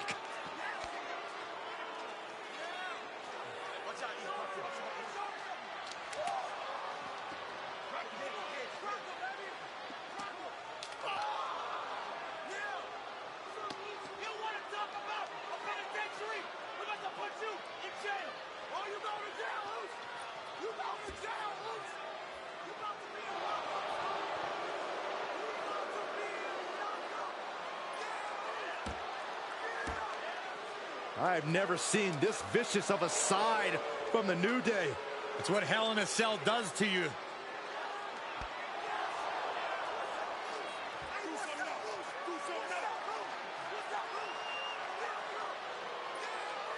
Oh, now with the kendo sticks, Xavier Woods unloading.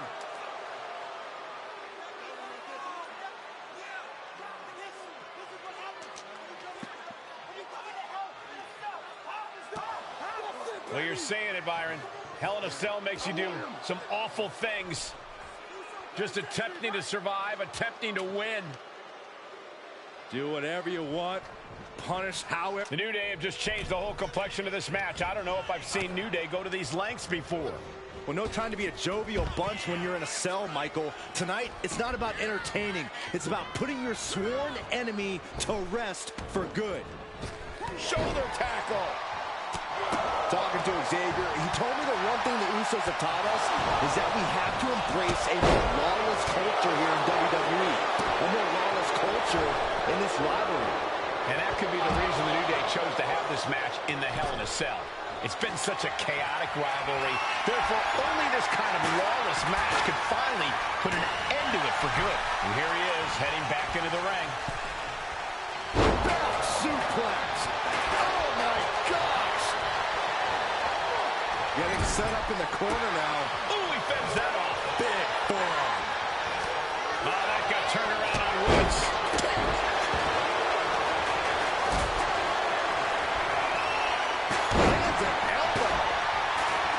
The Usos and the New Day have been trading title reigns for the majority of the year now.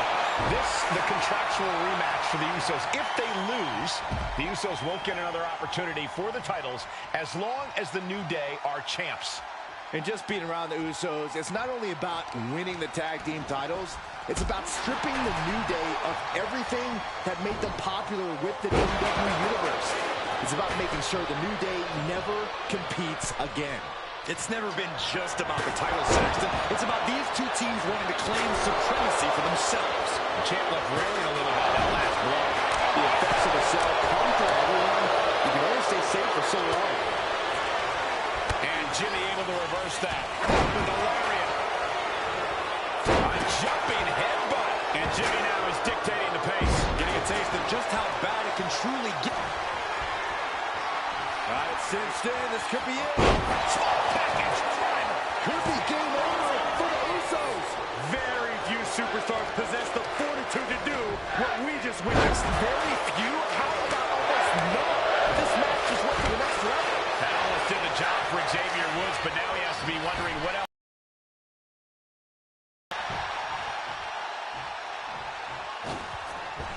Misses the target.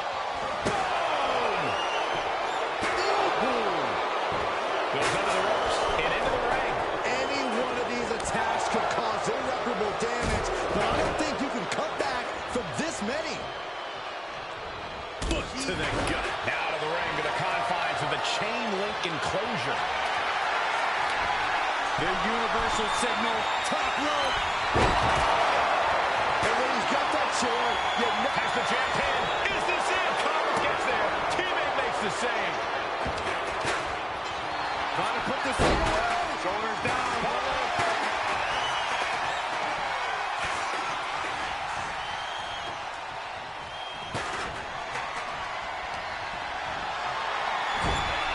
Got them off their feet here. Oh, man, right to the esophagus. The challenger really struggling to... There's the pin for the championship.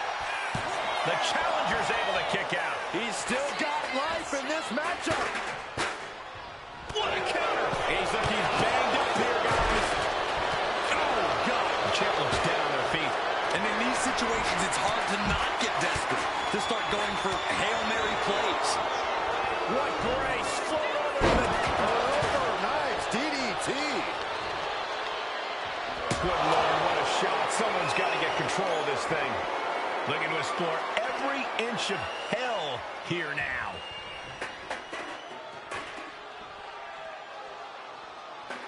He's looking for something. This could get dangerous. Oh, boy, come on, not the chair. And he now slides back into the ring. Holy cow! That chair came in on them fast. These four men looking to destroy one another in the name of being called Tag Team Champion. Bodies radiating pain. Both these teams must be exhausted. And it seems like his head might be the target here.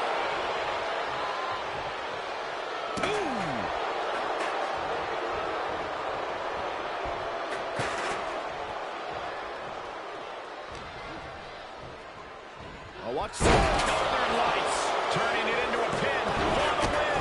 Ooh. And Jimmy and Big E slugging it out middle of the ring.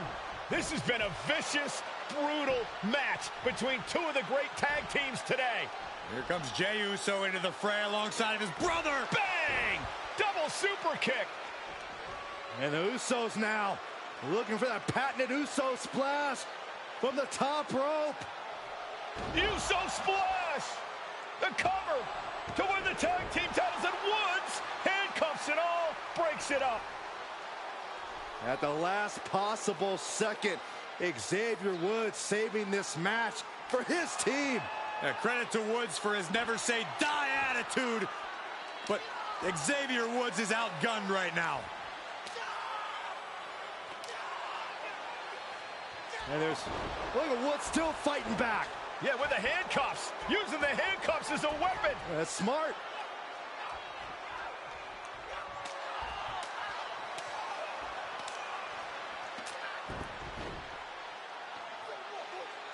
And Woods now down. And trying to still fight back. What heart from Xavier Woods. That Hart may not have much more fight left. Jimmy and Jey back up to the top one more time. Uso splash in stereo. The cover.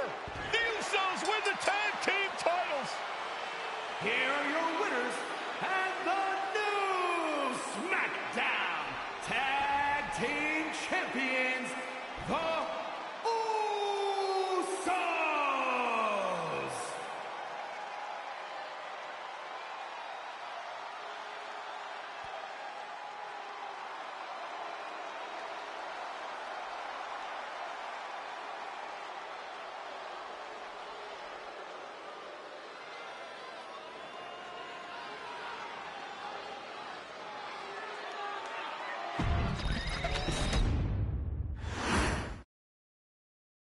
Next on our showcase is someone who wasn't born into this family, but has put in the time and more than earned her spot. She's always happy to leave haters in the rear view, and when she enters the room, you will undoubtedly feel the glow. Of course, I'm talking about Naomi, who many of you may know has reigned as Jimmy Uso's wife and queen for over 10 years. There's the old saying that behind every good man is an even better woman. And this could not ring more true than Naomi, who I will say is an absolute treasure. Jimmy will frequently speak during old bloodline planning sessions about how much her support and love drove him to improve as a superstar, always stressing her importance not only to the WWE Women's Division, but to his career and his life as well.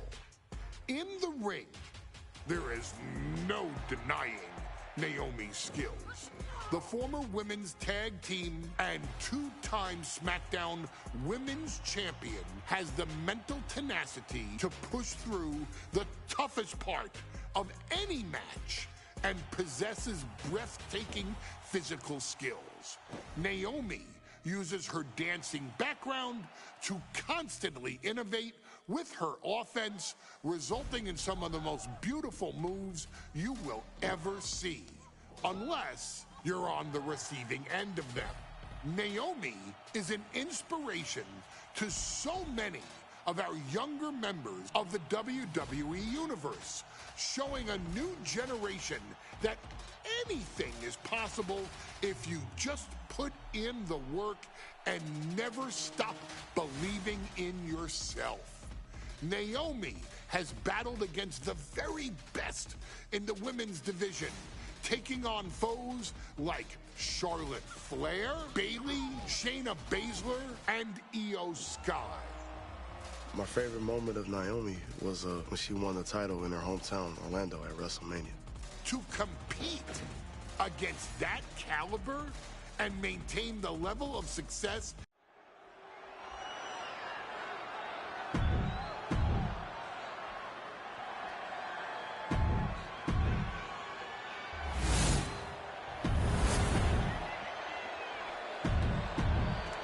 For the first time ever, we have a women's championship match here in the Middle East.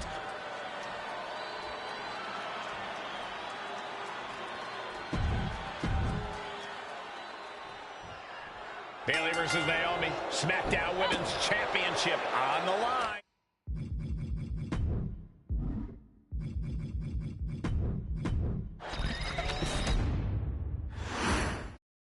Guys, a very important component of this match. Bayley has won every title available in WWE. Bayley has accomplished it all. But the one thing Bayley has never done in her career, she's never beaten Naomi. And believe me, that is a huge point of confidence for Naomi and a huge pressure on Bayley. Yeah, but Bayley thrives under pressure. Her resume speaks for itself. History being made right here tonight as the champion Bayley defends against the challenger Naomi. And Naomi has been quick to take... And here we go. Locked in. It's locked in. And somehow able to make it to the ropes before the pain took over. Excellent ring awareness saved them from certain peril. Lariat. Ouch. A factor to consider in this match is that Naomi took some time off to rejuvenate herself, to get her mind right, to refocus on her desire to once again be champion here in WWE. So this isn't necessarily the same Naomi. Perched up top. Diving leg drop. Ooh, what a forearm club. Uncorks a thunderous chop. Naomi put a stop to that. We've said it time and time again. Naomi may be the most athletic woman we've ever taken flight. What? That was just incredible hang time. Was willing to take the high risk to the outside, and it paid off big time. And she just avoided some serious damage. Forearm smash. No, please, don't come over here. Why, Saxton? We got the best seats in the house. Double axe handle smash. And Naomi keeping Bayley on her toes, pushing the pace on the champion. Naomi moving fast, showing that superior athleticism. Bayley might not be able to keep up here. Trampling the opposition. Boom! Leg trapped. Looking for the heel hook stretch. Oh, that's gonna hurt. Byron, you've talked a lot about this chain. Great quickness. Let's roll through. Into the pin. Great combination. The challenger stays alive. giving a massive effort to overcome the pin attempt. Drop kick. Oh, great height. And Bayley's resolve might be wavering here. And Naomi continues to somehow have Bayley's number here. Returning to the ring now.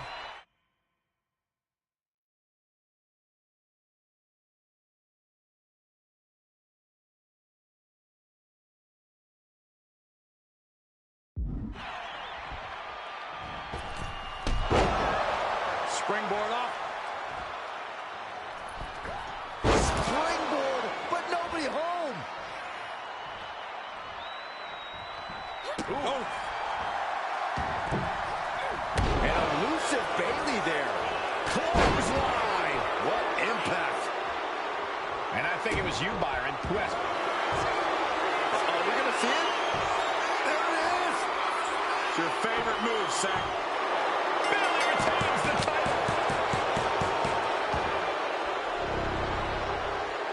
Here's your winner, and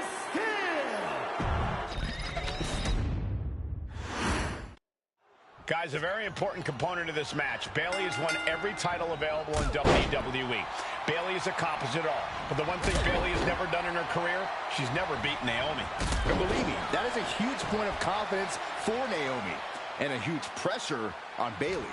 Yeah, but Bayley thrives under pressure. Her resume speaks for itself. And that was a precisely measured attack. Bayley having every reason to be confident heading into this matchup. But 279 days as champion, Corey, can take a toll on you. Bayley has been carrying an exhausting weight on her shoulder for a long time.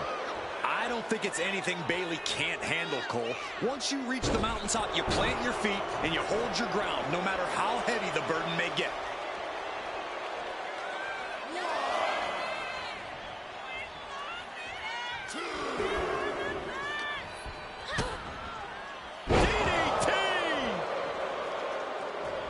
Able to make a timely escape. Bayley sent flying. Taking flight. Through the air.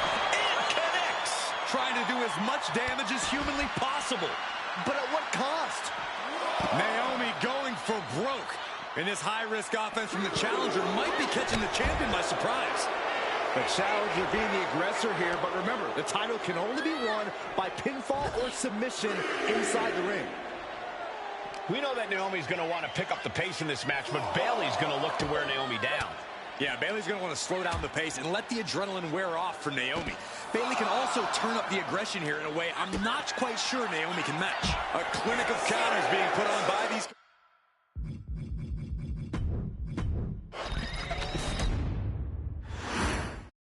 Guys, a very important component of this match. Bayley has won every title available in WWE. Bayley has accomplished it all. But the one thing Bayley has never done in her career, she's never beaten Naomi. And believe me, that is a huge point of confidence for Naomi. And a huge pressure on Bayley. Yeah, but Bayley thrives under pressure. Her resume speaks for itself. We've said it time and time again. Naomi may be the most athletic woman we've ever seen compete here in WWE. Taking flight. Whoa, look out. From up top, right onto the target outside. That is kicking things into a whole new gear. Turns that away. Oh, man. Oh, strong knee connects.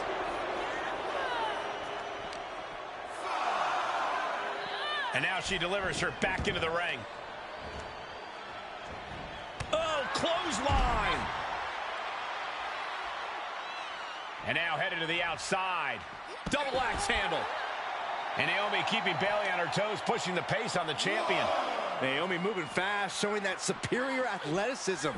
Bayley might not be able to keep up here.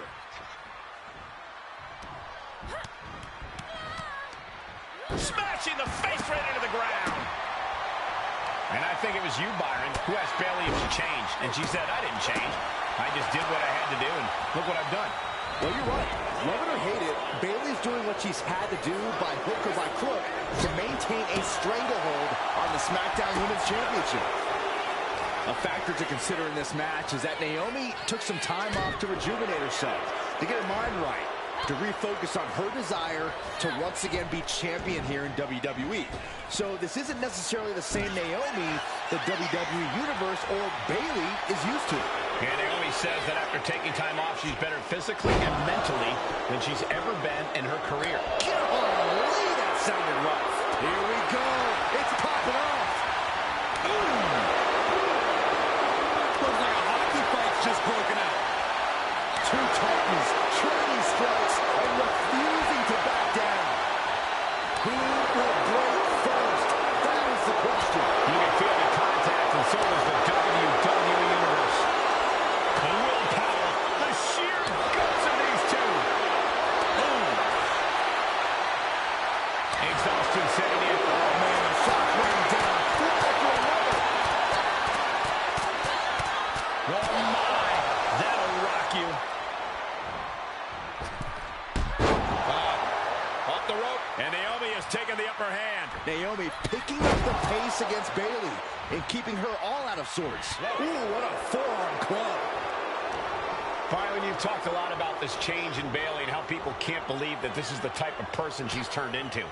Well, it comes down to career frustration. Bayley is frustrated with her career progression. The way things were when she was hugging and smiling.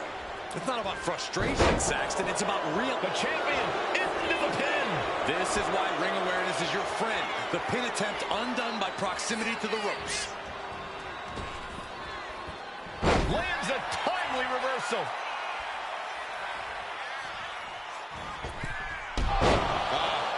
Off the rope.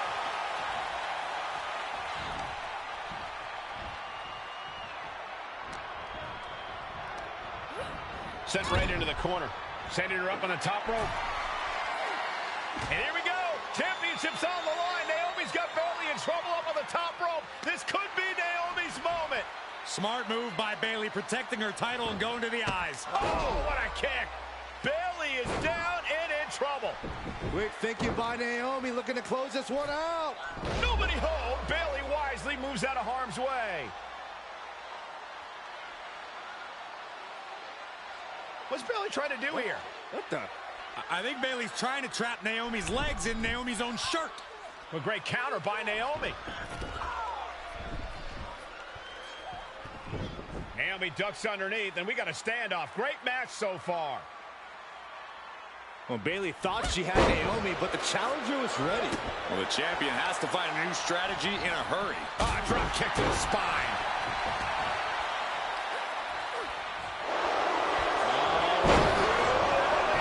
For the victory! The challenger fending off the 2 count. Surprised to not even get a 2 count at this point. Just punishing their opponent. Naomi feeding off the WWE Universe. It's hard. Oh, gets caught up in a bad position. Taken down with a body slam. Right on the mark. Rear view by Naomi.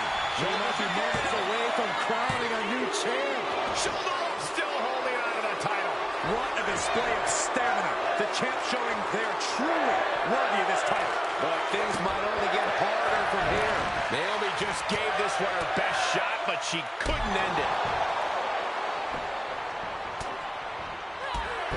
Oh, Bayley sets her up.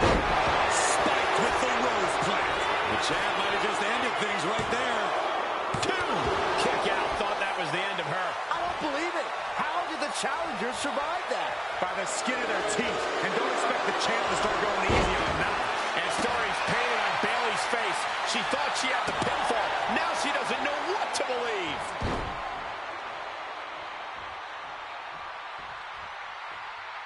She's choosing to leave the ring now. She goes under the ropes, back inside. Big elbow.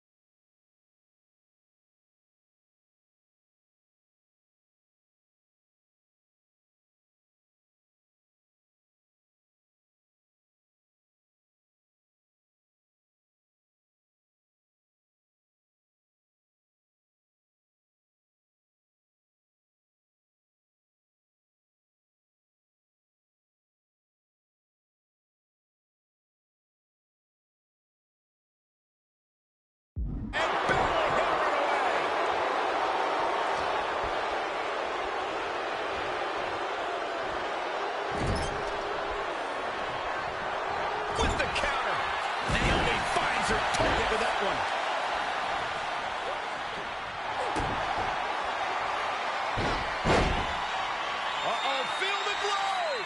Submission, locked in! Is it over? Is she gonna tap? Bayley has been compromised. Will she tap out? Hang on, Bayley. This is no way to be a role model. You can't quit. And she breaks her own submission hold. We don't see that often. That can either psych out her opponent or come back to bite her.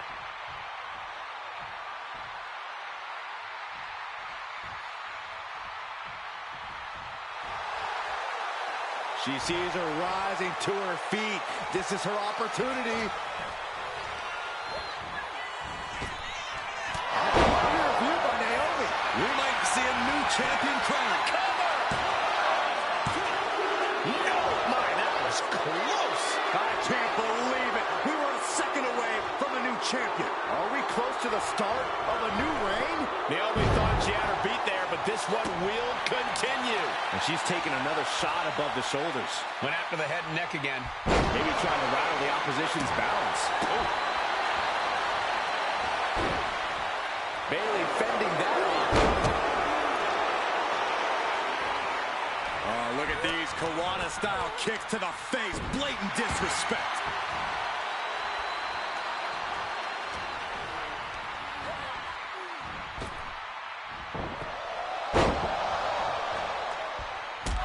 Piercing the sternum. And Bayley is being humbled here. And Naomi continues to somehow have Bayley's number. Just dropped her like she was nothing. Drop kick hits the mark.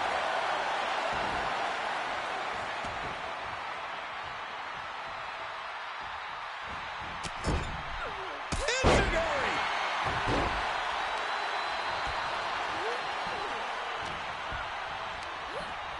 She gets put in the corner. Naomi climbs the ropes to a split-legged moonsault. It just got as bad as it could for the champ. Going for the cover. No, we did it. We have a new champion. Here is your winner, and the new SmackDown Women's Champion, Naomi. Bayley's stranglehold on the SmackDown Women's Championship has ended. The Glow era has begun.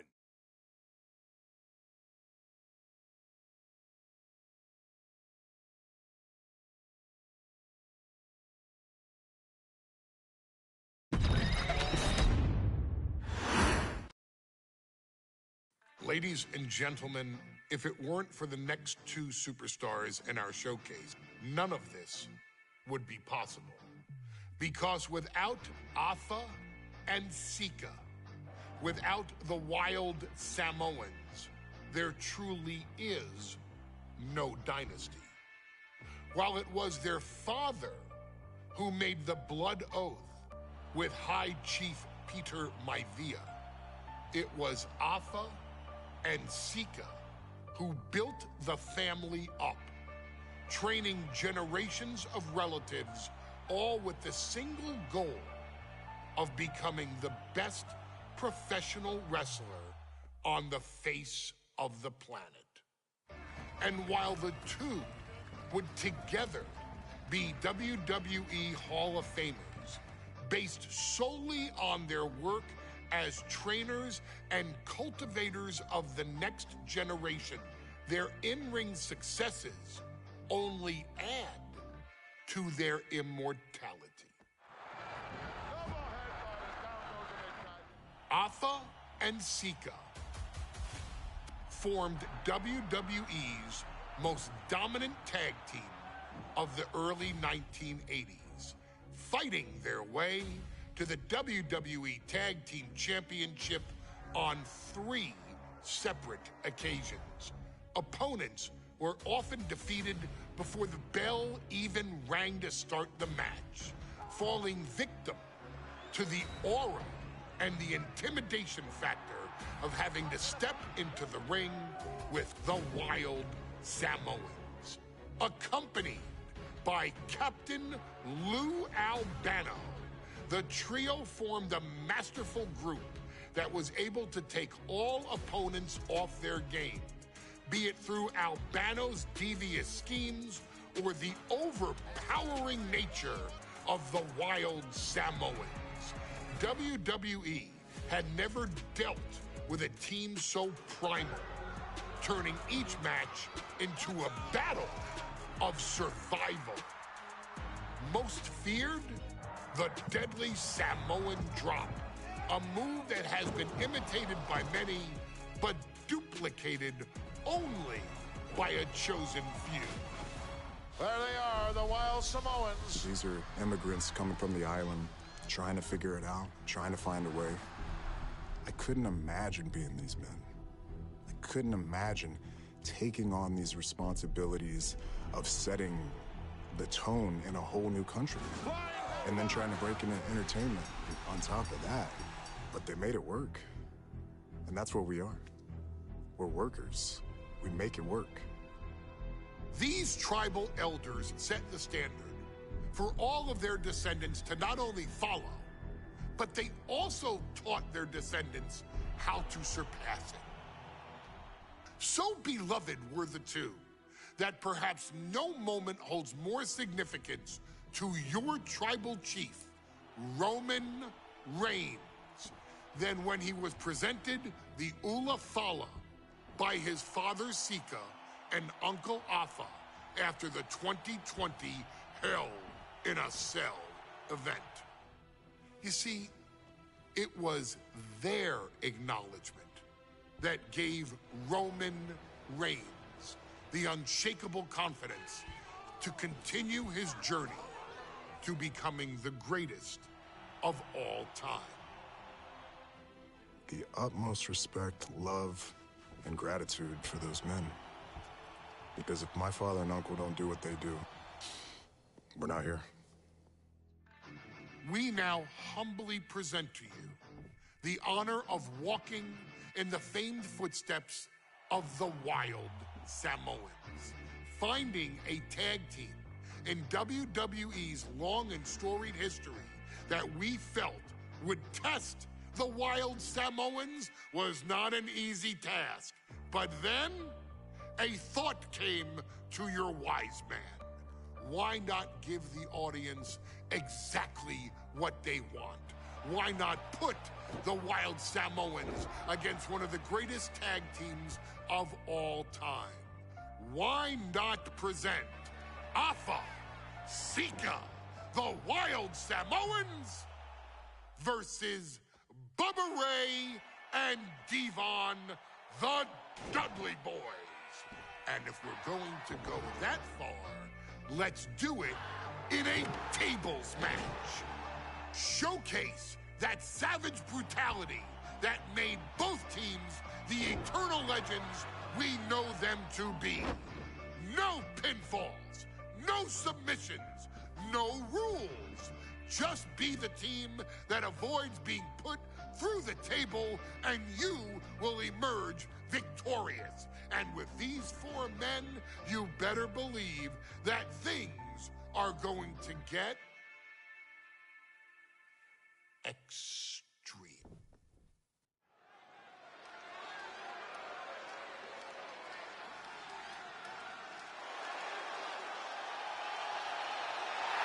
And here they come.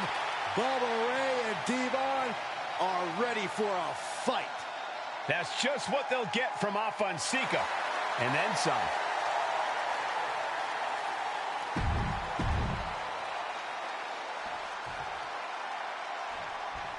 Guys, this is going to be a great one. You can feel the electricity already. I feel the excitement and some fear, too. And accompanied by Captain Lou Albano and a combined weight of 645 pounds.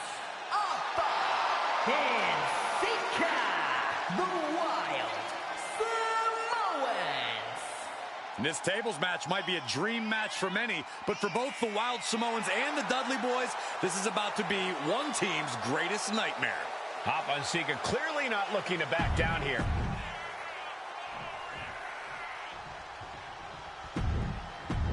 Two-on-two tables match here. with the masters of the match, the Dudley Boys, taking on the Wild Samoans. There's always those thoughts in the back of your mind. My brother can beat up your brother. My brother can put your brother through a table faster.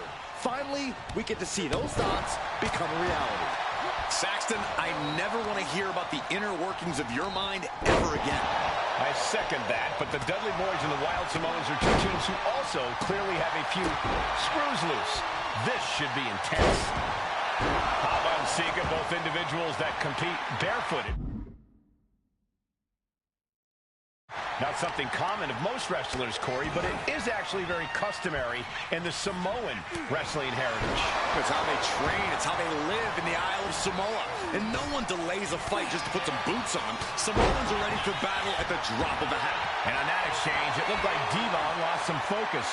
Yeah, he better regroup fast before someone uses this moment to launching. Diving hammer strike.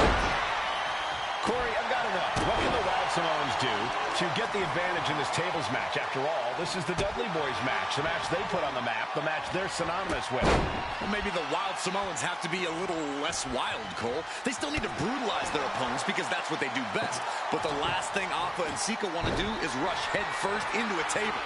After all, that's exactly how you lose.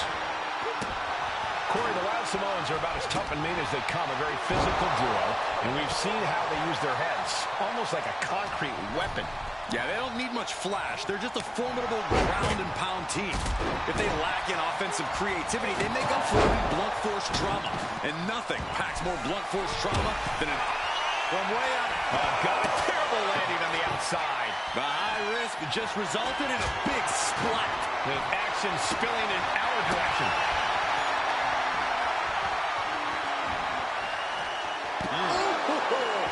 suplex brings them down. Oh, did you hear that? Already he's taking on some damage. Yeah, Bubba showed a solid game plan there. Just grounding and pounding. And we can harp on how this match was something almost tailor-built by the Dudley Boys. With a famous series of TLC matches they've had, the Dudleys have become synonymous with the T. Evasive maneuvering there. Battle of counters. No one's getting their full offense in. Oh, vicious headbutt.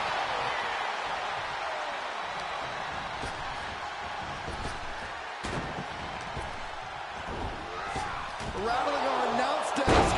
Oh, what's coming next, but it's not good. Oh, bulldog. One-handed. And he comes in under the ropes now. He's got a plan for that table, and it does not involve a dinner party. Big shot block. That'll stop you in your tracks. And the Wild Samoans always have that gaze in their eyes, that look that makes you question their understanding of their surroundings. Yeah, and I have to wonder if Afa and Sika are even aware of what the tables are for. I'm afraid they'll just keep on dishing out punishment, expecting a bell to eventually ring. A reversal. Well scouted. And on their shoulders. Down in a hurry. Being placed in the corner here. Taking a moment to get pumped off of this crowd's incredible energy. What a sick thought from that table. Bringing this back into the ring. Oh, and back to the elbow.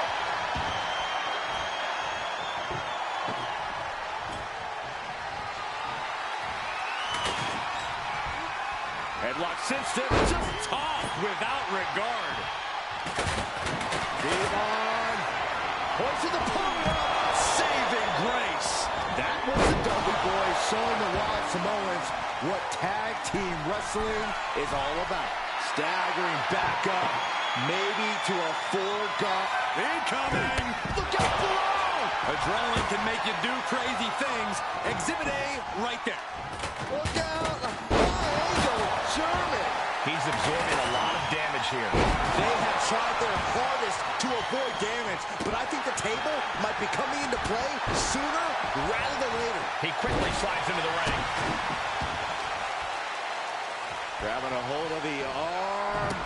Oh, an arm breaker.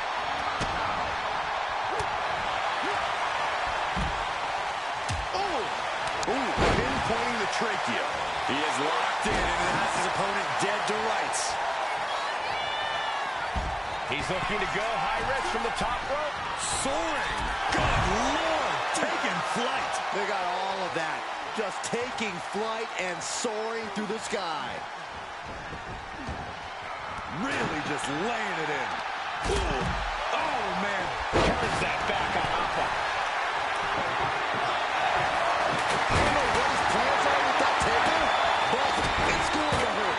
He gets into the ring. Headbutt. Just remember that attacks to the head like that can build up quickly. All right, time for us to clear the way. Already ahead of you. Oh, what a headbutt. Got the full Nelson. Slam. Oh, God. Wow, yeah, and Bubba Ray is busted open. Boom, running STO plants him. Nicely done. And he's being somewhat backed into the corner right now. Every aspect of this match at this point. If you haven't popped up into the Samoan drop.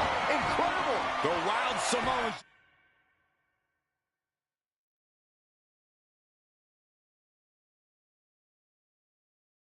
Just completely wrecking the Dudley boys in there. Agonizing.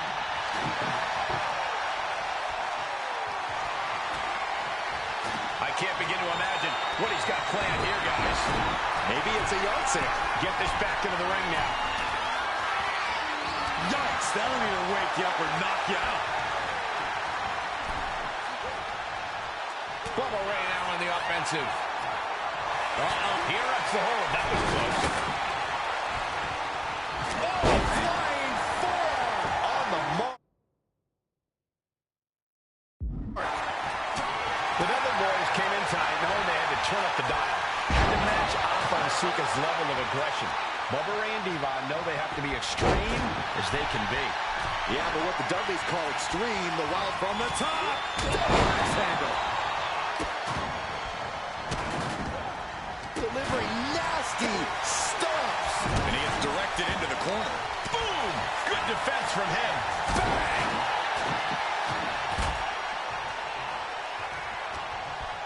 Looks like he's got something in mind for ringside here. Discus punch. What a vicious shot. Oh, man, that definitely opened him up. Look out. There is blood in the water. Sika's powerless here. And the Dudley boys remain the kings of the tables match. Here are your winners.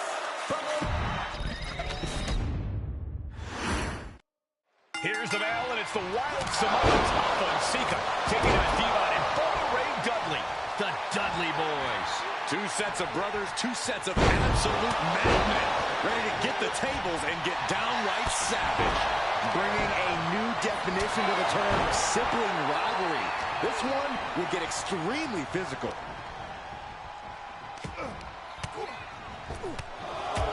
They're just punishing their opponent now. And the Wild Samoans always have that gaze in their eyes, that look that makes you question their understanding of their surroundings. Yeah, and I have to wonder if Alpha and Sika are even aware of what the tables are for. I'm afraid they'll just keep on dishing out punishment, expecting a bell to eventually ring. Each of those boots seem to get heavier with each blow. Sika looking to bait his opponent into a mistake. Ooh! Uh-oh. Well-placed elbow to the leg. Legs up. Now, these are obviously two juggernaut tag teams clashing, but this is also a match that clearly favors one team over the other. Be honest, Corey, do you think the Wild Samoans really have a chance in this one? This is the Dudleys' wheelhouse, Cole. No team knows more about excelling in a tables match than Devon and Bubba Ray. The Wild Samoans have a lot of unbridled aggression working in their favor, but ultimately, they're up against the Masters. Ooh, a nasty shot to the throat. A very ferocious demeanor emanates from the Wild Samoans, like they're part of a pack of untamed beasts. I really wonder what it'll take for the Dudley boys to have control of them. Maybe they'll take a sledgehammer? A truck? They're not human, Byron. You can knock them down, but they'll keep coming back. Oh, my God, what a kick. No count out as he takes things out of the ring. Such a peculiar look coming from the Wild Samoans, as if they have no control of their animalistic behavior. Oh, he timed that counter well. Oh, back elbow. He's setting his table up, and guys, someone's about to have a really bad night. Somebody stop this competitor. And we can harp on how this match is something almost tailor-built by the Dudley Boys. With a famous series of TLC matches they've had, the Dudleys have become synonymous with the T in TLC. And that didn't stand for tender, Cole. It means tables, and it means lots of them. Yeah, and if Bubba Ray and Devon can get the Wild Samoans to a table tonight, it will really add to the Dudley Boys' legacy even further. Does the official not see him removing the tournament? Keep your voice down. Takes it up high here.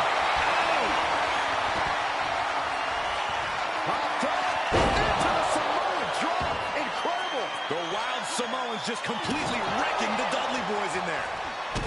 Brought back. Here it is. Here we go, cleaning up the announce table. Slides out the back door, and he is free. He's rummaging for some sort of equalizer underneath the ring. If you're going to grab a kendo stick, you better be prepared to use it. Oh, man, he is more than fired up right now. The Dudley Boys came in tonight knowing they had to turn up the dial, had to match Alpha and Sika's level of aggression. Bubba Ray and Devon know they have to be extreme as they can be. Yeah, but what the Dudleys call extreme, the Wild Samoans just call regular old Tuesday. Alpha and Sika are just a different breed of wrestling. Look, I don't care who you are. You could be King Kong or Kaiju. It's going to be curtains for you if you're on the receiving side of a Wild Samoan headbutt from the top rope. Oh, what a headbutt. Oh, what a forearm. Oh, what a throat. Ooh, what a measure. Agonizing.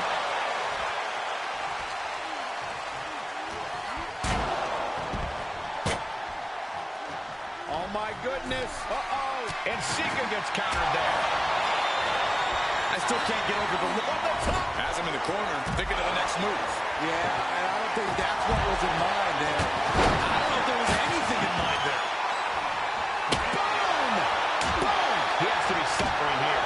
It's time to catch that second, maybe even third wind. And each of these lethal maneuvers have got to be taking a toll. What a counter by Sika. He gets back into the ring. Oh, square shot, but the back elbows ends that. Oh, right to the throat. Another attack to the head and looking a little dazed. Set. Into the side.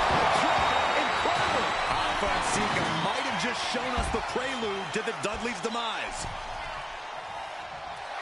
Alpha is fired up and ready to go. Alpha climbs. What's on his mind? Take off. You gotta be kidding me. From ring post to ring side, risking it all paid off.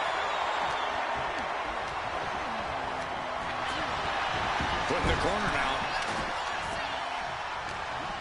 Oh, you can tell he's feeling it now. This fight is pumping. I don't think this table's going to last much longer. And Alpha and Sika just beat the Dudley Boys at their own game. Here are your winners, Alpha and Sika, the Wild Samoans. And it's the Wild Samoans standing tall, having beat the Dudley Boys at their own game. Devon and Bubba pushed Alpha and Sika to their limits, but in the end, there was only one way.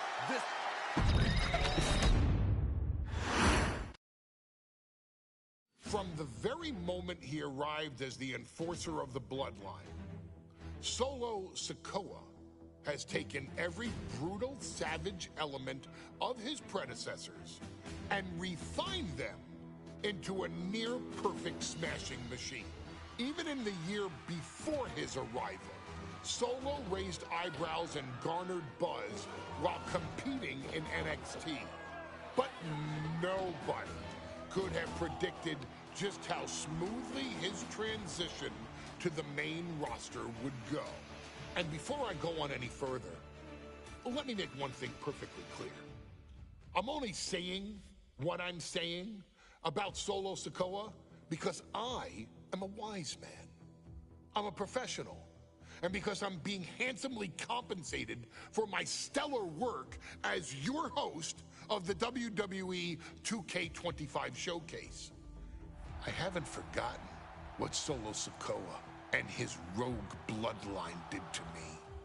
But I also know better than to let personal feelings hinder your professional endeavors. So with that being said, since his arrival at Clash at the Castle in 2022, Solo Sikoa has consistently been involved in WWE's biggest moments and biggest matches.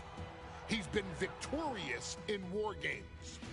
He's repeatedly enforced the Bloodline's will to maintain Roman Reigns' status as undisputed WWE Universal Heavyweight Champion. I brought Solo in as an insurance policy. Solo was here to protect me. Solo was here to maintain the promised land. He's violent. He's strong. He's fast. He's all those things. And he betrayed me. Any man who would betray me must be a very dangerous man. Solo defeated John Cena. Solo elected to betray your tribal chief, Roman Reigns, in an attempt to bestow upon himself the title of tribal chief. When I refused to acknowledge Solo as my tribal chief, you are not my tribal. He, Tama Tonga, Tonga Loa, and Jacob Fatu put me through a table in Madison Square Garden. And that led to opportunities to compete for the undisputed WWE Heavyweight Championship. It's led to more visibility with Solo's rogue bloodline ruling over SmackDown. Every choice Solo made only furthered his standing in WWE. He has the bloodlust of the wild Samoans, the brutality of his cousin Yokozuna, and the single-minded focus of Roman Reigns, all rolled into one. There is no question the future is his for the taking, and that he will be champion many times over, and that he may set records of his own before it's all said and done. Few men have so quickly served notice to all of WWE.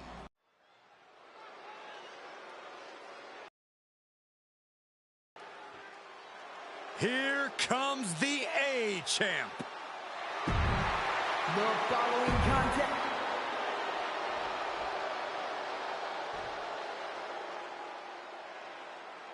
What?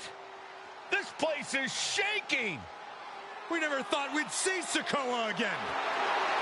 His opponent from Las Vegas, Nevada, weighing in at 250 pounds, Solo Sikoa! And Solo is...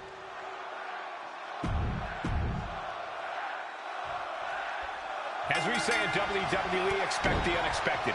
We expected Wes Lee to be Carmelo Hayes' opponent here, but instead, we have the surprise return of Solo Sikoa as he's claimed his title opportunity.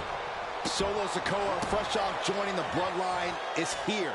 He has answered the call, and we indeed have an NXT North American title defense tonight for NXT 2.0's one-year celebration. You got to imagine that Roman Reigns, the Usos, even Paul Heyman are watching this match closely right now. Oh, absolutely, Cole. We're talking about the man who has held the WWE Undisputed Universal Championship for 744 days. And the undisputed tag team champions, the Usos, who have held those titles for 422 days. Record-breaking reigns in both singles and... And Sikoa sent toward the ropes, and Carmelo Hayes with a kick right to the midsection. Melo taking it to Sikoa here. The power of Solo just a little too much for the A-Champ in this instance. What a chop. Trademark viciousness. Lack of mercy. That's what Solo Sikoa is all about. Into the corner. Big splash by Sikoa. Melo in trouble. Sikoa. Trick Williams making sure Melo got out of harm's way. Well, at least momentarily. Yeah, momentarily is right. Sikoa continuing to inflict more punishment on the champ. And hey, Solo not allowing the presence of Trick Williams to distract him whatsoever. Solo has the mindset to destroy anyone in the way of him in the NXT North American Championship. Man, Trick Williams has been... Simple waist lock, countered into an arm drag. Sikoa gets out of dodge. Looking for the front waist lock. But able to block into an arm drag. He's able to avoid heavy contact.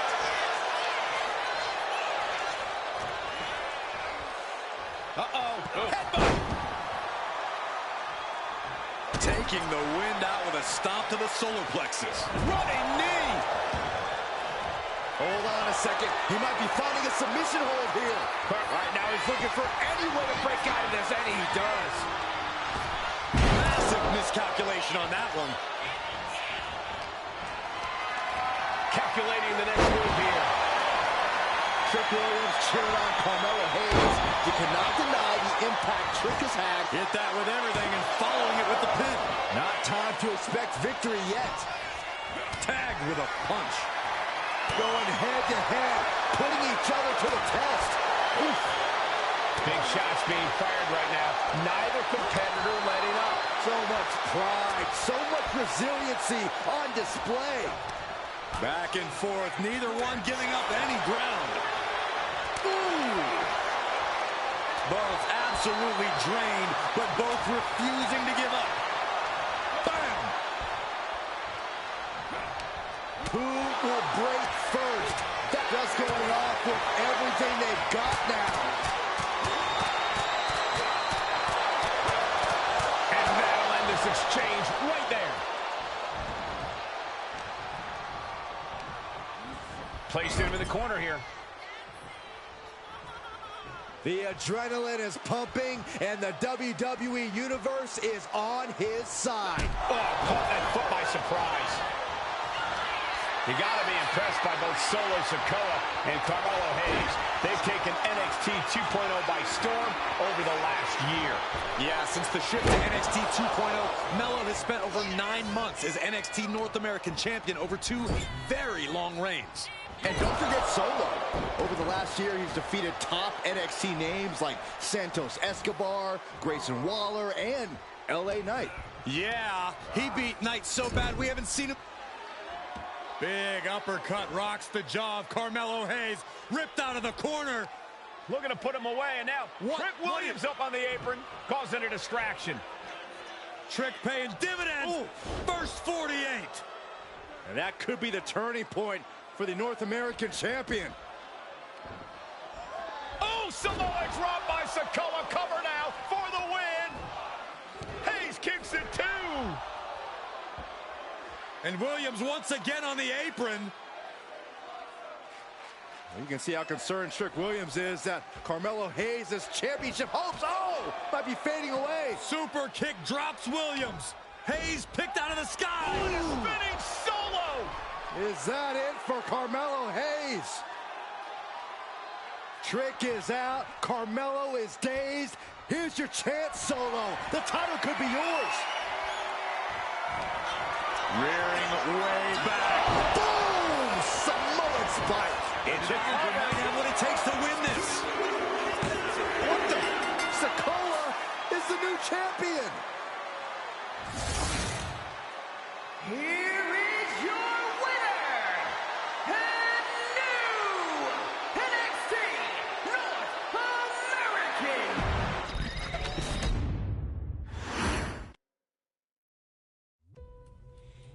ain't doing this one. We can have all the fun we want with these video games and this showcase and these fantasy matchups like Alpha and Sika versus Bubba Ray and Devon. I'm not doing shtick about Roman Reigns and Seth Rollins. That's a little too volatile. And it's way too personal for Roman Reigns. Roman Reigns and Seth Rollins came up together in the Shield. And Seth Rollins took it upon himself to disband the Shield by blindsiding Roman Reigns with a chair.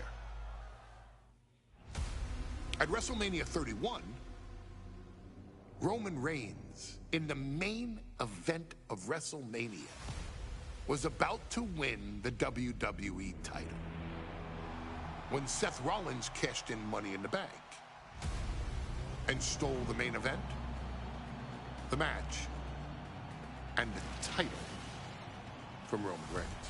Roman Reigns lost the undisputed championship after almost 4 years, the greatest title reign of all time, to Cody Rhodes. Not because Cody Rhodes was the better man, but because Seth Rollins was right there. And the seduction, the bloodlust that Roman Reigns had for that moment of revenge was too much for Roman Reigns to give up. And for the first time in Roman Reigns' life, he took his eye off the ball for that much time and smashed Seth Rollins with a chair, the same way Seth did a decade earlier to Roman. And that moment gave Cody Rhodes all he needed to end the most historic title reign in WWE history.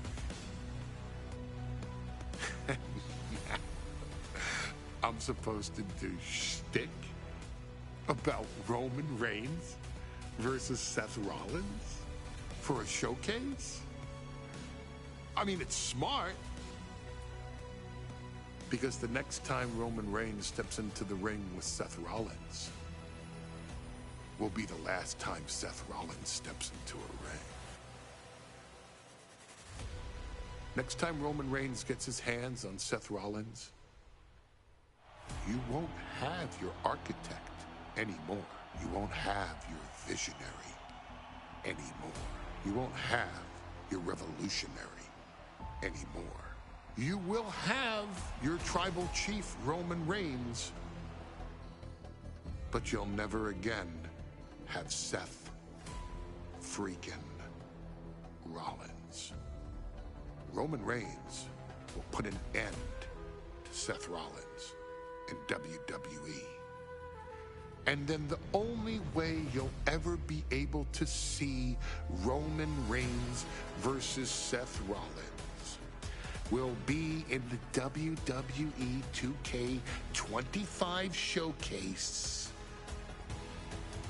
Roman Reigns versus Seth Rollins from the 2022 Royal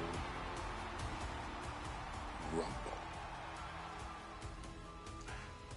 And that's not a prediction.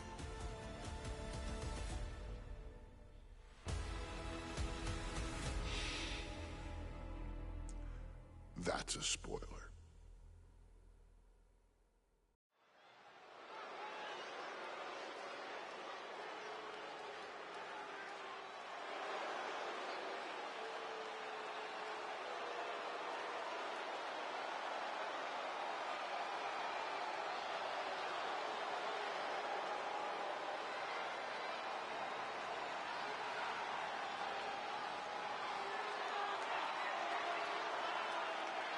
The big question as we kick off Royal Rumble, will Roman survive tonight?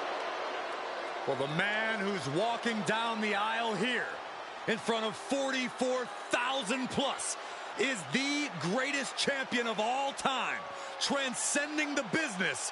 And tonight, it's personal.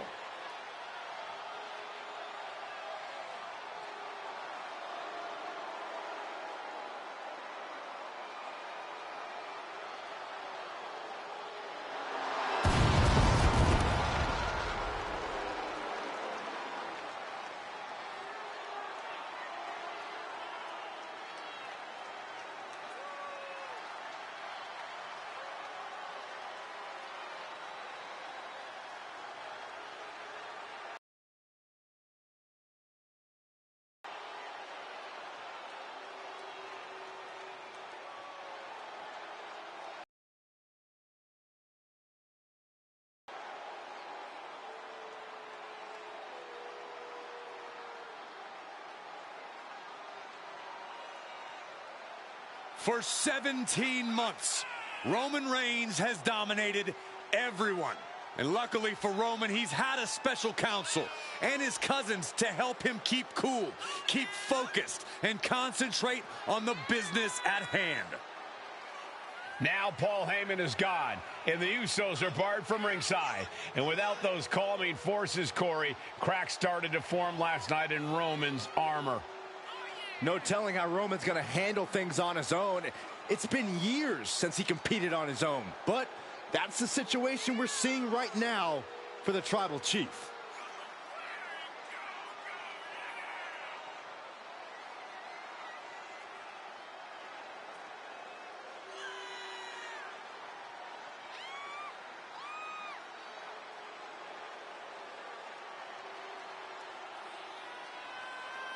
In recent weeks, Seth Rollins touched on the one thing that Roman Reigns has not been able to get over: the dissolution of the Shield at the hands of Seth Rollins. Roman Reigns is a loyal man, a family man, and what Seth Rollins did to his family was cowardly in the eyes of the head of the table, the Tribal Chief, the man who is blessed by the gods of sports entertainment.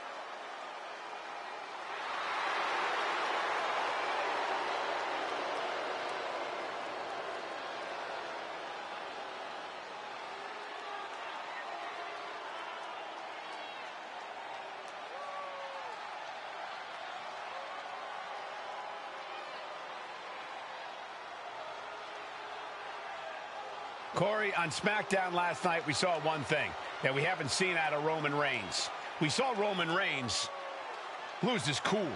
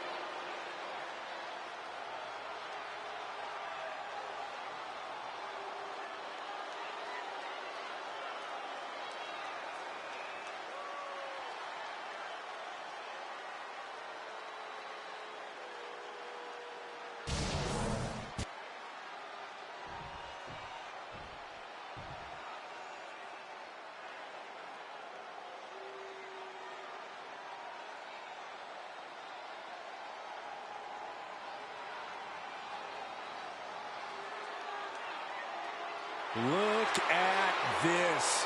Even more mind games from Rollins. As we heard that music pop right there, the Shield, you can't help but have a little nostalgia. You can't help but think back to the glory days of when the Shield would go to town, beating everybody down. Until that man right there, Seth freaking Rollins, decided to tear it apart. Seth Rollins says he knows Roman Reigns so well. He knows how to prey on the insecurities of the Universal Champion. He knew there was one thing that Reigns will never get over, and that is that Seth Rollins chose to end the Shield. The infamous blow to the back of Roman Reigns.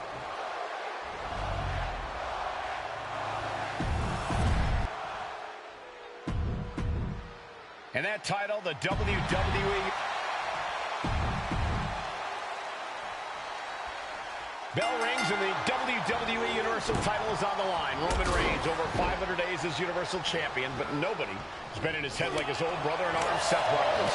Well, Seth freaking Rollins tore that brotherhood apart 8 years ago, and we can now see that the Tribal Chief never truly recovered from that night. Well, speaking of family, the Usos have been banned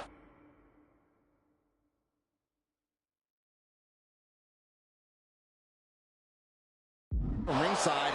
And last month, Roman fired Heyman from the bloodline. So right now, the head of the table needs to win without any allies. He manages to get to the ropes. And that'll put an end to this submission. Oh my goodness. There's the jumping knee drop. So precise. Gentlemen, for 17 months, Roman Reigns has dominated. He had special counsel and cousins to help him stay in control, to keep his cool, to concentrate on the business at hand. But now Paul Heyman is gone, and the Usos are barred from ringside. Without those calming forces, cracks have started to show.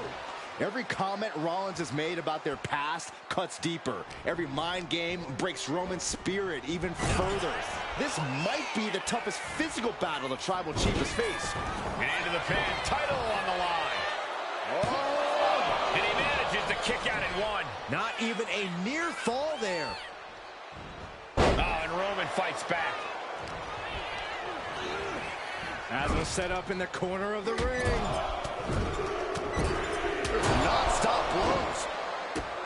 Even before Seth put his gear on, he came into this match with a clear-cut advantage. You're right, Cole. 1 week ago on SmackDown, Seth Rollins and Kevin Owens defeated the Usos. As a result, Jimmy and Jay are barred from ringside. It was an all-or-nothing move, as Rollins would have lost his title opportunity had that match gone the other way. It just proves that Seth freaking Rollins will take every freaking risk to win. Ooh. Oh, just nailing the double axe handle. Single underhook.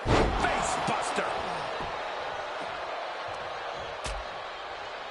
Dangerous position here, guys. Oh, no.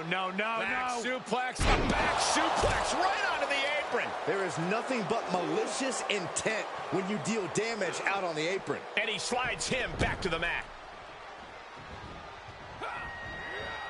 Sling blade. For the title. New champ. And the champion gets a shoulder up just before 2. Getting the shoulder up before 2 tells me the end is not near. And they're going shot for shot, blow for blow. Giving up now is not an option. They have to finish this. Neither competitor is backing down.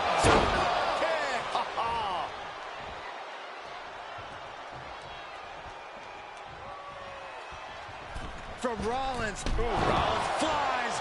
Knee strike connects. Uh-oh. It's good. We're going to see it. Stop. Can the champ recover from that? Cover. Strong kick out from the resilient champion. How did he do that? And Rollins not handling this well. That was it, for all he knew. But it wasn't. Falcon arrow. Reigns seems to be taking just a little bit more pleasure than he usually does as he piles on the attacks. The disdain he has for Rollins is off the charts. Non-stop blows.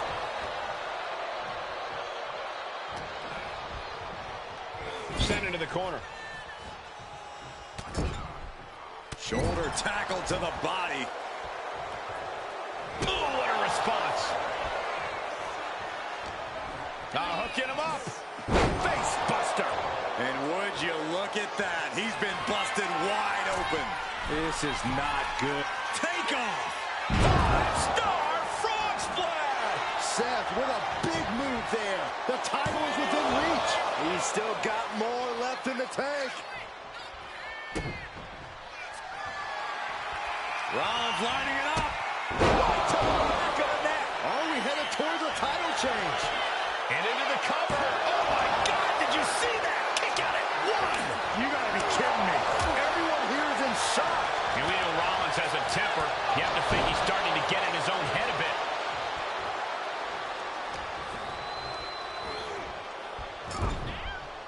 Oh, look at this. Raining right hands. Non-stop blows. Reigns so close to finishing this, he can taste it. Ending Rollins and closing the book on the Shield will be his biggest victory yet. This is a situation you want to avoid. The Tribal Chief has been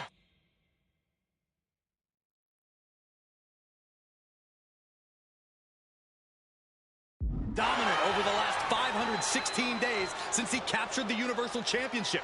Month after month, he's dominated every top contender on the SmackDown roster. Roman Reigns has beaten big names over the last year and a half, but Braun Strowman, Rey Mysterio, the Demon Finn Balor, even John Cena. But Reigns has to be bothered by the fact that he has never been able to knock off Rollins in a premium ladder match in his career. Never successfully defended a title against Rollins. Indeed, 2 of the biggest PLE losses of Roman Reigns' career have been at the hands of Seth freaking Rollins. At Money in the Bank in 2016, Rollins defeated Reigns for the WWE title. And a year prior to that, Rollins committed the heist of the century and used the Money in the Bank to steal Roman's WWE Championship in the main event of WrestleMania. Less and less time remaining on the count. Coming back from the outside now. Just in time to beat the count. I have to admit, it's a pretty cold move for Rollins to just take the years of history the Shield had and turn it into a joke here tonight. It's appalling, Saxton. Rollins has always treated that sacred history as a joke. Now we know that Roman Reigns is a loyal man, a family man. What Seth Rollins did to his family 8 years ago was cowardly. Now it's time for Rollins to pay. Roman being the aggressor. And you can see Seth is being run into the ground by Roman. Superman punch from Reigns. Absolutely laid Rollins out. And now Reigns. Rollins being put into the guillotine. This is the biggest danger Seth has faced. This is he just decides to end the hold. Wonder what he's thinking here. Oh, Roman Reigns locked and loaded, measuring his opponent. Here we go. Stops the incoming attack with a knee to the face. Quick count after one. You expect these pins to last much longer at this stage in the match.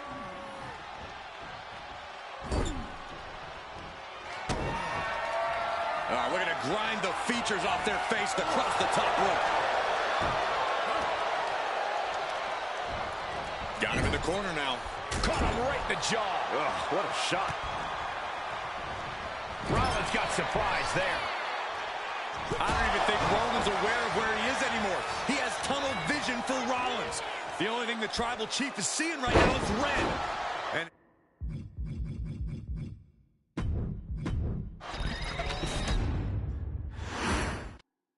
the Royal Rumble Premium Live event kicks off with a match between two former brothers.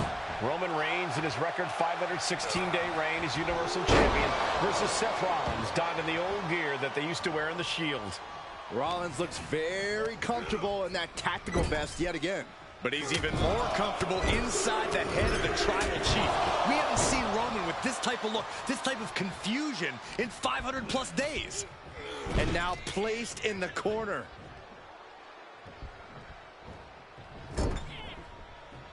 Oh, look at this, raining right hands. No escape from these punches. Gentlemen, for 17 months, Roman Reigns has dominated. He had special counsel and cousins to help him stay in control, to keep his cool, to concentrate on the business at hand. But now Paul Heyman is gone, and the Usos are barred from ringside. Without those calming forces, cracks have started to show. Every comment Rollins has made about their past cuts deeper. Every mind game breaks Roman's spirit even further.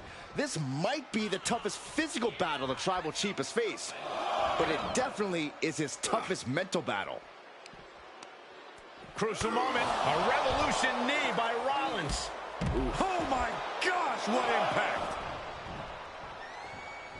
Oh no, a referee falling prey to the chaos in the ring. Even before Seth put his gear on, he came into this match with a clear-cut advantage. You're right, Cole. 1 week ago on SmackDown, Seth Rollins and Kevin Owens defeated the Usos. As a result, Jimmy and Jay are barred from ringside. It was an all-or-nothing move, as Rollins would have lost his title opportunity had that match gone the other way. It just proves that Seth freaking Rollins will take every freaking risk to win. Seth freaking each shot landing with a little bit more venom. Oh! It looks like we've got ourselves a brawl here. Back and forth, neither one giving up any ground.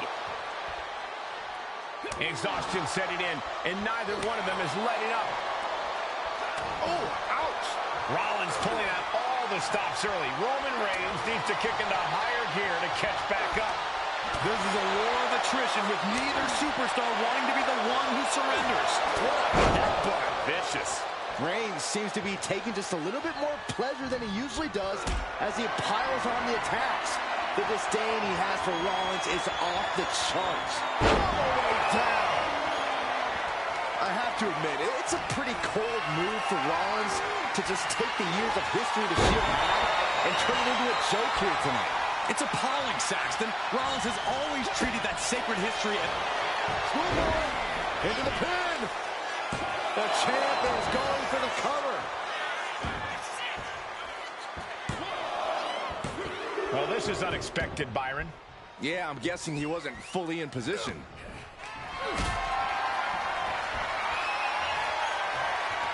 Being carried around now. All the way down. Picture perfect example for when you just want to put someone down with authority.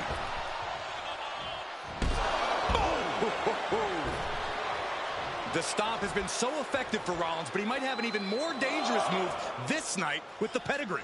Indeed, the pedigree made famous by a man who's been part of the story since the beginning. Triple H, the man who manipulated Rollins into turning on the Shield, became something of a father figure for Rollins. And judging by the cerebral approach Rollins has taken tonight, he indeed knows how to play the game. Rollins can't find any reprieve right now. And you can see Seth is being run into the ground by Roman. And enters back into the ring. This one's heading to the outside. Across the top rope, all the way to the floor.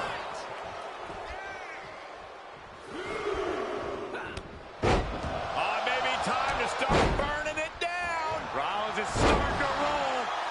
Late pin, championship on the line. He breaks the ref's count before 2. Unbelievable display of will in the late stages of this matchup. I hate to say this, but the Tribal Chief has become extremely frazzled without the benefit of having the bloodline by his side. Every little move, Rollins. Pin, title on the line. Champ's in trouble. Kicking out before the count. All the punishment he's taken, and yet he's still in this match? Roman had that scouted. Big clothesline. Lining him up. This is now Seth Rollins' chance to end the history. Rollins with a head of steam. Big air. Stomp. The challenger comes up big. The cover. No, they kicked out. The champion kicked out. We knew it was not going to be an easy task to put the champion away, and that's being proven right now. More like the champions proving that sooner perish than lose their title. What a battle Rollins has waged so far, but he's not finished yet. Rollins known to be irritating. We're seeing no different now. Here we go again. Bang. Maybe that'll teach him not to take his eye off the ball. The Tribal Chief has been dominant over the last 516 days since he captured. He's dominated every top contender on the SmackDown roster. Roman Reigns has beaten big names over the last year and a half, but Braun Strowman, Rey Mysterio, the Demon Finn Balor, even John Cena. But Reigns has to be bothered by the fact that he has never been able to knock off Rollins in a premium ladder match in his career. Never successfully defended a title against Rollins. Indeed, 2 of the biggest PLE losses of Roman Reigns' career have been at the hands of Seth freaking Rollins. At Money in the Bank in 2016, Rollins defeated Reigns for the WWE title. And a year prior to that, Rollins committed the heist of the century and used the Money in the Bank to steal Roman's WWE Championship in the main event of WrestleMania. Taking things to the outside, but got to make sure to heed the officials' count.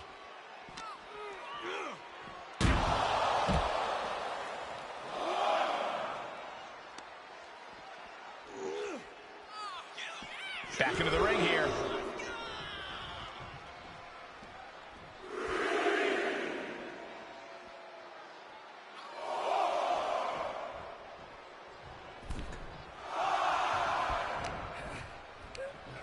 Schoolboy takedown.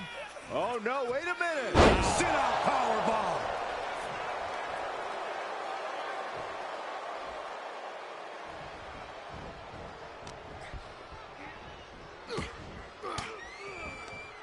Impressive reversal on Rollins. Textbook jumping clothesline. Oof.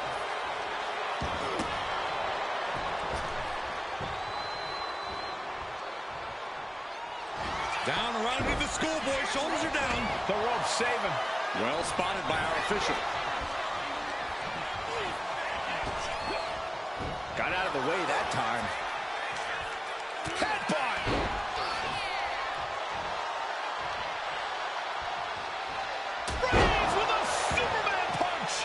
absolutely laid Rollins out. And now Reigns can finally overcome it. What a spear by Reigns!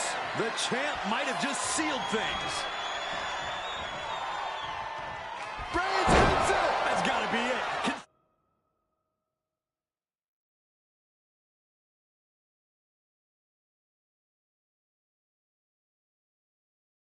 Consider the championship retained.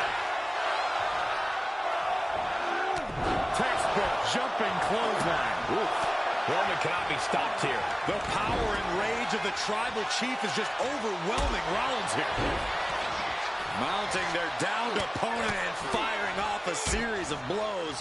And I think Rollins might have got cut there. And these non-stop attacks on the torso have more than done their job here. We could be looking at broken ribs. I don't even think Roman's aware of where he is.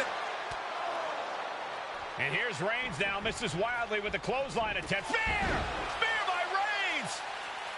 Roman Reigns surrendered. Rollins just motionless now. Roman had that guillotine locked in far too long. Well, the oxygen slowly circulating through Seth again, but I feel it's just a matter of... Rollins being put into the guillotine. This is the biggest danger Seth has faced. It's a very, very difficult submission to escape. But he did it. The head of the table and Seth freaking Rollins are at war right now. Bombs being thrown between these Shield brothers, but only one will be left standing. Oh. What a clothesline! Seth losing any command of this match. Right now, Seth is unable to evade Roman's offense. Brought in the hard way. Getting him right into the corner. Turns it around. And Rollins finally able to keep that string of offense in check. Brief sign of adrenaline from Rollins. Superman punch by the tribal chief. And there it is. The title's not going anywhere tonight. The champion thought that was it. That's how much winning this title means. To give everything you've got. I don't know how much you can have left after that, but you've got to be impressed. Reigns now realizing that he's facing an even tougher level of opponent. Oh, Superman punch!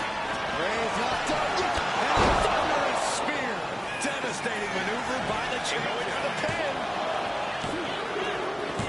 And Reigns retains the title. Here is your winner, and still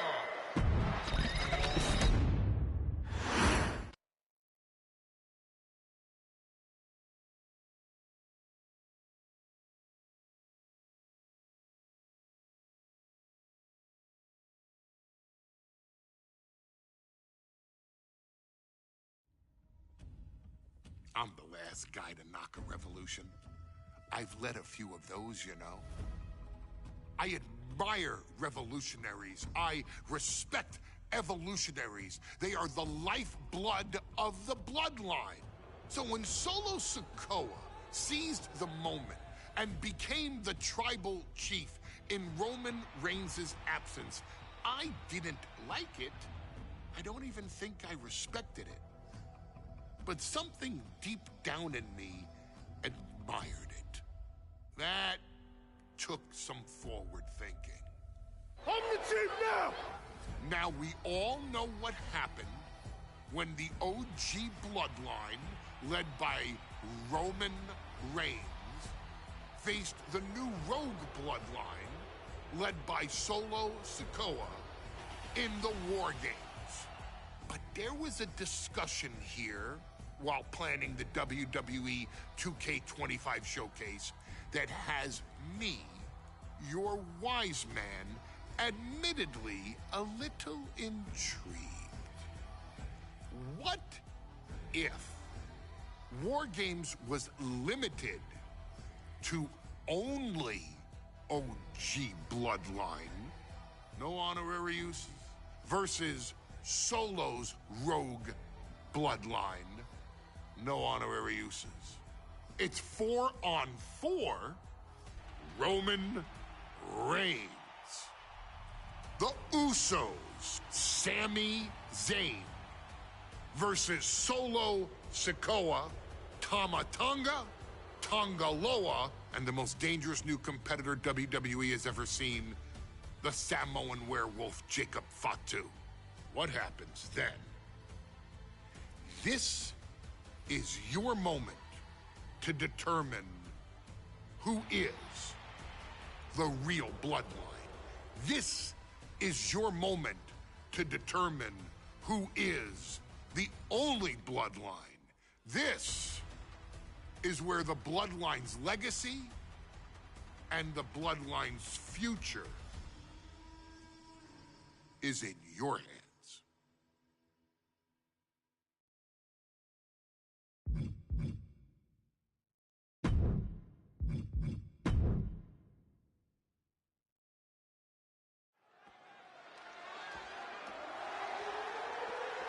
The following contest is the men's War Games match. The rules of the match are as follows. 2 teams will be contained in separate cages, with 1 member of each team starting the match. At regular intervals, alternating members from each team will be released to enter the match. The first member to enter will come from the advantaged team. Once all competitors have entered, War Games officially begins! The match can be won by pinfall or submission. Exiting the cage will result in a forfeit.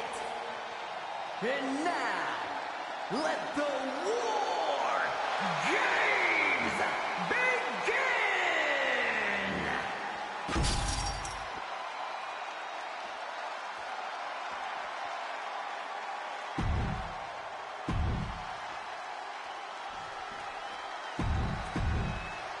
Here we go. First 2 combatants locked in the War Game structure. The original Bloodline versus the new Bloodline in the match beyond. The WWE Universe has wanted to see this war for some time, gentlemen. Roman and his old guard versus Solo and the new crew. So many questions. Can Roman's teammates put their past animosity aside? Can the rest of Solo's gang handle a match against competitors with more War Games experience? Well, Byron, I think we'll know the answer to all those questions. Just a matter of minutes. Able to capitalize on Jacob Fatu's mistake. If there's one man here with the most to prove, it's got to be Tonga Loa. We've often seen that the man with the most to prove ends up being the difference maker in War Games. Many folks think Tonga Loa sky high. Oof, no way home.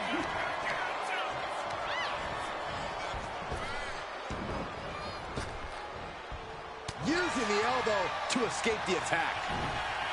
Over, nice DDT. Ooh. Enzuigiri.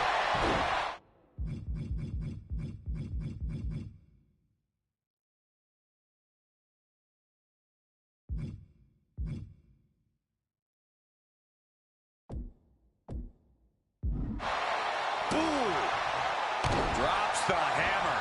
Right on the lower back. He may have just slowed Jacob down a bit there. That is the meaner, more aggressive Jey Uso coming out to play. The count has started, and one team is about to have the odds in their favor. A lot to prove from the new Bloodline tonight. Gentlemen, do you think they can do it? Absolutely, Cole. Solo Sikoa, Jacob Fatu, Tonga Loa, and Tama Tonga have been competing on a different level as of late.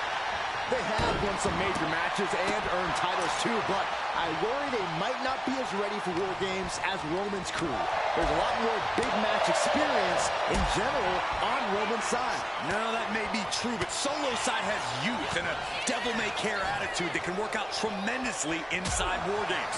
I expect Solo's side to go all out here inside this sadistic structure. 8 men in this war, but one seems to be fighting his own internal battle. That man, Jimmy Uso. He's currently on Team Roman, but this might be an instance of the enemy of my enemy is my friend. Well, Jimmy had clashes with Roman. He went to war with his brother Jay. But the men who put Jimmy on the shelf for months stand across the ring. Jimmy's out for every member of Solo's squad tonight, and he'll deal with the rest of his fractured family. Great awareness of positioning, placing yourself between the ref and your opponent. Samoan drop. That kick will stop you in your tracks. Using the elbow as a weapon. Solo Sikoa's group at a decided disadvantage. His side has less experience inside the structure. But look at how young and hungry Team Solo is. In particular, Tama Tonga is a real wild card. He's like a hyena locked in a cage with a bunch of raw meat. I even asked Tama backstage if he was looking forward to this match, and he just said to me, Great journalism there, Byron. thanks, Michael. Oh, DDT. Oh, that does not look good. Yeah, it seems to have opened him up pretty bad. And his head is becoming a bigger target. Backed around into a neck breaker.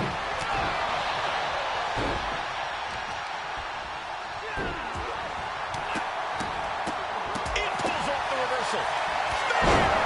Is that all she wrote for Tonga Loa? Ooh, boy, what a kick. Ooh. Double axe hammer connects. Ooh. And Tonga Loa gets cut down there. Kick right to the gut.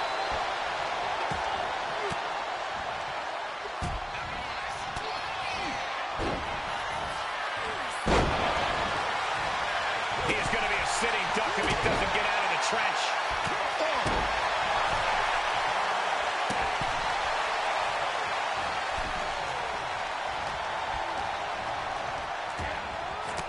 Sent him clear into the other ring. Oh, he saw it coming. The crowd is counting it down. Next entry will tip the scales in their team's favor. Solo Sikoa, leader of the new bloodline, has called himself the head of the table. Zayn exposed here. Here's the buzzer, and Jimmy Uso is looking for revenge against the new bloodline in War Games. And that blow has him wavering. Old bloodline, new bloodline. Both sides engaging in a brutal battle. Every one of these men is fighting with every fiber in their being to be considered the true bloodline. Strong kick. My goodness.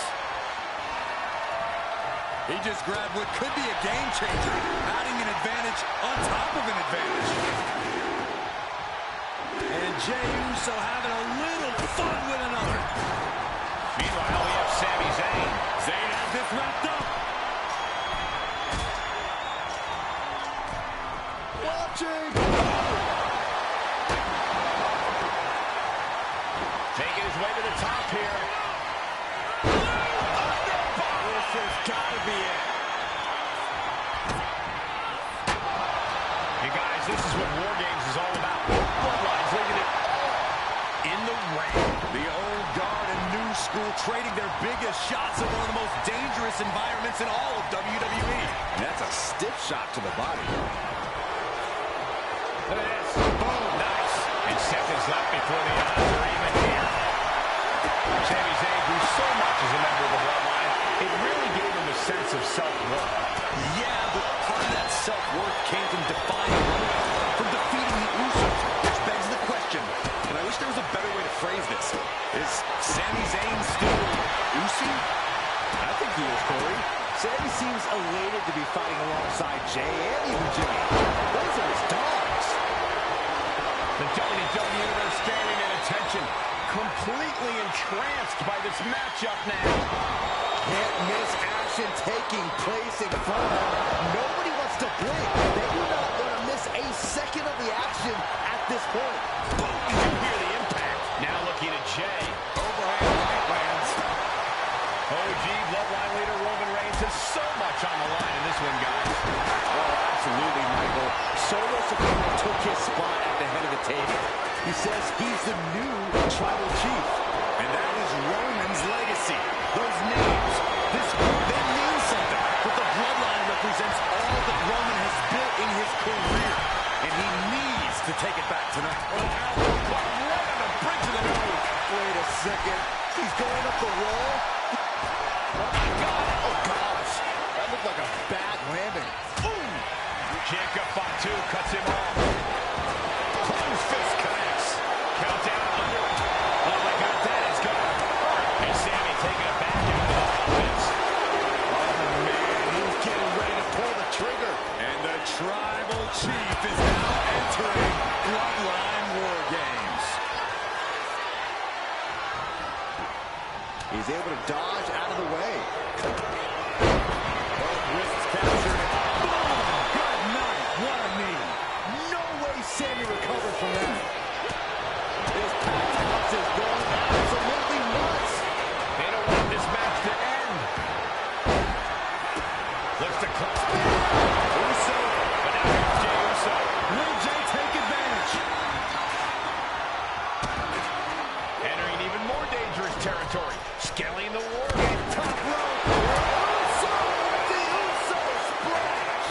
Jay can seal it here.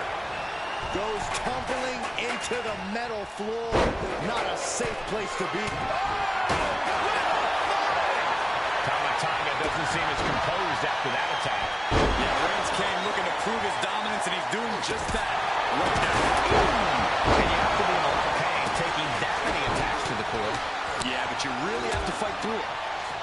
And a stop to the gut. And we just saw some serious offense. Top rope. And it's Jey Uso. Jey nailed all of it. Clock counting down. A sigh of relief can surely be breathed once the next competitor enters. Jumping DDT. And now the new tribal chief, Solo Sikoa, joining Bloodline War Games. Kick to the midsection prevents the attack. Oh, what a clothesline. An unprotected shot to the head. Those could add up. Coming in with the heavy hardware to even the odds. Stumbling to his feet. He might just be rising to meet his end here. He's been dealt a good deal of damage. Looking at the ring for reinforcements. And Jey Uso on the wrong end of some... Tonga executing a vicious Tonga twist. Tama could end it there. Neckbreaker. That'll do some serious damage. They could have got that time. Tonga. And look out. Here comes Tonga twist. Look at Jey. His lights are off. Vicious right forward.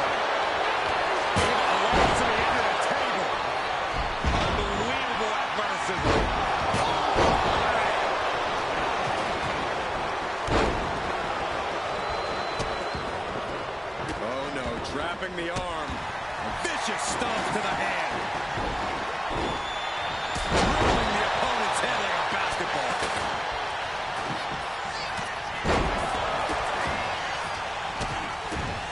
And a series of vicious stomps. Just bouncing that head like a basketball. Strong impact. Super kick. Good night. Jey taking his offense to the top rope.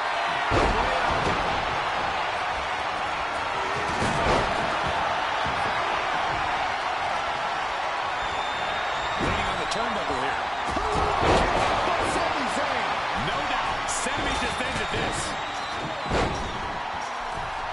Watch out.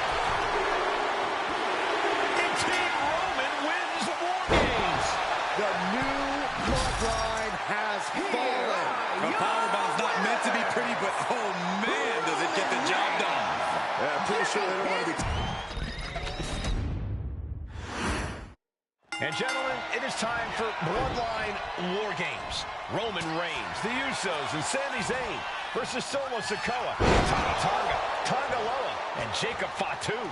Both of these sides have a deep and abiding hatred for one another. Solo felt he was held down. His crew never called up during Roman's time as the tribal chief. But most of the men on Roman's side were unceremoniously removed from the bloodline, courtesy of Solo Sikoa. And those who weren't have faced continued attacks from the new bloodline.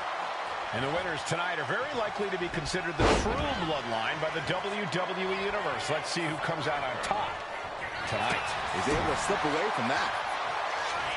8 men in this war, but one seems to be fighting his own internal battle. That man, Jimmy Uso. He's currently on Team Roman, but this might be an instance of the enemy of my enemy is my friend. Well, Jimmy had clashes with Roman. He went to war with his brother Jey, but the men who put Jimmy on the shelf for months stand across the ring. Jimmy's out for every member of Solo's squad tonight, and he'll deal with the rest of his fractured family later. Enough already.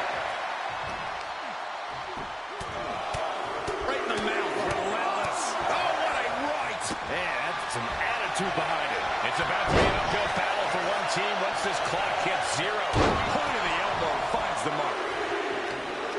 OG bloodline leader Roman Reigns has so much on the line in this one, guys.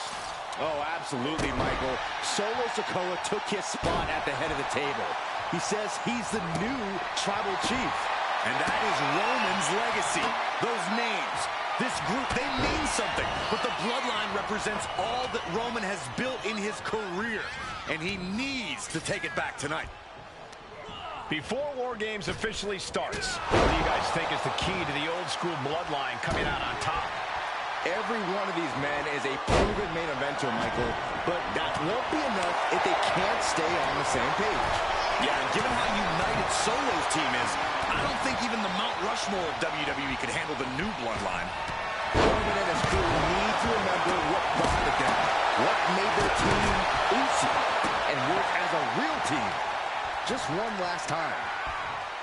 Solo Sikoa, leader of the new bloodline, has called himself the head of the table, called himself the tribal chief.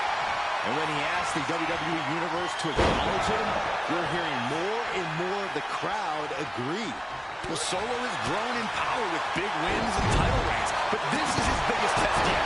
If his crew can defeat Roman's, Sikoa will be everything he says he is and more. Oof. New entrant about to come in, and not a moment too soon. Sliding out of danger there. And Sammy is countered. Tonga Loa now entering the fray of Bloodline War Games. Oh, man. If there's one man here with the most to prove, it's got to be Tonga Loa. We've often seen that the man with the most... Many folks think Tonga Loa is just a foot soldier for Solo. But let's not forget, this man is the son of... Solo won hard. He's saying treasure this out. Elbow drop.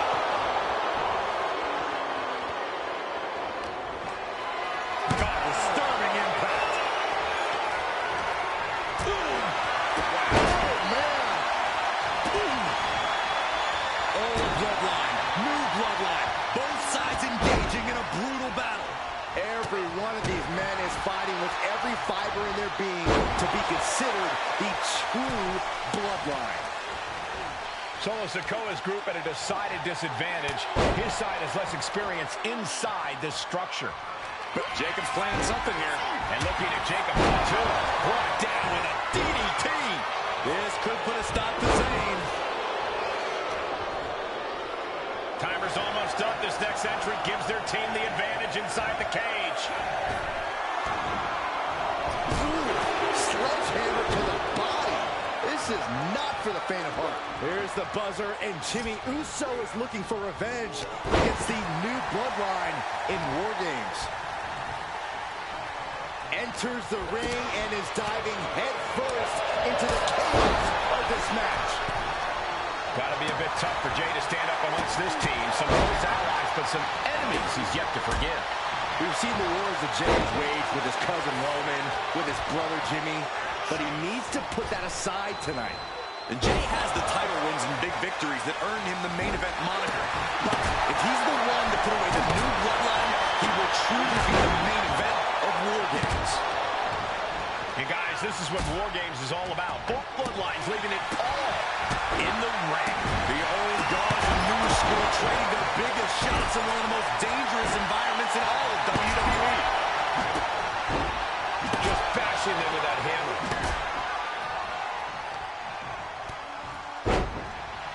Sami Zayn grew so much as a member of the bloodline, it really gave him a sense of self-worth.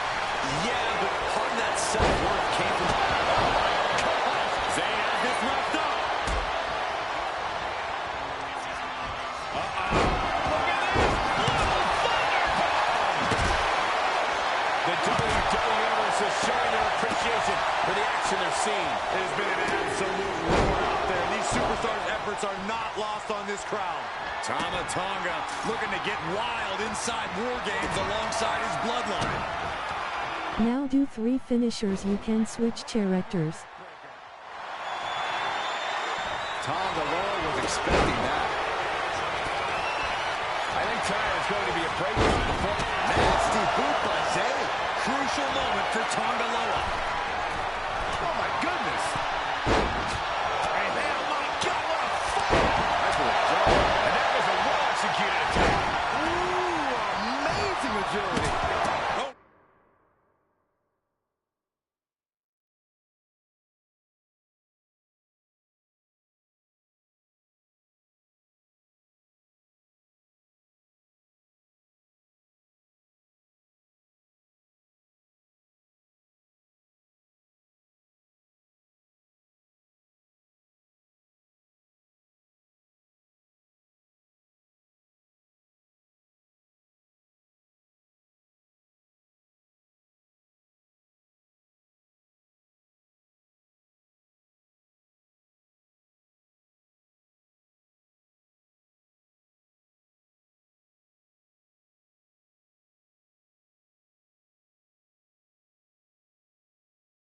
How do fist drop? Does anyone know how do it?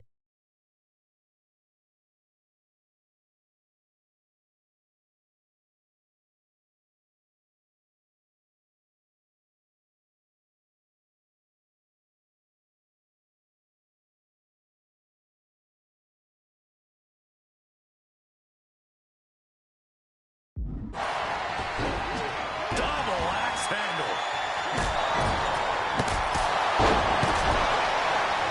Oh, man, right to the arm. Hyperextend your elbow. Kick to the back. Listen to this place. It's electric. Tama taking on some damage.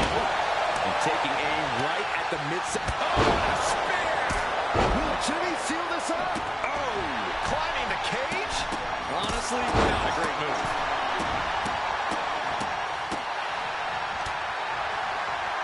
Big forearm. Counting down to seconds until this match becomes a bit lopsided.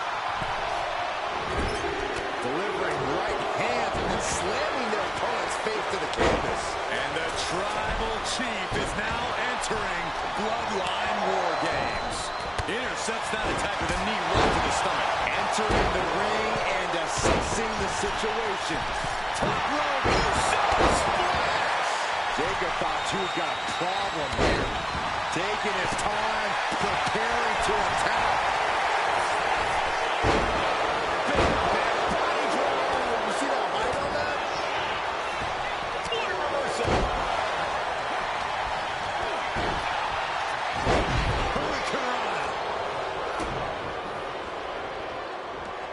Boom! DDT. Boom! But then to Sami Zayn. No doubt Sami just ended this.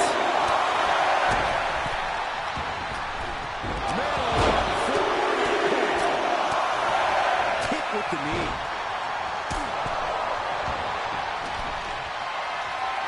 Stop in the leg. Textbook jumping clothesline. His body is showing the effects of this match. Oh, no, he just got... Kick by Zayn. Has Sami ended it there. This will turn the lights out number 3. Time is running out, and this next competitor will equalize things inside the cage. He's looking poised to finish Tonga. And now the new Tribal Chief, Solo Sikoa, joining from the top.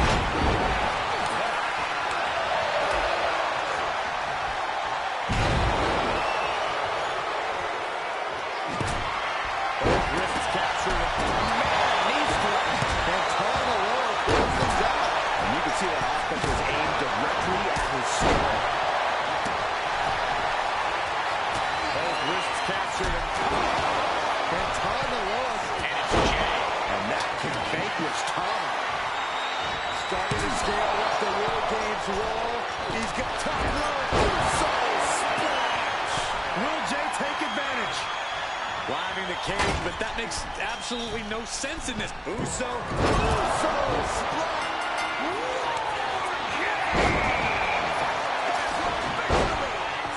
And with that, the so-called match beyond has begun. Everything we just saw was a warm-up. Now these superstars have to actually actually compete.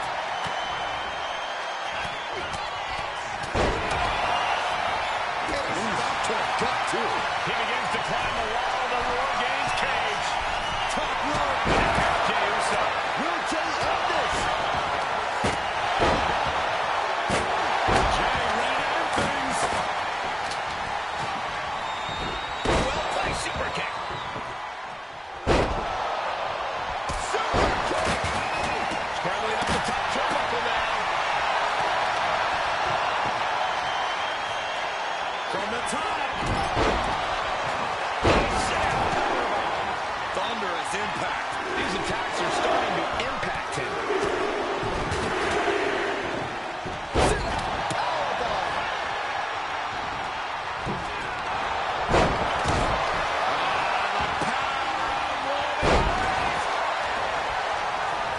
Sent right into the corner. Cover by Sami Zayn. Zayn has this wrapped up.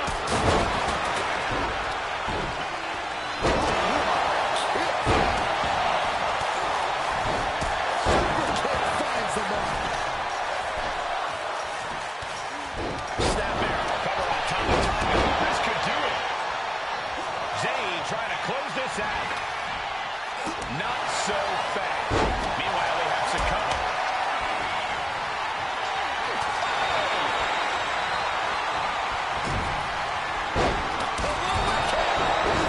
Closing this out.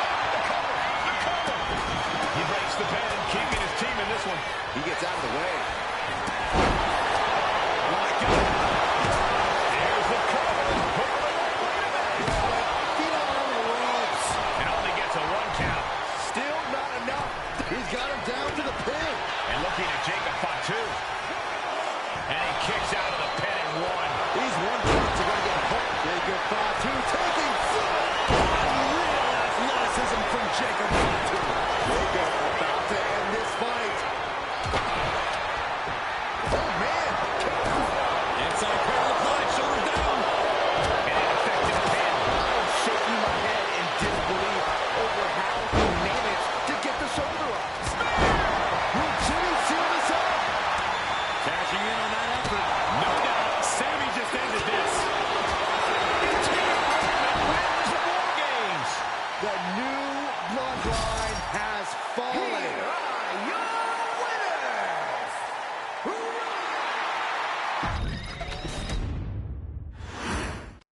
Here we go. First 2 combatants locked in the War Games structure. The original bloodline versus the new bloodline in the match beyond. The WWE Universe has wanted to see this war for some time, gentlemen. Roman and his old guard versus Solo and the new crew. So many questions. Can Roman's teammates put their past animosity aside? Can the rest of Solo's gang handle a match against competitors with more War Games experience? Well, Byron, I think we'll know the answer to all those questions in just a matter of minutes. Sami Zayn grew so much as a member of the Bloodline, it really gave him a sense of self-worth. Yeah, but part of that self-worth came from defying Roman, from defeating the Usos, which begs the question, and I wish there was a better way to phrase this. Is Sami Zayn still Usi? I think he is, Corey.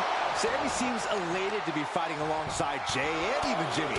Those are his dogs. Right. Own internal battle. That man, Jimmy Uso. Oh, stop to the tummy. Tummy? A lot of experience in general on Roman's side. No, that may be true, but Solo's side has youth and a devil-may-care attitude that can work out tremendously inside. Let's not forget, this man is the son of Pop. Jacob's planning something here. Oh, that'll rock you. We might be nearing the limits of this match. These are the moments professionals train for. When you are at your breaking point. When he asked the WWE Universe to acknowledge him, we're hearing more and more of the crowd agree. The Solo has grown in power with big wins and title reigns, but big in on the arm.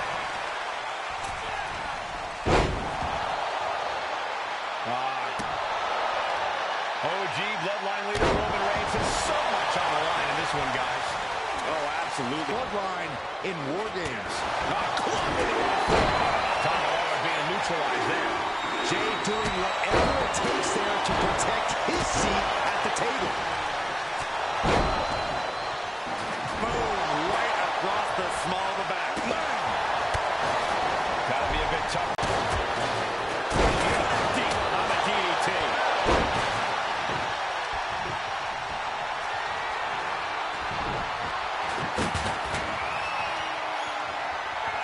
And a kick. This Tonga looking to get wild inside War Games alongside his bloodline.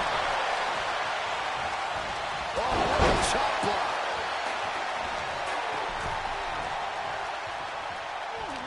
Just cranking the head. He gets manhandled over into the opposite ring.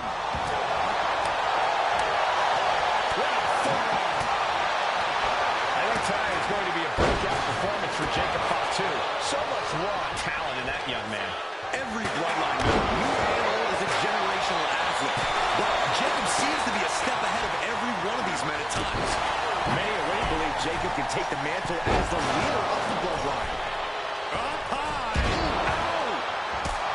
And guys, this is what War Games is all about. Both bloodlines leaving it all in the ring. The old and new. Both wrists captured. Tonga Loa put a stamp on this one.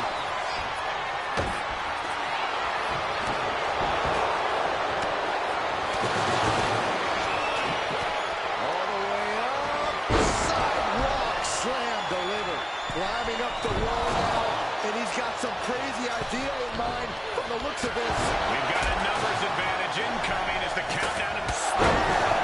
Meanwhile, it's Jimmy. And that's his vanquish Tommy. Oh, man, he is more than fired up right now. And the tribal that was vicious. Jimmy with a game under. This is not looking good for him. He has been battered and beaten, and there's only so much more he can take. The energy in here is palpable. Something truly special is unfolding before our eyes. From the middle rope. Oh, splash. And Sammy looks the worst he's looked all night after that. Fatu must be having thoughts of ending things soon. Look at the amount of members on each team now. This truly has the potential to become one-sided. Countering that offense. He just flipped the script there. But to top rope. It's a hard landing into the other ring. Will Jay take advantage?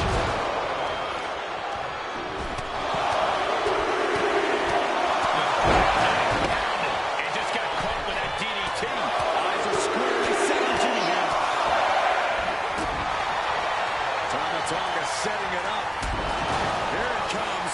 The Tonga twist. Jimmy with a cause for alarm. Still shot to the head here. Counting down the seconds as this match gets closer to being even. Facebuster plants him. Chicken wing under. And now the new tribal chief, Solo Sikoa, joining Bloodline War Games. It seems like this match is becoming something of an uphill battle for him. Sammy with a big boot. They have this wrapped up.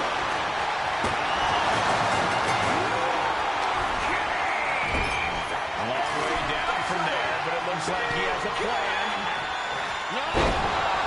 The top of the cage, right back into the carnage of the ring. And right on the mark, too.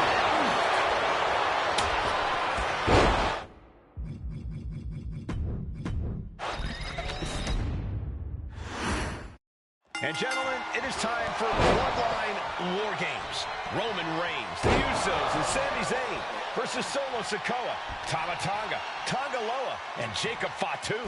Both of these sides have a deep and abiding hatred for one another. Solo felt he was held down. His crew never called up during Roman's time as the tribal chief. But most of the men on Roman's side were unceremoniously removed from the bloodline, courtesy of Solo Sikoa. And those who weren't have faced continued attacks from the new bloodline. And the winners tonight are very likely to be considered the true bloodline by the WWE Universe. Let's see who comes out on top tonight. I think tonight is going to be a breakout performance for Jacob Fatu. So much raw talent in that young man. Every bloodline member, new and old, is a generational athlete. But Jacob seems to be a step ahead of every one of these men at times. Many already believe Jacob can take the mantle as the leader of the bloodline. If he's the one to earn the victory tonight, his time as the tribal chief may come sooner than anyone thinks. Before War Games officially starts, what do you guys think is the key to the old school bloodline coming out on top? Every one of these men is a proven main eventer, Michael, but that won't be enough if they can't stay on the same page. Yeah, and given how united Solo's team is,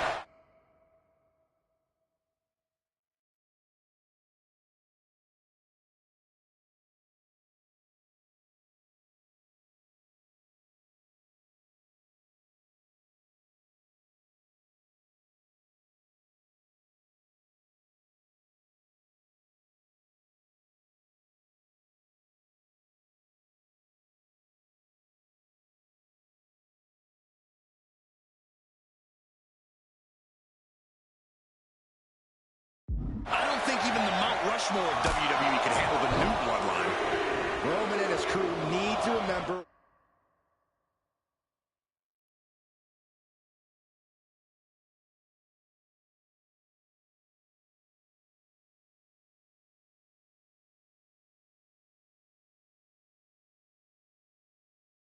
what bonded them, what made their team Uzi, and work as a real team.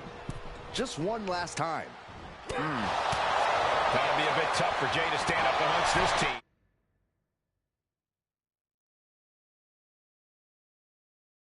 Some close allies, but some enemies he's yet to forgive. We've seen the wars that Jay has waged with his cousin Roman, with his brother Jimmy, but he needs to put that aside tonight. And Jay has the title wins and big victories that earned him the main event moniker. But if he's the one to put away the new bloodline, he will truly be the main event of War Games. Enough already. Oh, what a kick. Headed up to the top turnbuckle. Just punched him right in the middle. Relentless. Catches a punch. Punch connects. What a shot. 8 men in this war, but one seems to be fighting his own internal battle. That man, Jimmy Uso. He's currently on Team Roman, but on the top. But meanwhile, Zayn. Crossbody. Well-placed kick. What a barrage of stops. And repeated impacts like that will weaken you mentally as much as it does physically. We're seconds away from these teams being at even strength.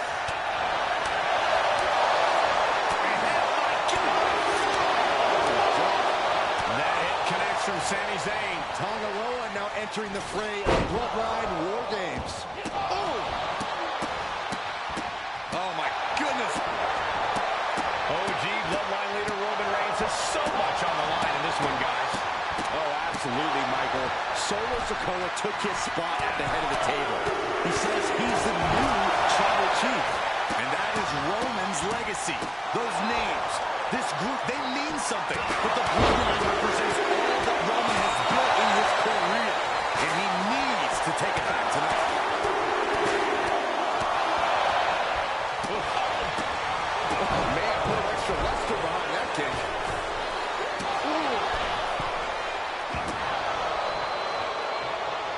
He's heading to the top turnbuckle. Now chip on the top. Down. Uh-oh. Has to find a way out of this. Solo Sikoa's group at a decided disadvantage. His side has less experience inside this structure. But look at how young and hungry Team Solo is. In particular, Tama Tonga is a real wild card. He's like a hyena locked in a cage with a bunch of raw meat. I asked Tama backstage if he was looking forward to this match, and he just said to me, Great journalism there, Byron. Thanks, Michael. Countdown's on and get ready because this will give one team a greater number of combatants. Hooked up. Here's the buzzer, and Jimmy Uso is looking for boots. Well, meanwhile, here's Sami Zayn. No doubt, Sami just ended this. Adding some extra spice to the numbers advantage by coming in armed to the teeth. If there's one man here with the most to prove, it's got to be Tonga Loa. We've often seen that the man with the most to prove ends up being the difference maker in War Games. Many folks think Tangaloa is just a foot soldier for Solo. But let's not forget, this man is the son of Hop Cooper. Oh, what a kick from Sami Zayn. Is that all she wrote for Tangaloa? Oh, spear! Will Jay end this? Climbing up the War Games cage, headed for the top.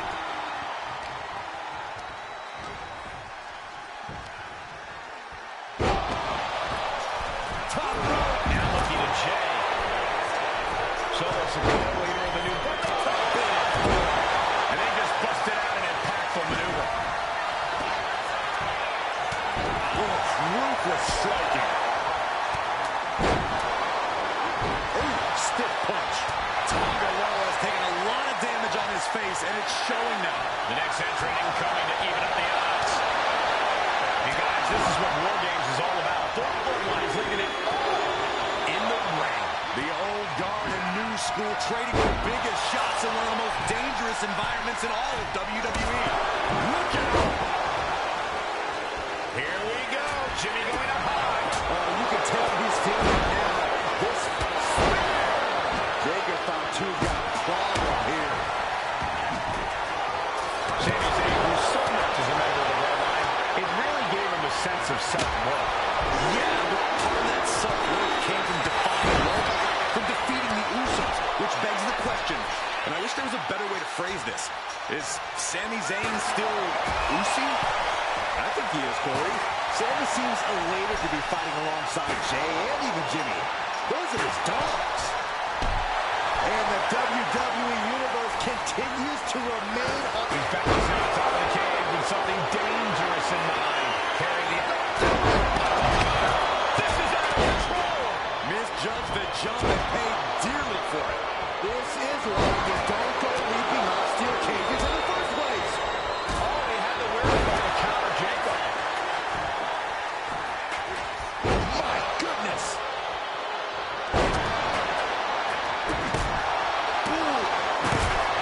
Both wrists captured. Damage is starting to take its toll on him. Jay's confidence really showed that maneuver. The countdown hurtling towards a shift to the status quo. His stamina is getting tested here. Watch out! Punch right in the head. Carried in a jeopardizing position here. Things could get ugly now as they head inside the cage. Right in the face. My God. Tangaloa's eyes tracking, measuring him up. Struck at left. Just trying to pound their opponent into the ground even further.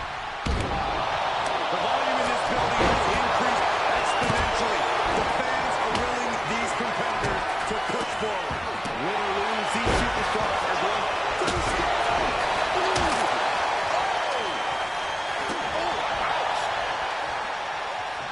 Oh, look at this. Just cranking the head. That's got to hurt.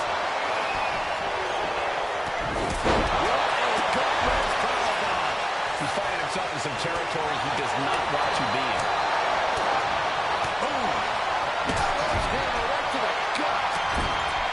Gets lifted into position.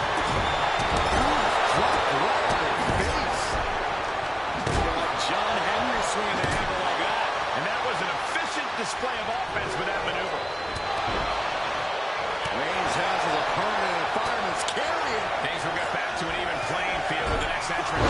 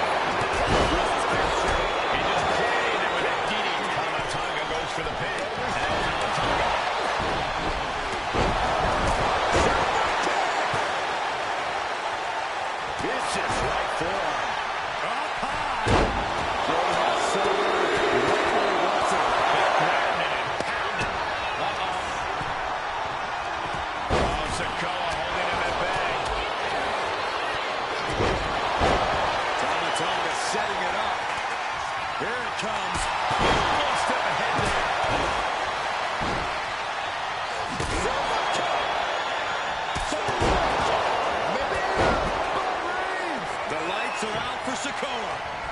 Oh, what a headbutt. And it's Jay. Very, very nice reversal. Jay nailed all of it. Going up the cage now. Must have some sort of strategy in mind. Uso splash. Jay. Tonga. Can Reigns recover from that? He can put through the ringer tonight. Has him in the corner. The Galuva kick in the corner. And Sammy ended it there. Sent flying over to the other ring. This could do it for the win. And what's this? Why'd he do that? What's going on? Just punched him right in the middle.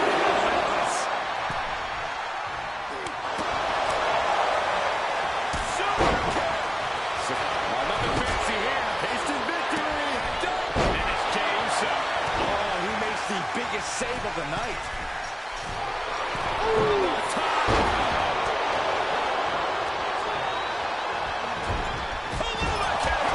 Sammy ended it there.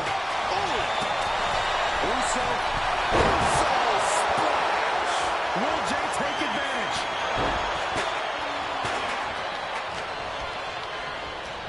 He gets a one-way ticket to the hard metal trench. These two sides absolutely understood the assignment when they entered War Games. Their only duty is to Sammy Zayn with a big boot. No doubt, Sammy just ended this. Something of a cocky decision, him just stopping the pin like that. Been down for the count. And then back to Reigns. Releasing the pin. He's adding insult to injury. What in the world? That's a hammer. You can't just throw a hammer.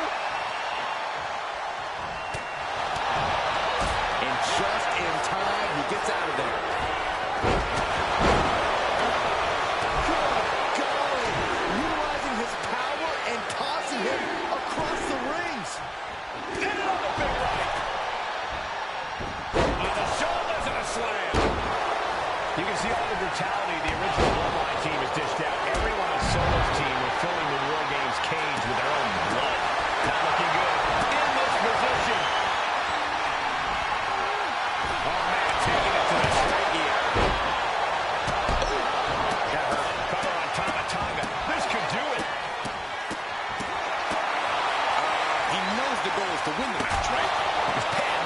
Roman could put it away. He's already done so much damage. What else could he want to do?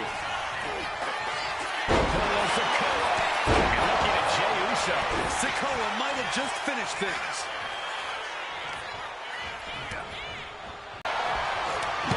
The adrenaline is pumping, and the WWE Universe. Earth-shattering. Jey with a kick. No idea what he's planning here. Yeah, I don't think it's anything good, Cole.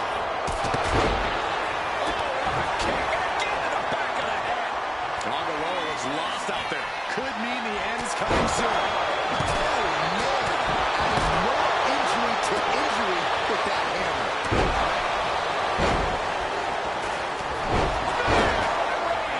Reigns put his stamp on this one and staying with. I guess he doesn't think he's done enough damage to put this one away yet. Oh, basically hammering their opponent into the floor. But his torso continued. Here's the cover. Is it enough? He's changing his mind. Going for something different now.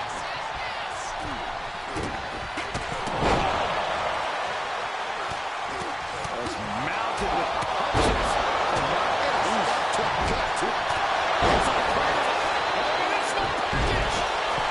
He breaks the ref's count. Taking flight. Wait. What's he doing? He had this match in the bag. And Solo's team takes it. All hail the true bloodline. Here are your winners.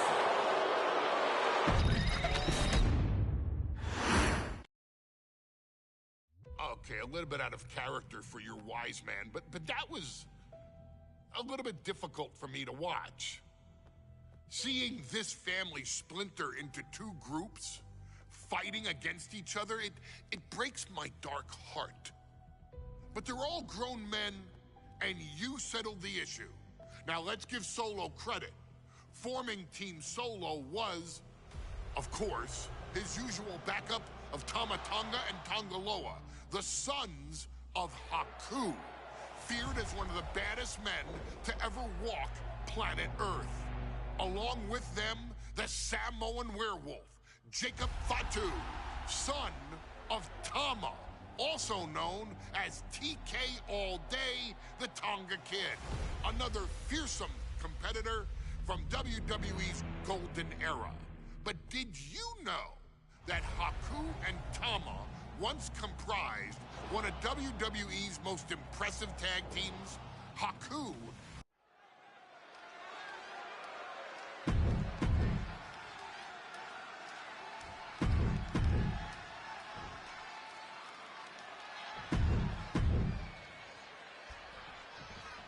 The Islanders and Street Profits facing off here in a 2 out of 3 falls match. Two teams that mix high flying and hard hits with ease. This is going to be exciting. The Islanders move at such speeds that you can't take your eyes off them for a second. The Street Profits have got to be at their best if they hope for a win tonight. You can tell that Haku and Tama want to end the party for Dawkins and Ford. Luckily, they have the biggest party pooper in WWE in their corner in the form of the Weasel, Bobby Heenan. A 2 out of 3 falls match is a different beast and a bit of a rarity in tag team competition. But one of these teams actually has a bit of a history with this stipulation. Yeah, Cole, the Islanders have a history of success in multi-fall matches and in high-profile situations, no less. They competed in the main event of the first Royal Rumble event in this kind of match and won it in 2 straight falls. They also won a 2 out of 3 falls match on Saturday night's main event. Bottom line, the Islanders are more than ready for this. Hopefully, the Street Profits are quick learners. Corey, you've competed in these type of matches before. What's the key to victory for Haku and Tama? It's crucial for the Islanders to win the first fall as early as possible. To do that, they've got to either isolate Ford or Dawkins and block their path to make an attack.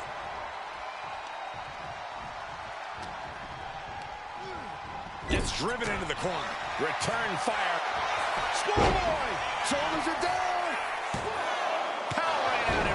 Still no end in sight here. Oh, no!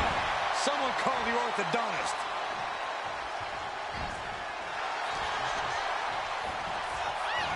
Oh, the distance on that one. Now, that was athletic.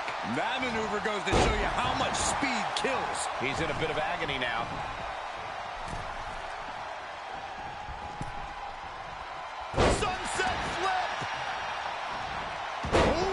Jumping headbutt.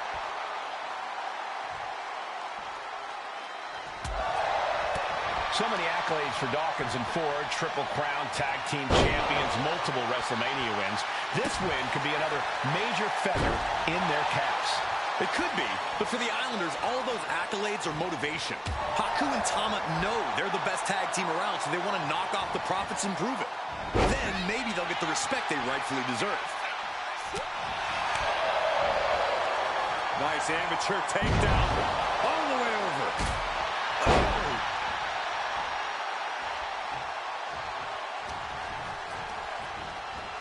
And into the turnbuckle he goes.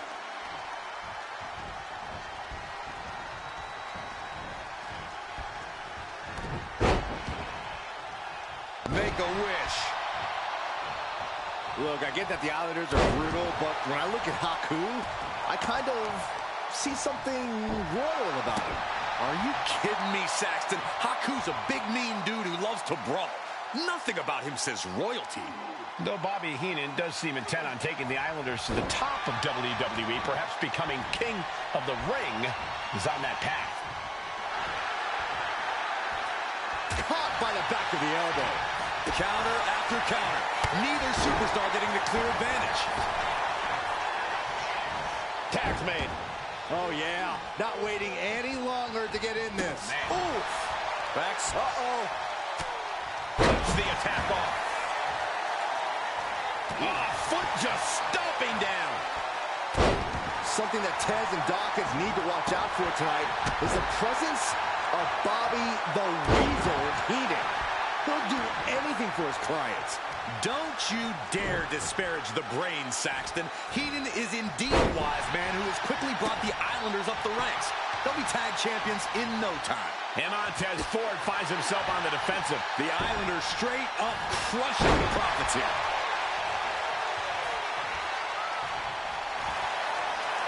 Has their opponent down. Camel clutch! Breaks. Camel clutch. Great way to break it.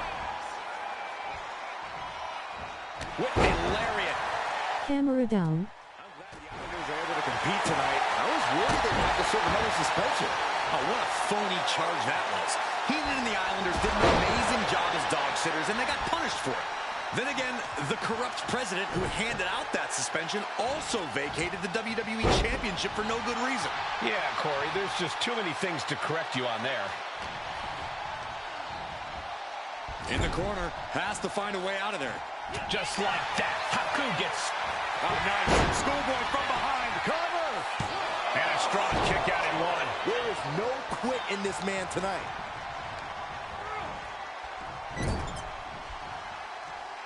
Here's the tag.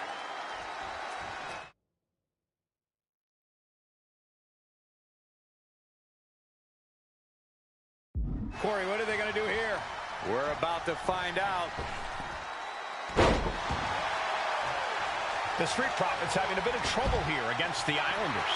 There's just something about the Anawahi family that Tez and Dawkins can't... No. Somersault plancha! Pinpoint precision, right on target. Big forward. Heel hook. Look at this. Oh, that's so painful. It's hard to watch, too.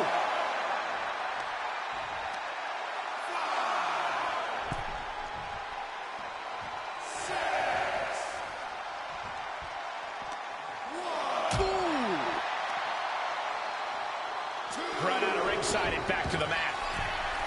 Lift off. Elbow drop.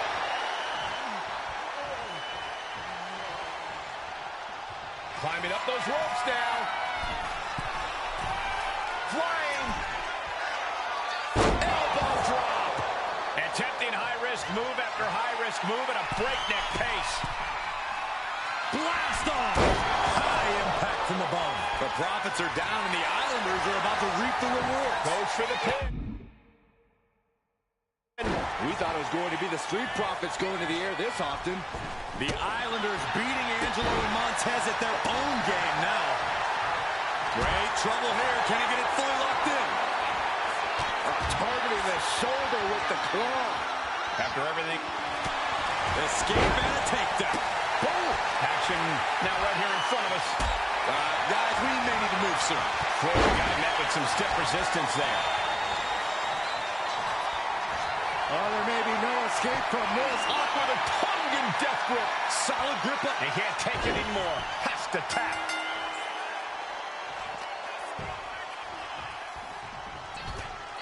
Oh, a chop. Oh, an axe handle. Down to opponent. And a double axe handle smash. No idea. Look out. Oh, catches a kick to the face. Ooh.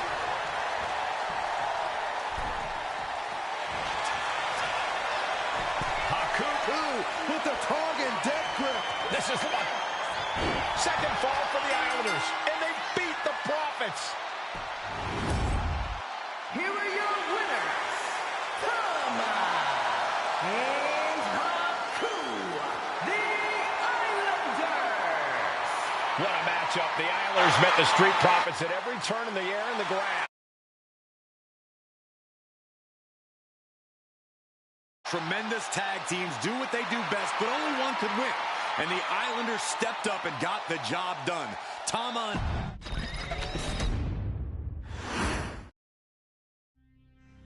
Ladies and gentlemen,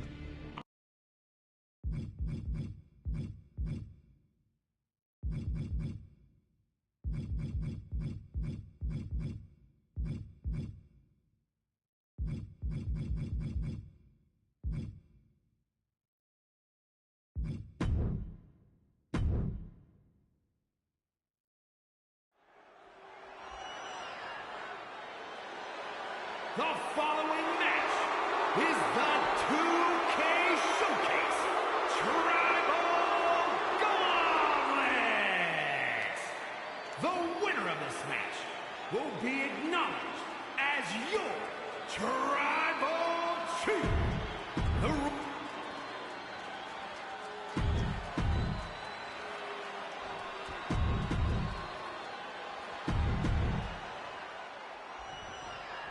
History being made. Exceptionally talented. Each one is capable of taking anybody to their breaking point. Yeah, but I think our prime challenger has a chip on their shoulder. As dangerous as this lineup looks, I do believe the most dangerous individual is the one who's taken them all on. Tonga Loa in a bit of danger. Any attempts of offense from Tonga Loa are being sapped. Sit-out powerbomb. That powerbomb was absolutely worthy of both halves of its name. Has him set up in the corner of the ring. Cover. Pushes through after two. The end was in sight.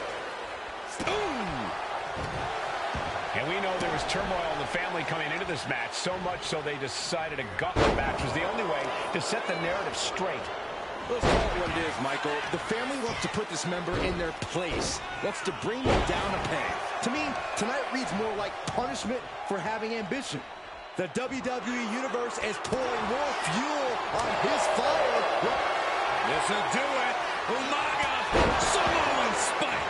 Umaga can be looking to end this. The cover. There it is. Tonga Loa is out of this match. Still early in the night as there are a lot of contestants yet to enter the gauntlet. Out comes Rikishi, ready for this gauntlet match.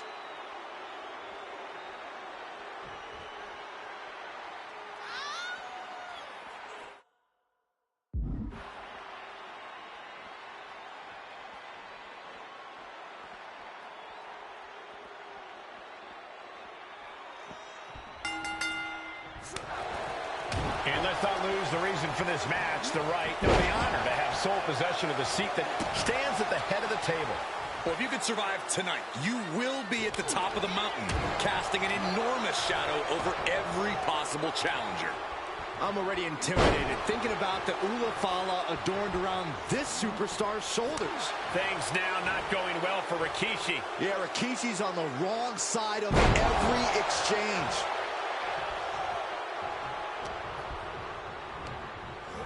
Placed against the turnbuckles. Oh, just squashing their opponent. Massive damage to the whole body. Oh, man, jarring headbutt. And the cheers of the crowd couldn't save Rikishi from harm there. Umaga just bludgeoned him like a battering ram. And as cruel as this match might seem, let's not forget, this is family. And right or wrong, however a family settles their disputes needs to be respected. Well, one can even ask if this is a fight to fix a family or a night to control an entire business. It's hard to say, Byron, when the family business is all about fighting. A completely relentless attack from Umaga. Umaga is determined right now. And he goes for the pin. And he kicks out at two. He really thought that was it. Ooh. Oh, kick connects. That's using your head.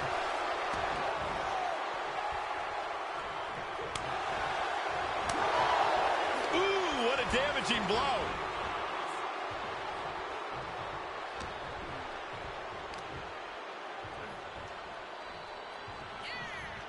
Hellacious power slam. Rikishi is getting picked apart right now. Yeah, Rikishi needs to reassess his strategy.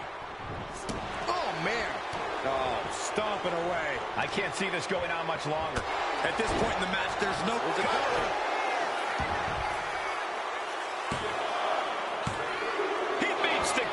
If the count had been even a millisecond faster, things would be over. Oh, look at this. What a headbutt. This'll do it. Umaga. Oh, Samoan spike. Can Rikishi come back from that? He's on the ropes and the ref calls off the count.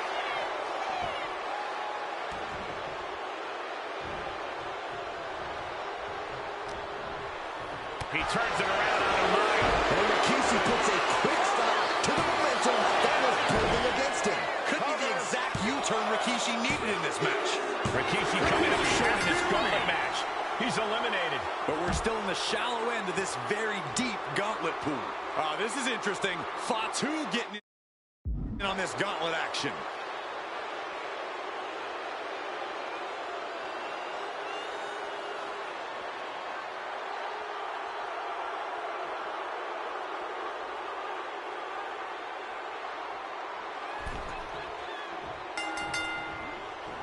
Nice takedown. Stacked him up. And pops the shoulder up. Trying to catch him off guard with that attempt. Ooh.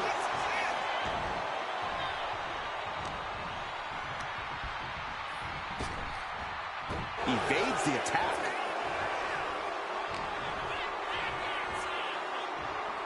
Superstar setting up. Oh, what a slam! Landed him. Overwhelming offense now from Umaga. Umaga continues to maintain the advantage. This'll do it. Umaga, Samoan spike. Will that do it for Umaga? Will that do it? That's it. It's a Fatu's taken out of this gauntlet match. I don't even know the entry pool at this point, but I know we got fights for days left in this one. And now it's Via entering the gauntlet.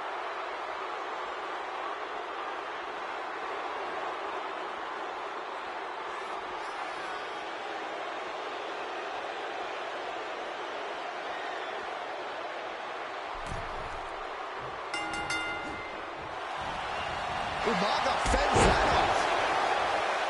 And Corey, there's more than family pride on the line tonight. Everyone in WWE is watching, wanting to know this challenge can be conquered. And think about the bragging rights. If you run through the gauntlet of one of the most prestigious families in all of wrestling, you will automatically be considered the toughest badass walking this earth. Oh, and fights back. Clothesline. Good Lord. So effective. That's using your head. Uh-oh, he could be looking for a submission here. Targeting the... Escape and a takedown.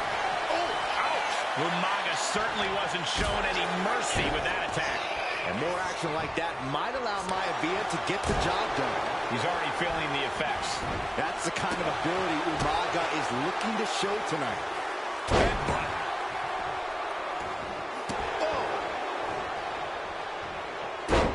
And he avoids what was coming.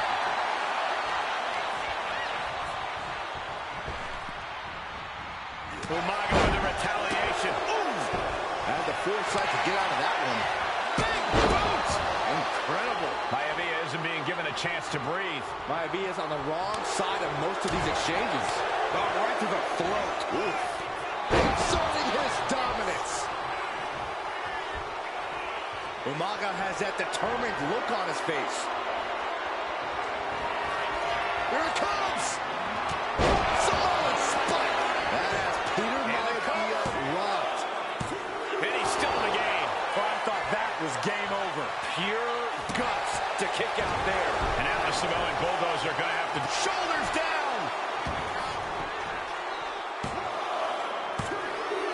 Peter Maivia eliminated from this gauntlet match.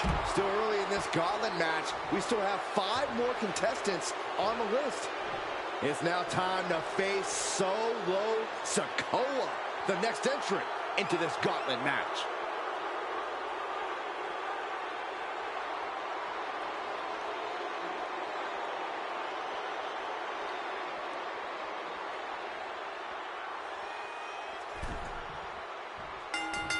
Clothesline. So effective. And Umaga is in control. Full focus from Umaga.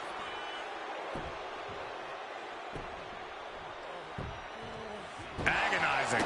Ooh, stinging kick. Oh, man.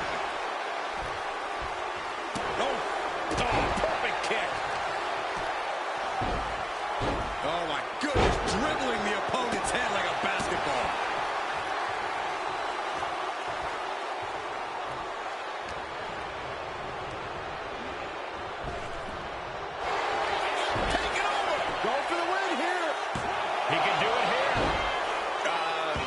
That's an unusual decision. Maybe looking to deal some more damage first. Sikoa just unable to stop this attack. Solo's perseverance being tested.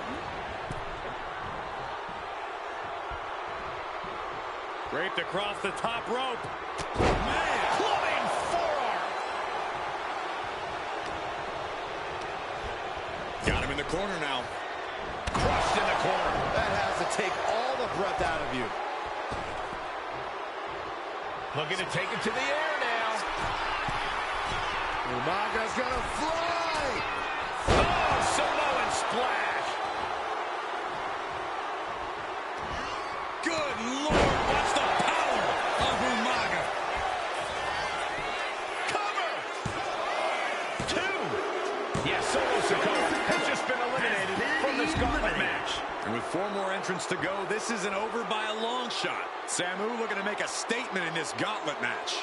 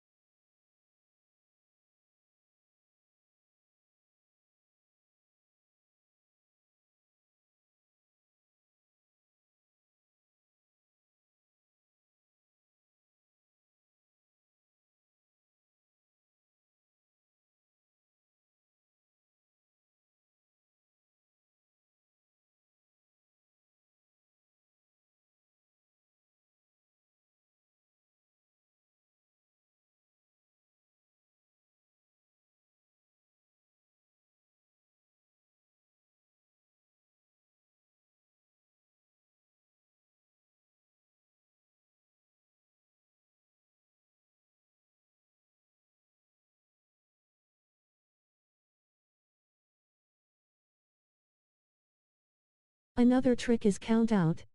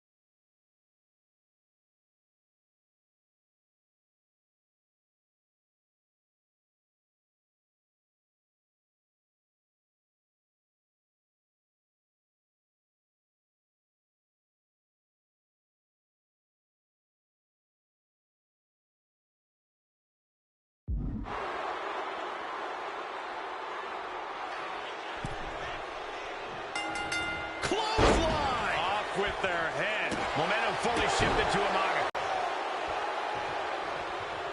Power slam.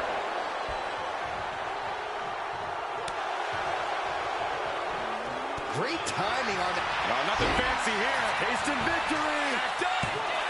He's got the shoulders down. Countered into a new cover. One count, and he gets his shoulder up. Early pinfall attempt denied at 1. A lot of time left to go.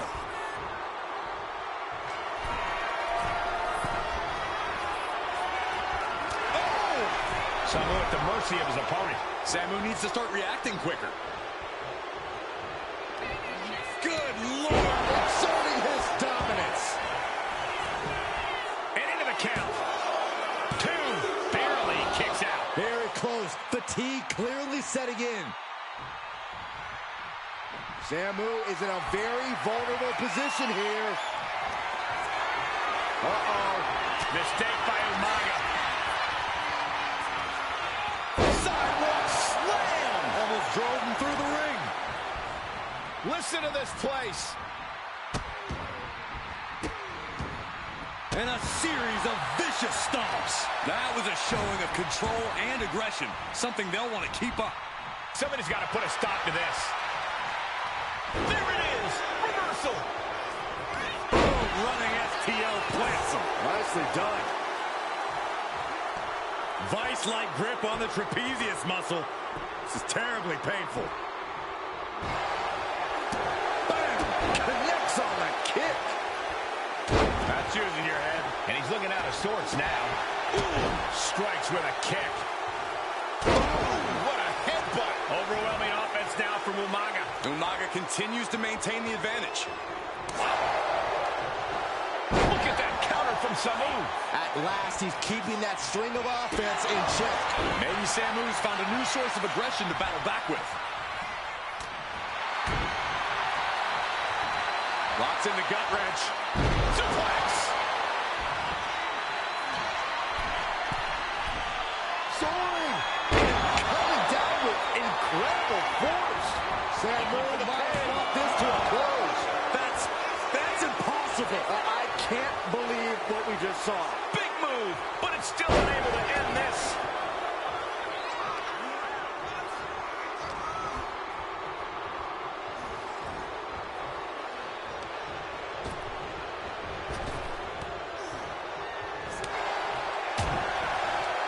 Pulls their opponent in. Belly to belly. Umaga. Watch the power of Umaga. Cover. 2. And Samu's time in this gauntlet match. Out they go, but we still have 3 more superstars chomping at the bit to win this gauntlet match. Looks like Jax is eager to enter this gauntlet.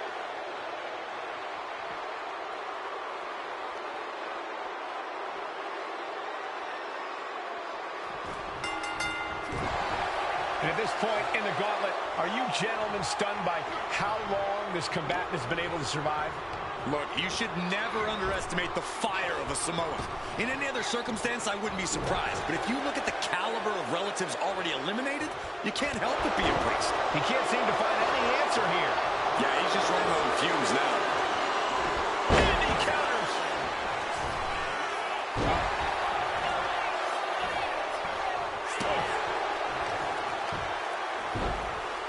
Oh, my goodness. Just punishing. Oh, look at the start of this. Could be going into the playbook for submission. Trying to break the hold and is able to do a critical escape there. That night, Jax goes up on a punch. Superstar setting up. Lariat.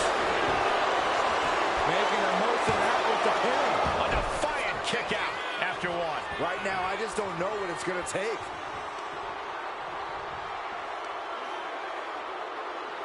That's how you wear down your opponent.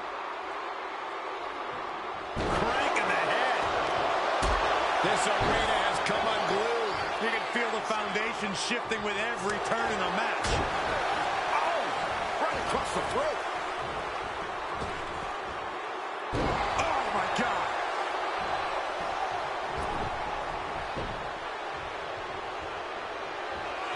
This'll do it. Umaga, Samoan spike. We've seen that win matches for Umaga. Oh my goodness. Ah, what a smash. That is just insulting. Bruce, did you hear the thud on that impact?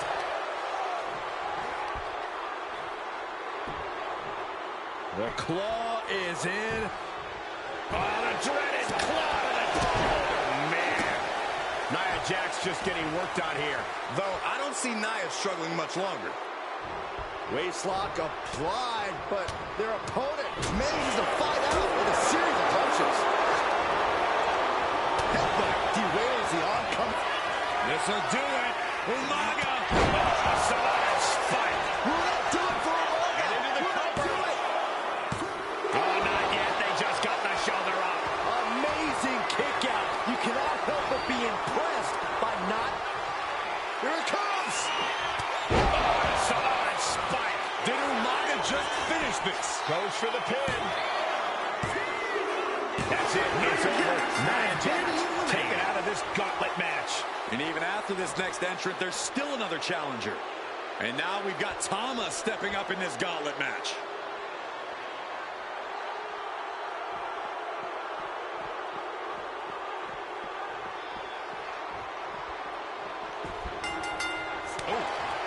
As we get deeper into this war for the head of the table, the WWE Universe is gained hope. They're starting to believe a miracle is possible tonight. The energy in the arena has shifted. Members of the Bloodline may have expected things to be over by now, but somehow one of their own has proven to be defiant in the face of all challengers. A completely relentless attack from Umaga. Umaga is showing no mercy out there. She's starting to feel the effects of this attack. The power of Umaga getting the better of his opponent on that one. Side slam. And he's absorbed some stiff offense already. Knee straight to the gut, stays off the attack. These two going strike for strike, it seems. Nothing pretty here, just good old-fashioned fisticuffs. Neither competitor is backing down. WWE Universe appreciating these athletes going all out. Toe-to-toe, treating each other like heavy bags. What impressive determination from both competitors. Keeping at each other no matter what. Both at no more holding back. Going all out now. He could be starting to really struggle in this match. I thought they were going to keep that up all night. Super kick. Good Lord. Samoan drop. Cover. 2. Yeah, no. He doesn't get the 3. He just won't give up.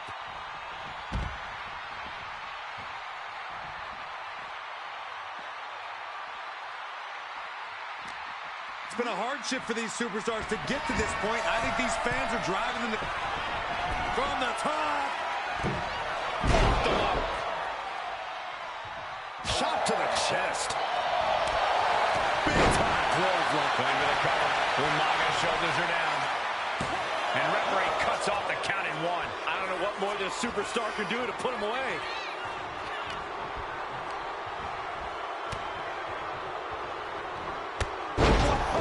Cross body.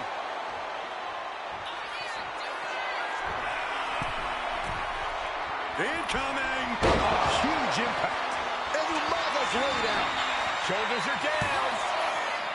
Oh, he kicked out. There is not a more terrifying sight than Umaga kicking out after you hit him with your best shot. I can't tell if it's anger in the eyes of the fact that he hasn't finished this, or if it's disbelief that his opponent is still in this.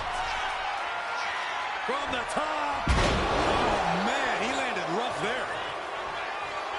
Uh-oh. That unraveled on Umaga. Woo-wee.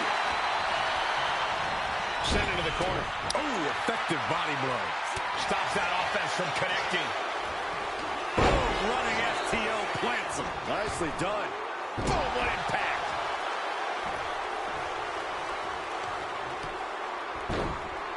Oh, my goodness. Dribbling the opponent's head like a basketball.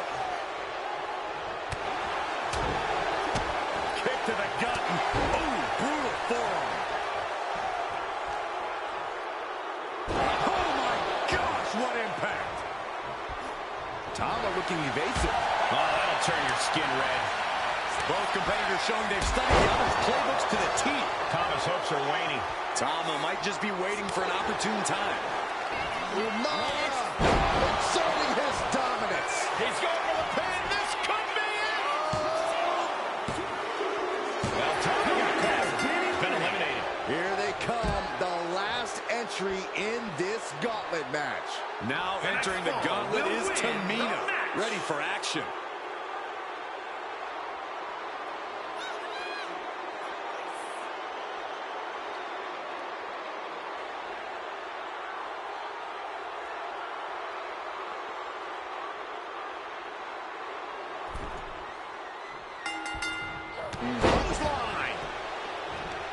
One final adversary stands in the way. The road has been... This'll do it. Umaga, Samoan spike. Umaga can be looking to end this. This'll do it. Umaga, Samoan spike. Will that do it for Umaga? Will that do it? What an incredible match and win for Umaga.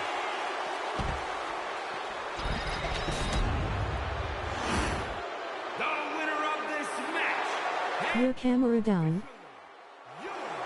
Tribal Chief, the Samoan Bulldozer, Umaga! The battlefield was laid out. The gauntlet was fierce. Pain will live tomorrow. Scars will remain for life. But in this family, you will rule your own kin from a seat at the head of the table.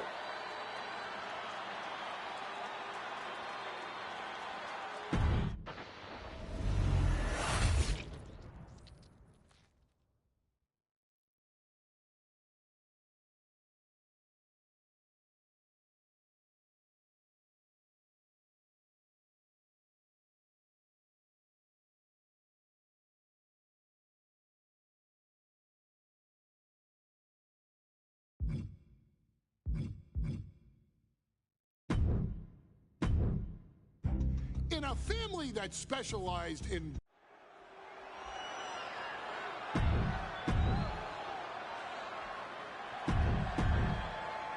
A title coveted by legend. Michael Cole emanating from King of the Ring 1993 alongside Corey Graves and Byron Saxton, where Yokozuna hopes to regain the WWE Championship he lost in record time to Hulk Hogan.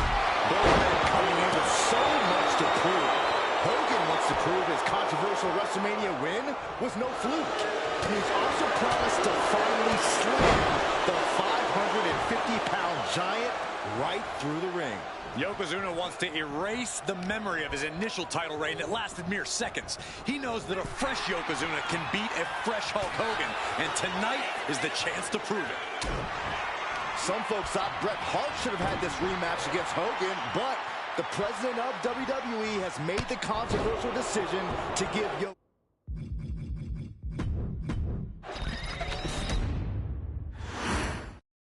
Michael Cole alongside Byron Saxton and Corey Graves, emanating from King of the Ring 1993. Yokozuna is fuming over his embarrassing WrestleMania loss to Hulk Hogan. Now, Yokozuna has vowed to reclaim the WWE Championship and wipe Hulkamania off the map. Indeed, the last time these two shared a ring, it was disastrous for Yokozuna. Mr. Fuji issued a challenge for Hogan on behalf of his client. And 22 seconds later, Hogan was the new WWE Champion. But that night was mired in controversy as Yokozuna had just been to battle with Bret Hart to win the title. This is going to answer a lot of questions from WrestleMania 9. This is Yokozuna versus Hulk Hogan, and we're going to find out who's the true champion. We know the sold-out crowd here in Dayton is firmly behind the Hulkster. Hogan is relying on the fans. He wants to hear them cheer. He wants to draw strength from all of them. But Yokozuna is completely focused. He has not taken his eyes off Hogan since the bell rang. He is ready, believe me. Can we talk about Yokozuna's meteoric rise in WWE? Oh no, bear hug applied. This is not good for the Hulkster. Bear hug, and a way to get out of it is being on display right here.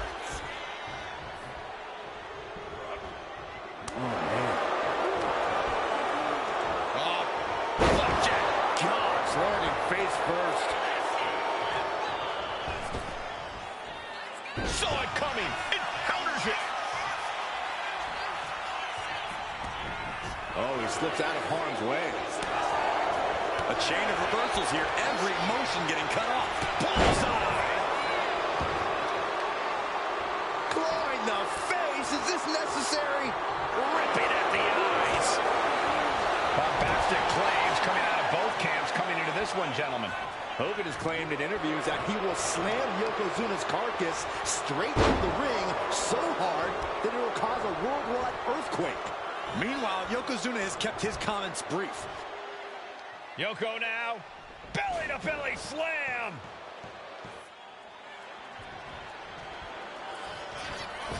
Oh, no.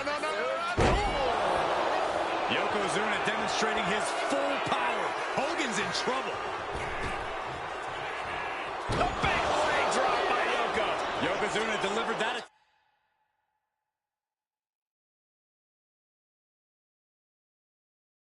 Attack with pure annihilation in mind.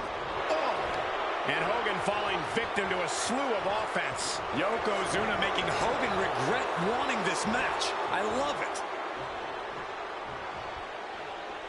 And gentlemen, Yokozuna may be but one move away from ending Hulkamania.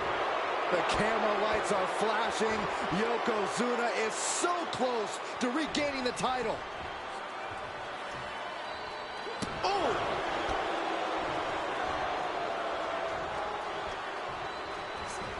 Hogan out of the way in time. Oof.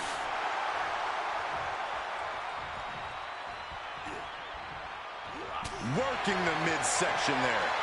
Back down to axes. These two are unloaded. Slugging away with everything they've got. It looks like we've got ourselves a brawl here. Ooh. The willpower, the sheer guts of these two. They are emptying their tanks, going back and forth like this. Each exchange is rocked. slammed down.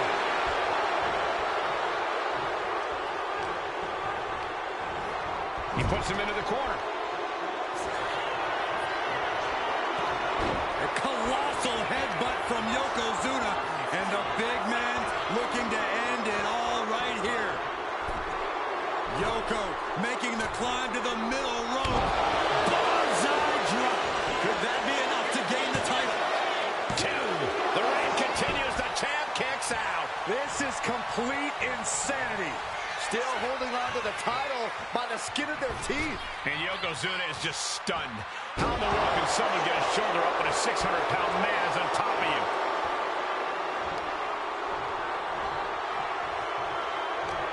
Quite the battle brewing here between Hogan and Yokozuna with a massively jarring headbutt. But it appears Yokozuna with more destruction on the mind from the middle rope. Bullseye drop. That might have just sealed the deal on us having a new champ. 2. And Yokozuna is once again champion. I can't believe it. The winner of this bout, and new WWE Champion, Yokozuna. We have the official word. Yokozuna is indeed the new WWE Champion. We may have just witnessed.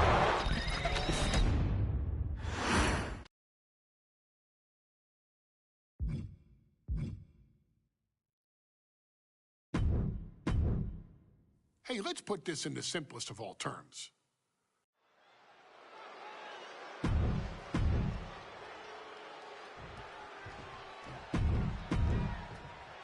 Looking at the champion, I guarantee there is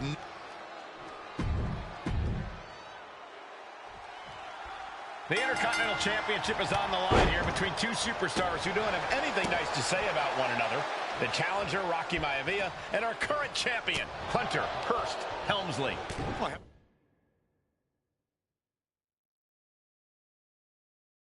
Helmsley is our champion for a reason. He's a cut above the rest, a higher class of in-ring competitor. This Rocky Maivia guy should learn his place and respect his betters. Well, that attitude is exactly why Maivia is so eager to go after Helmsley and his title. He wants to prove Helmsley is just a snide and arrogant blowhard who doesn't deserve to be champion. Only one of these men will leave this ring our Intercontinental Champion. This should be a memorable match. If Rocky Maivia is going to take down the more polished and experienced Hunter Hearst Helmsley, he's going to have to do it with unrelenting energy. Rocky has to keep coming at the champion with big attacks until Helmsley collapses under the onslaught. It's a bold strategy that will take everything the young Maivia's got, but you're right. It could be his best path to his first championship win. And we know Rocky doesn't have the same experience as Helmsley, and that could be a developing story as this match progresses. And this is where an experienced wrestler like Helmsley can take a young wrestler and pick him apart, take advantage, capitalize, and win. And that was offense with a hurtful purpose. Oh, look out! All the way to the outside. Putting it all on the line and coming up big with a breathtaking move. And he gets delivered back into the ring.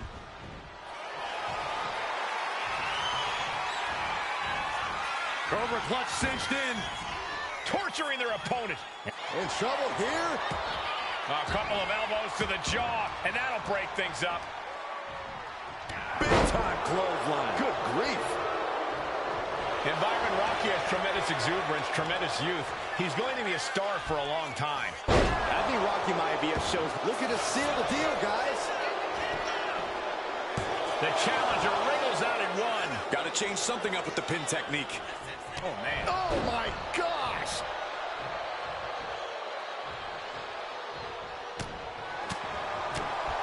Caught with a clothesline.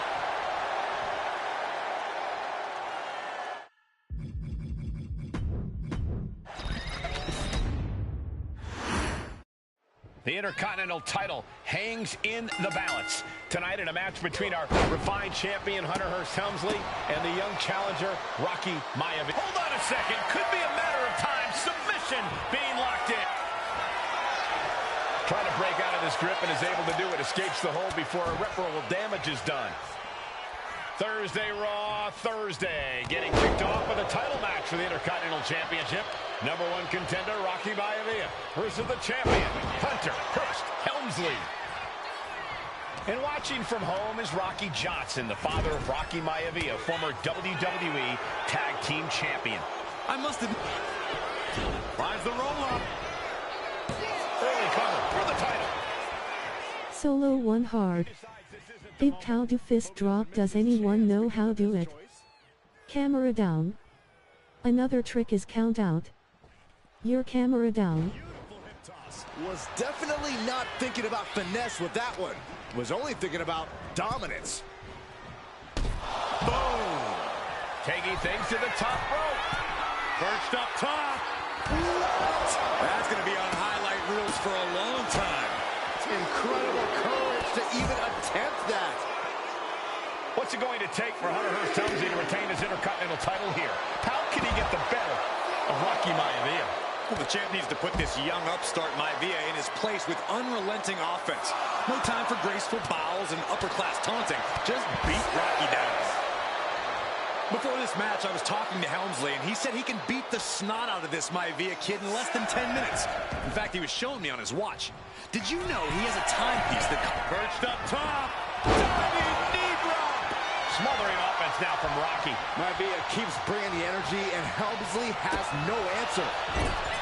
Maivia took to the sky and executed that high risk perfectly. I don't think Helmsley had that scouted at all.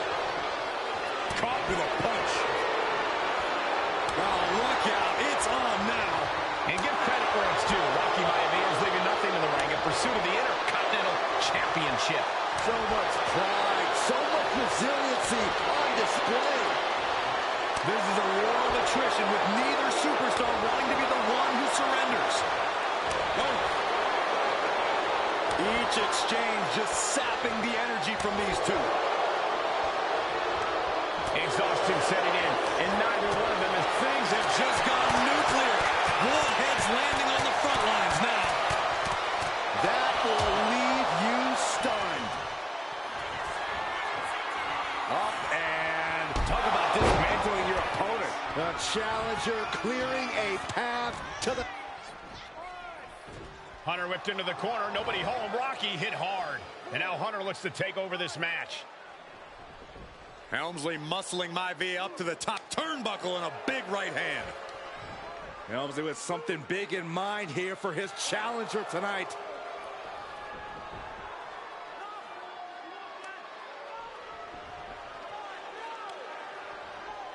Well, this is just blatant disrespect from the arrogant champion.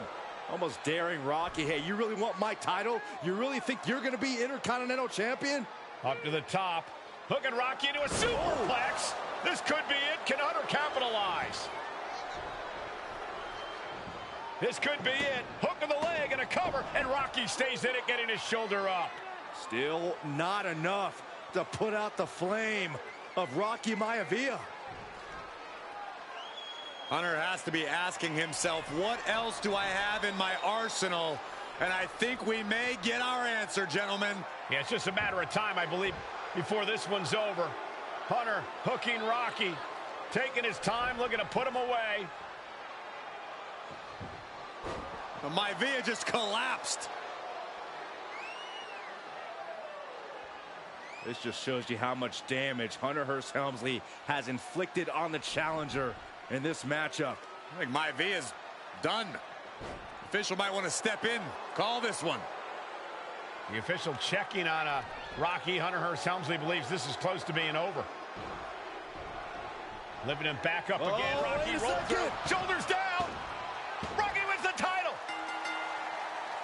Rocky Maivia has shocked Hunter Hearst Helmsley. Here is your winner and the new Intercontinental Champion, Rocky Maivia. We have a new Intercontinental Champion.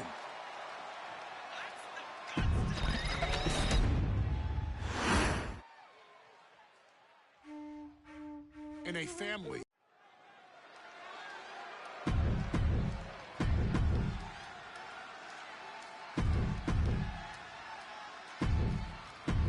Hi, Chief.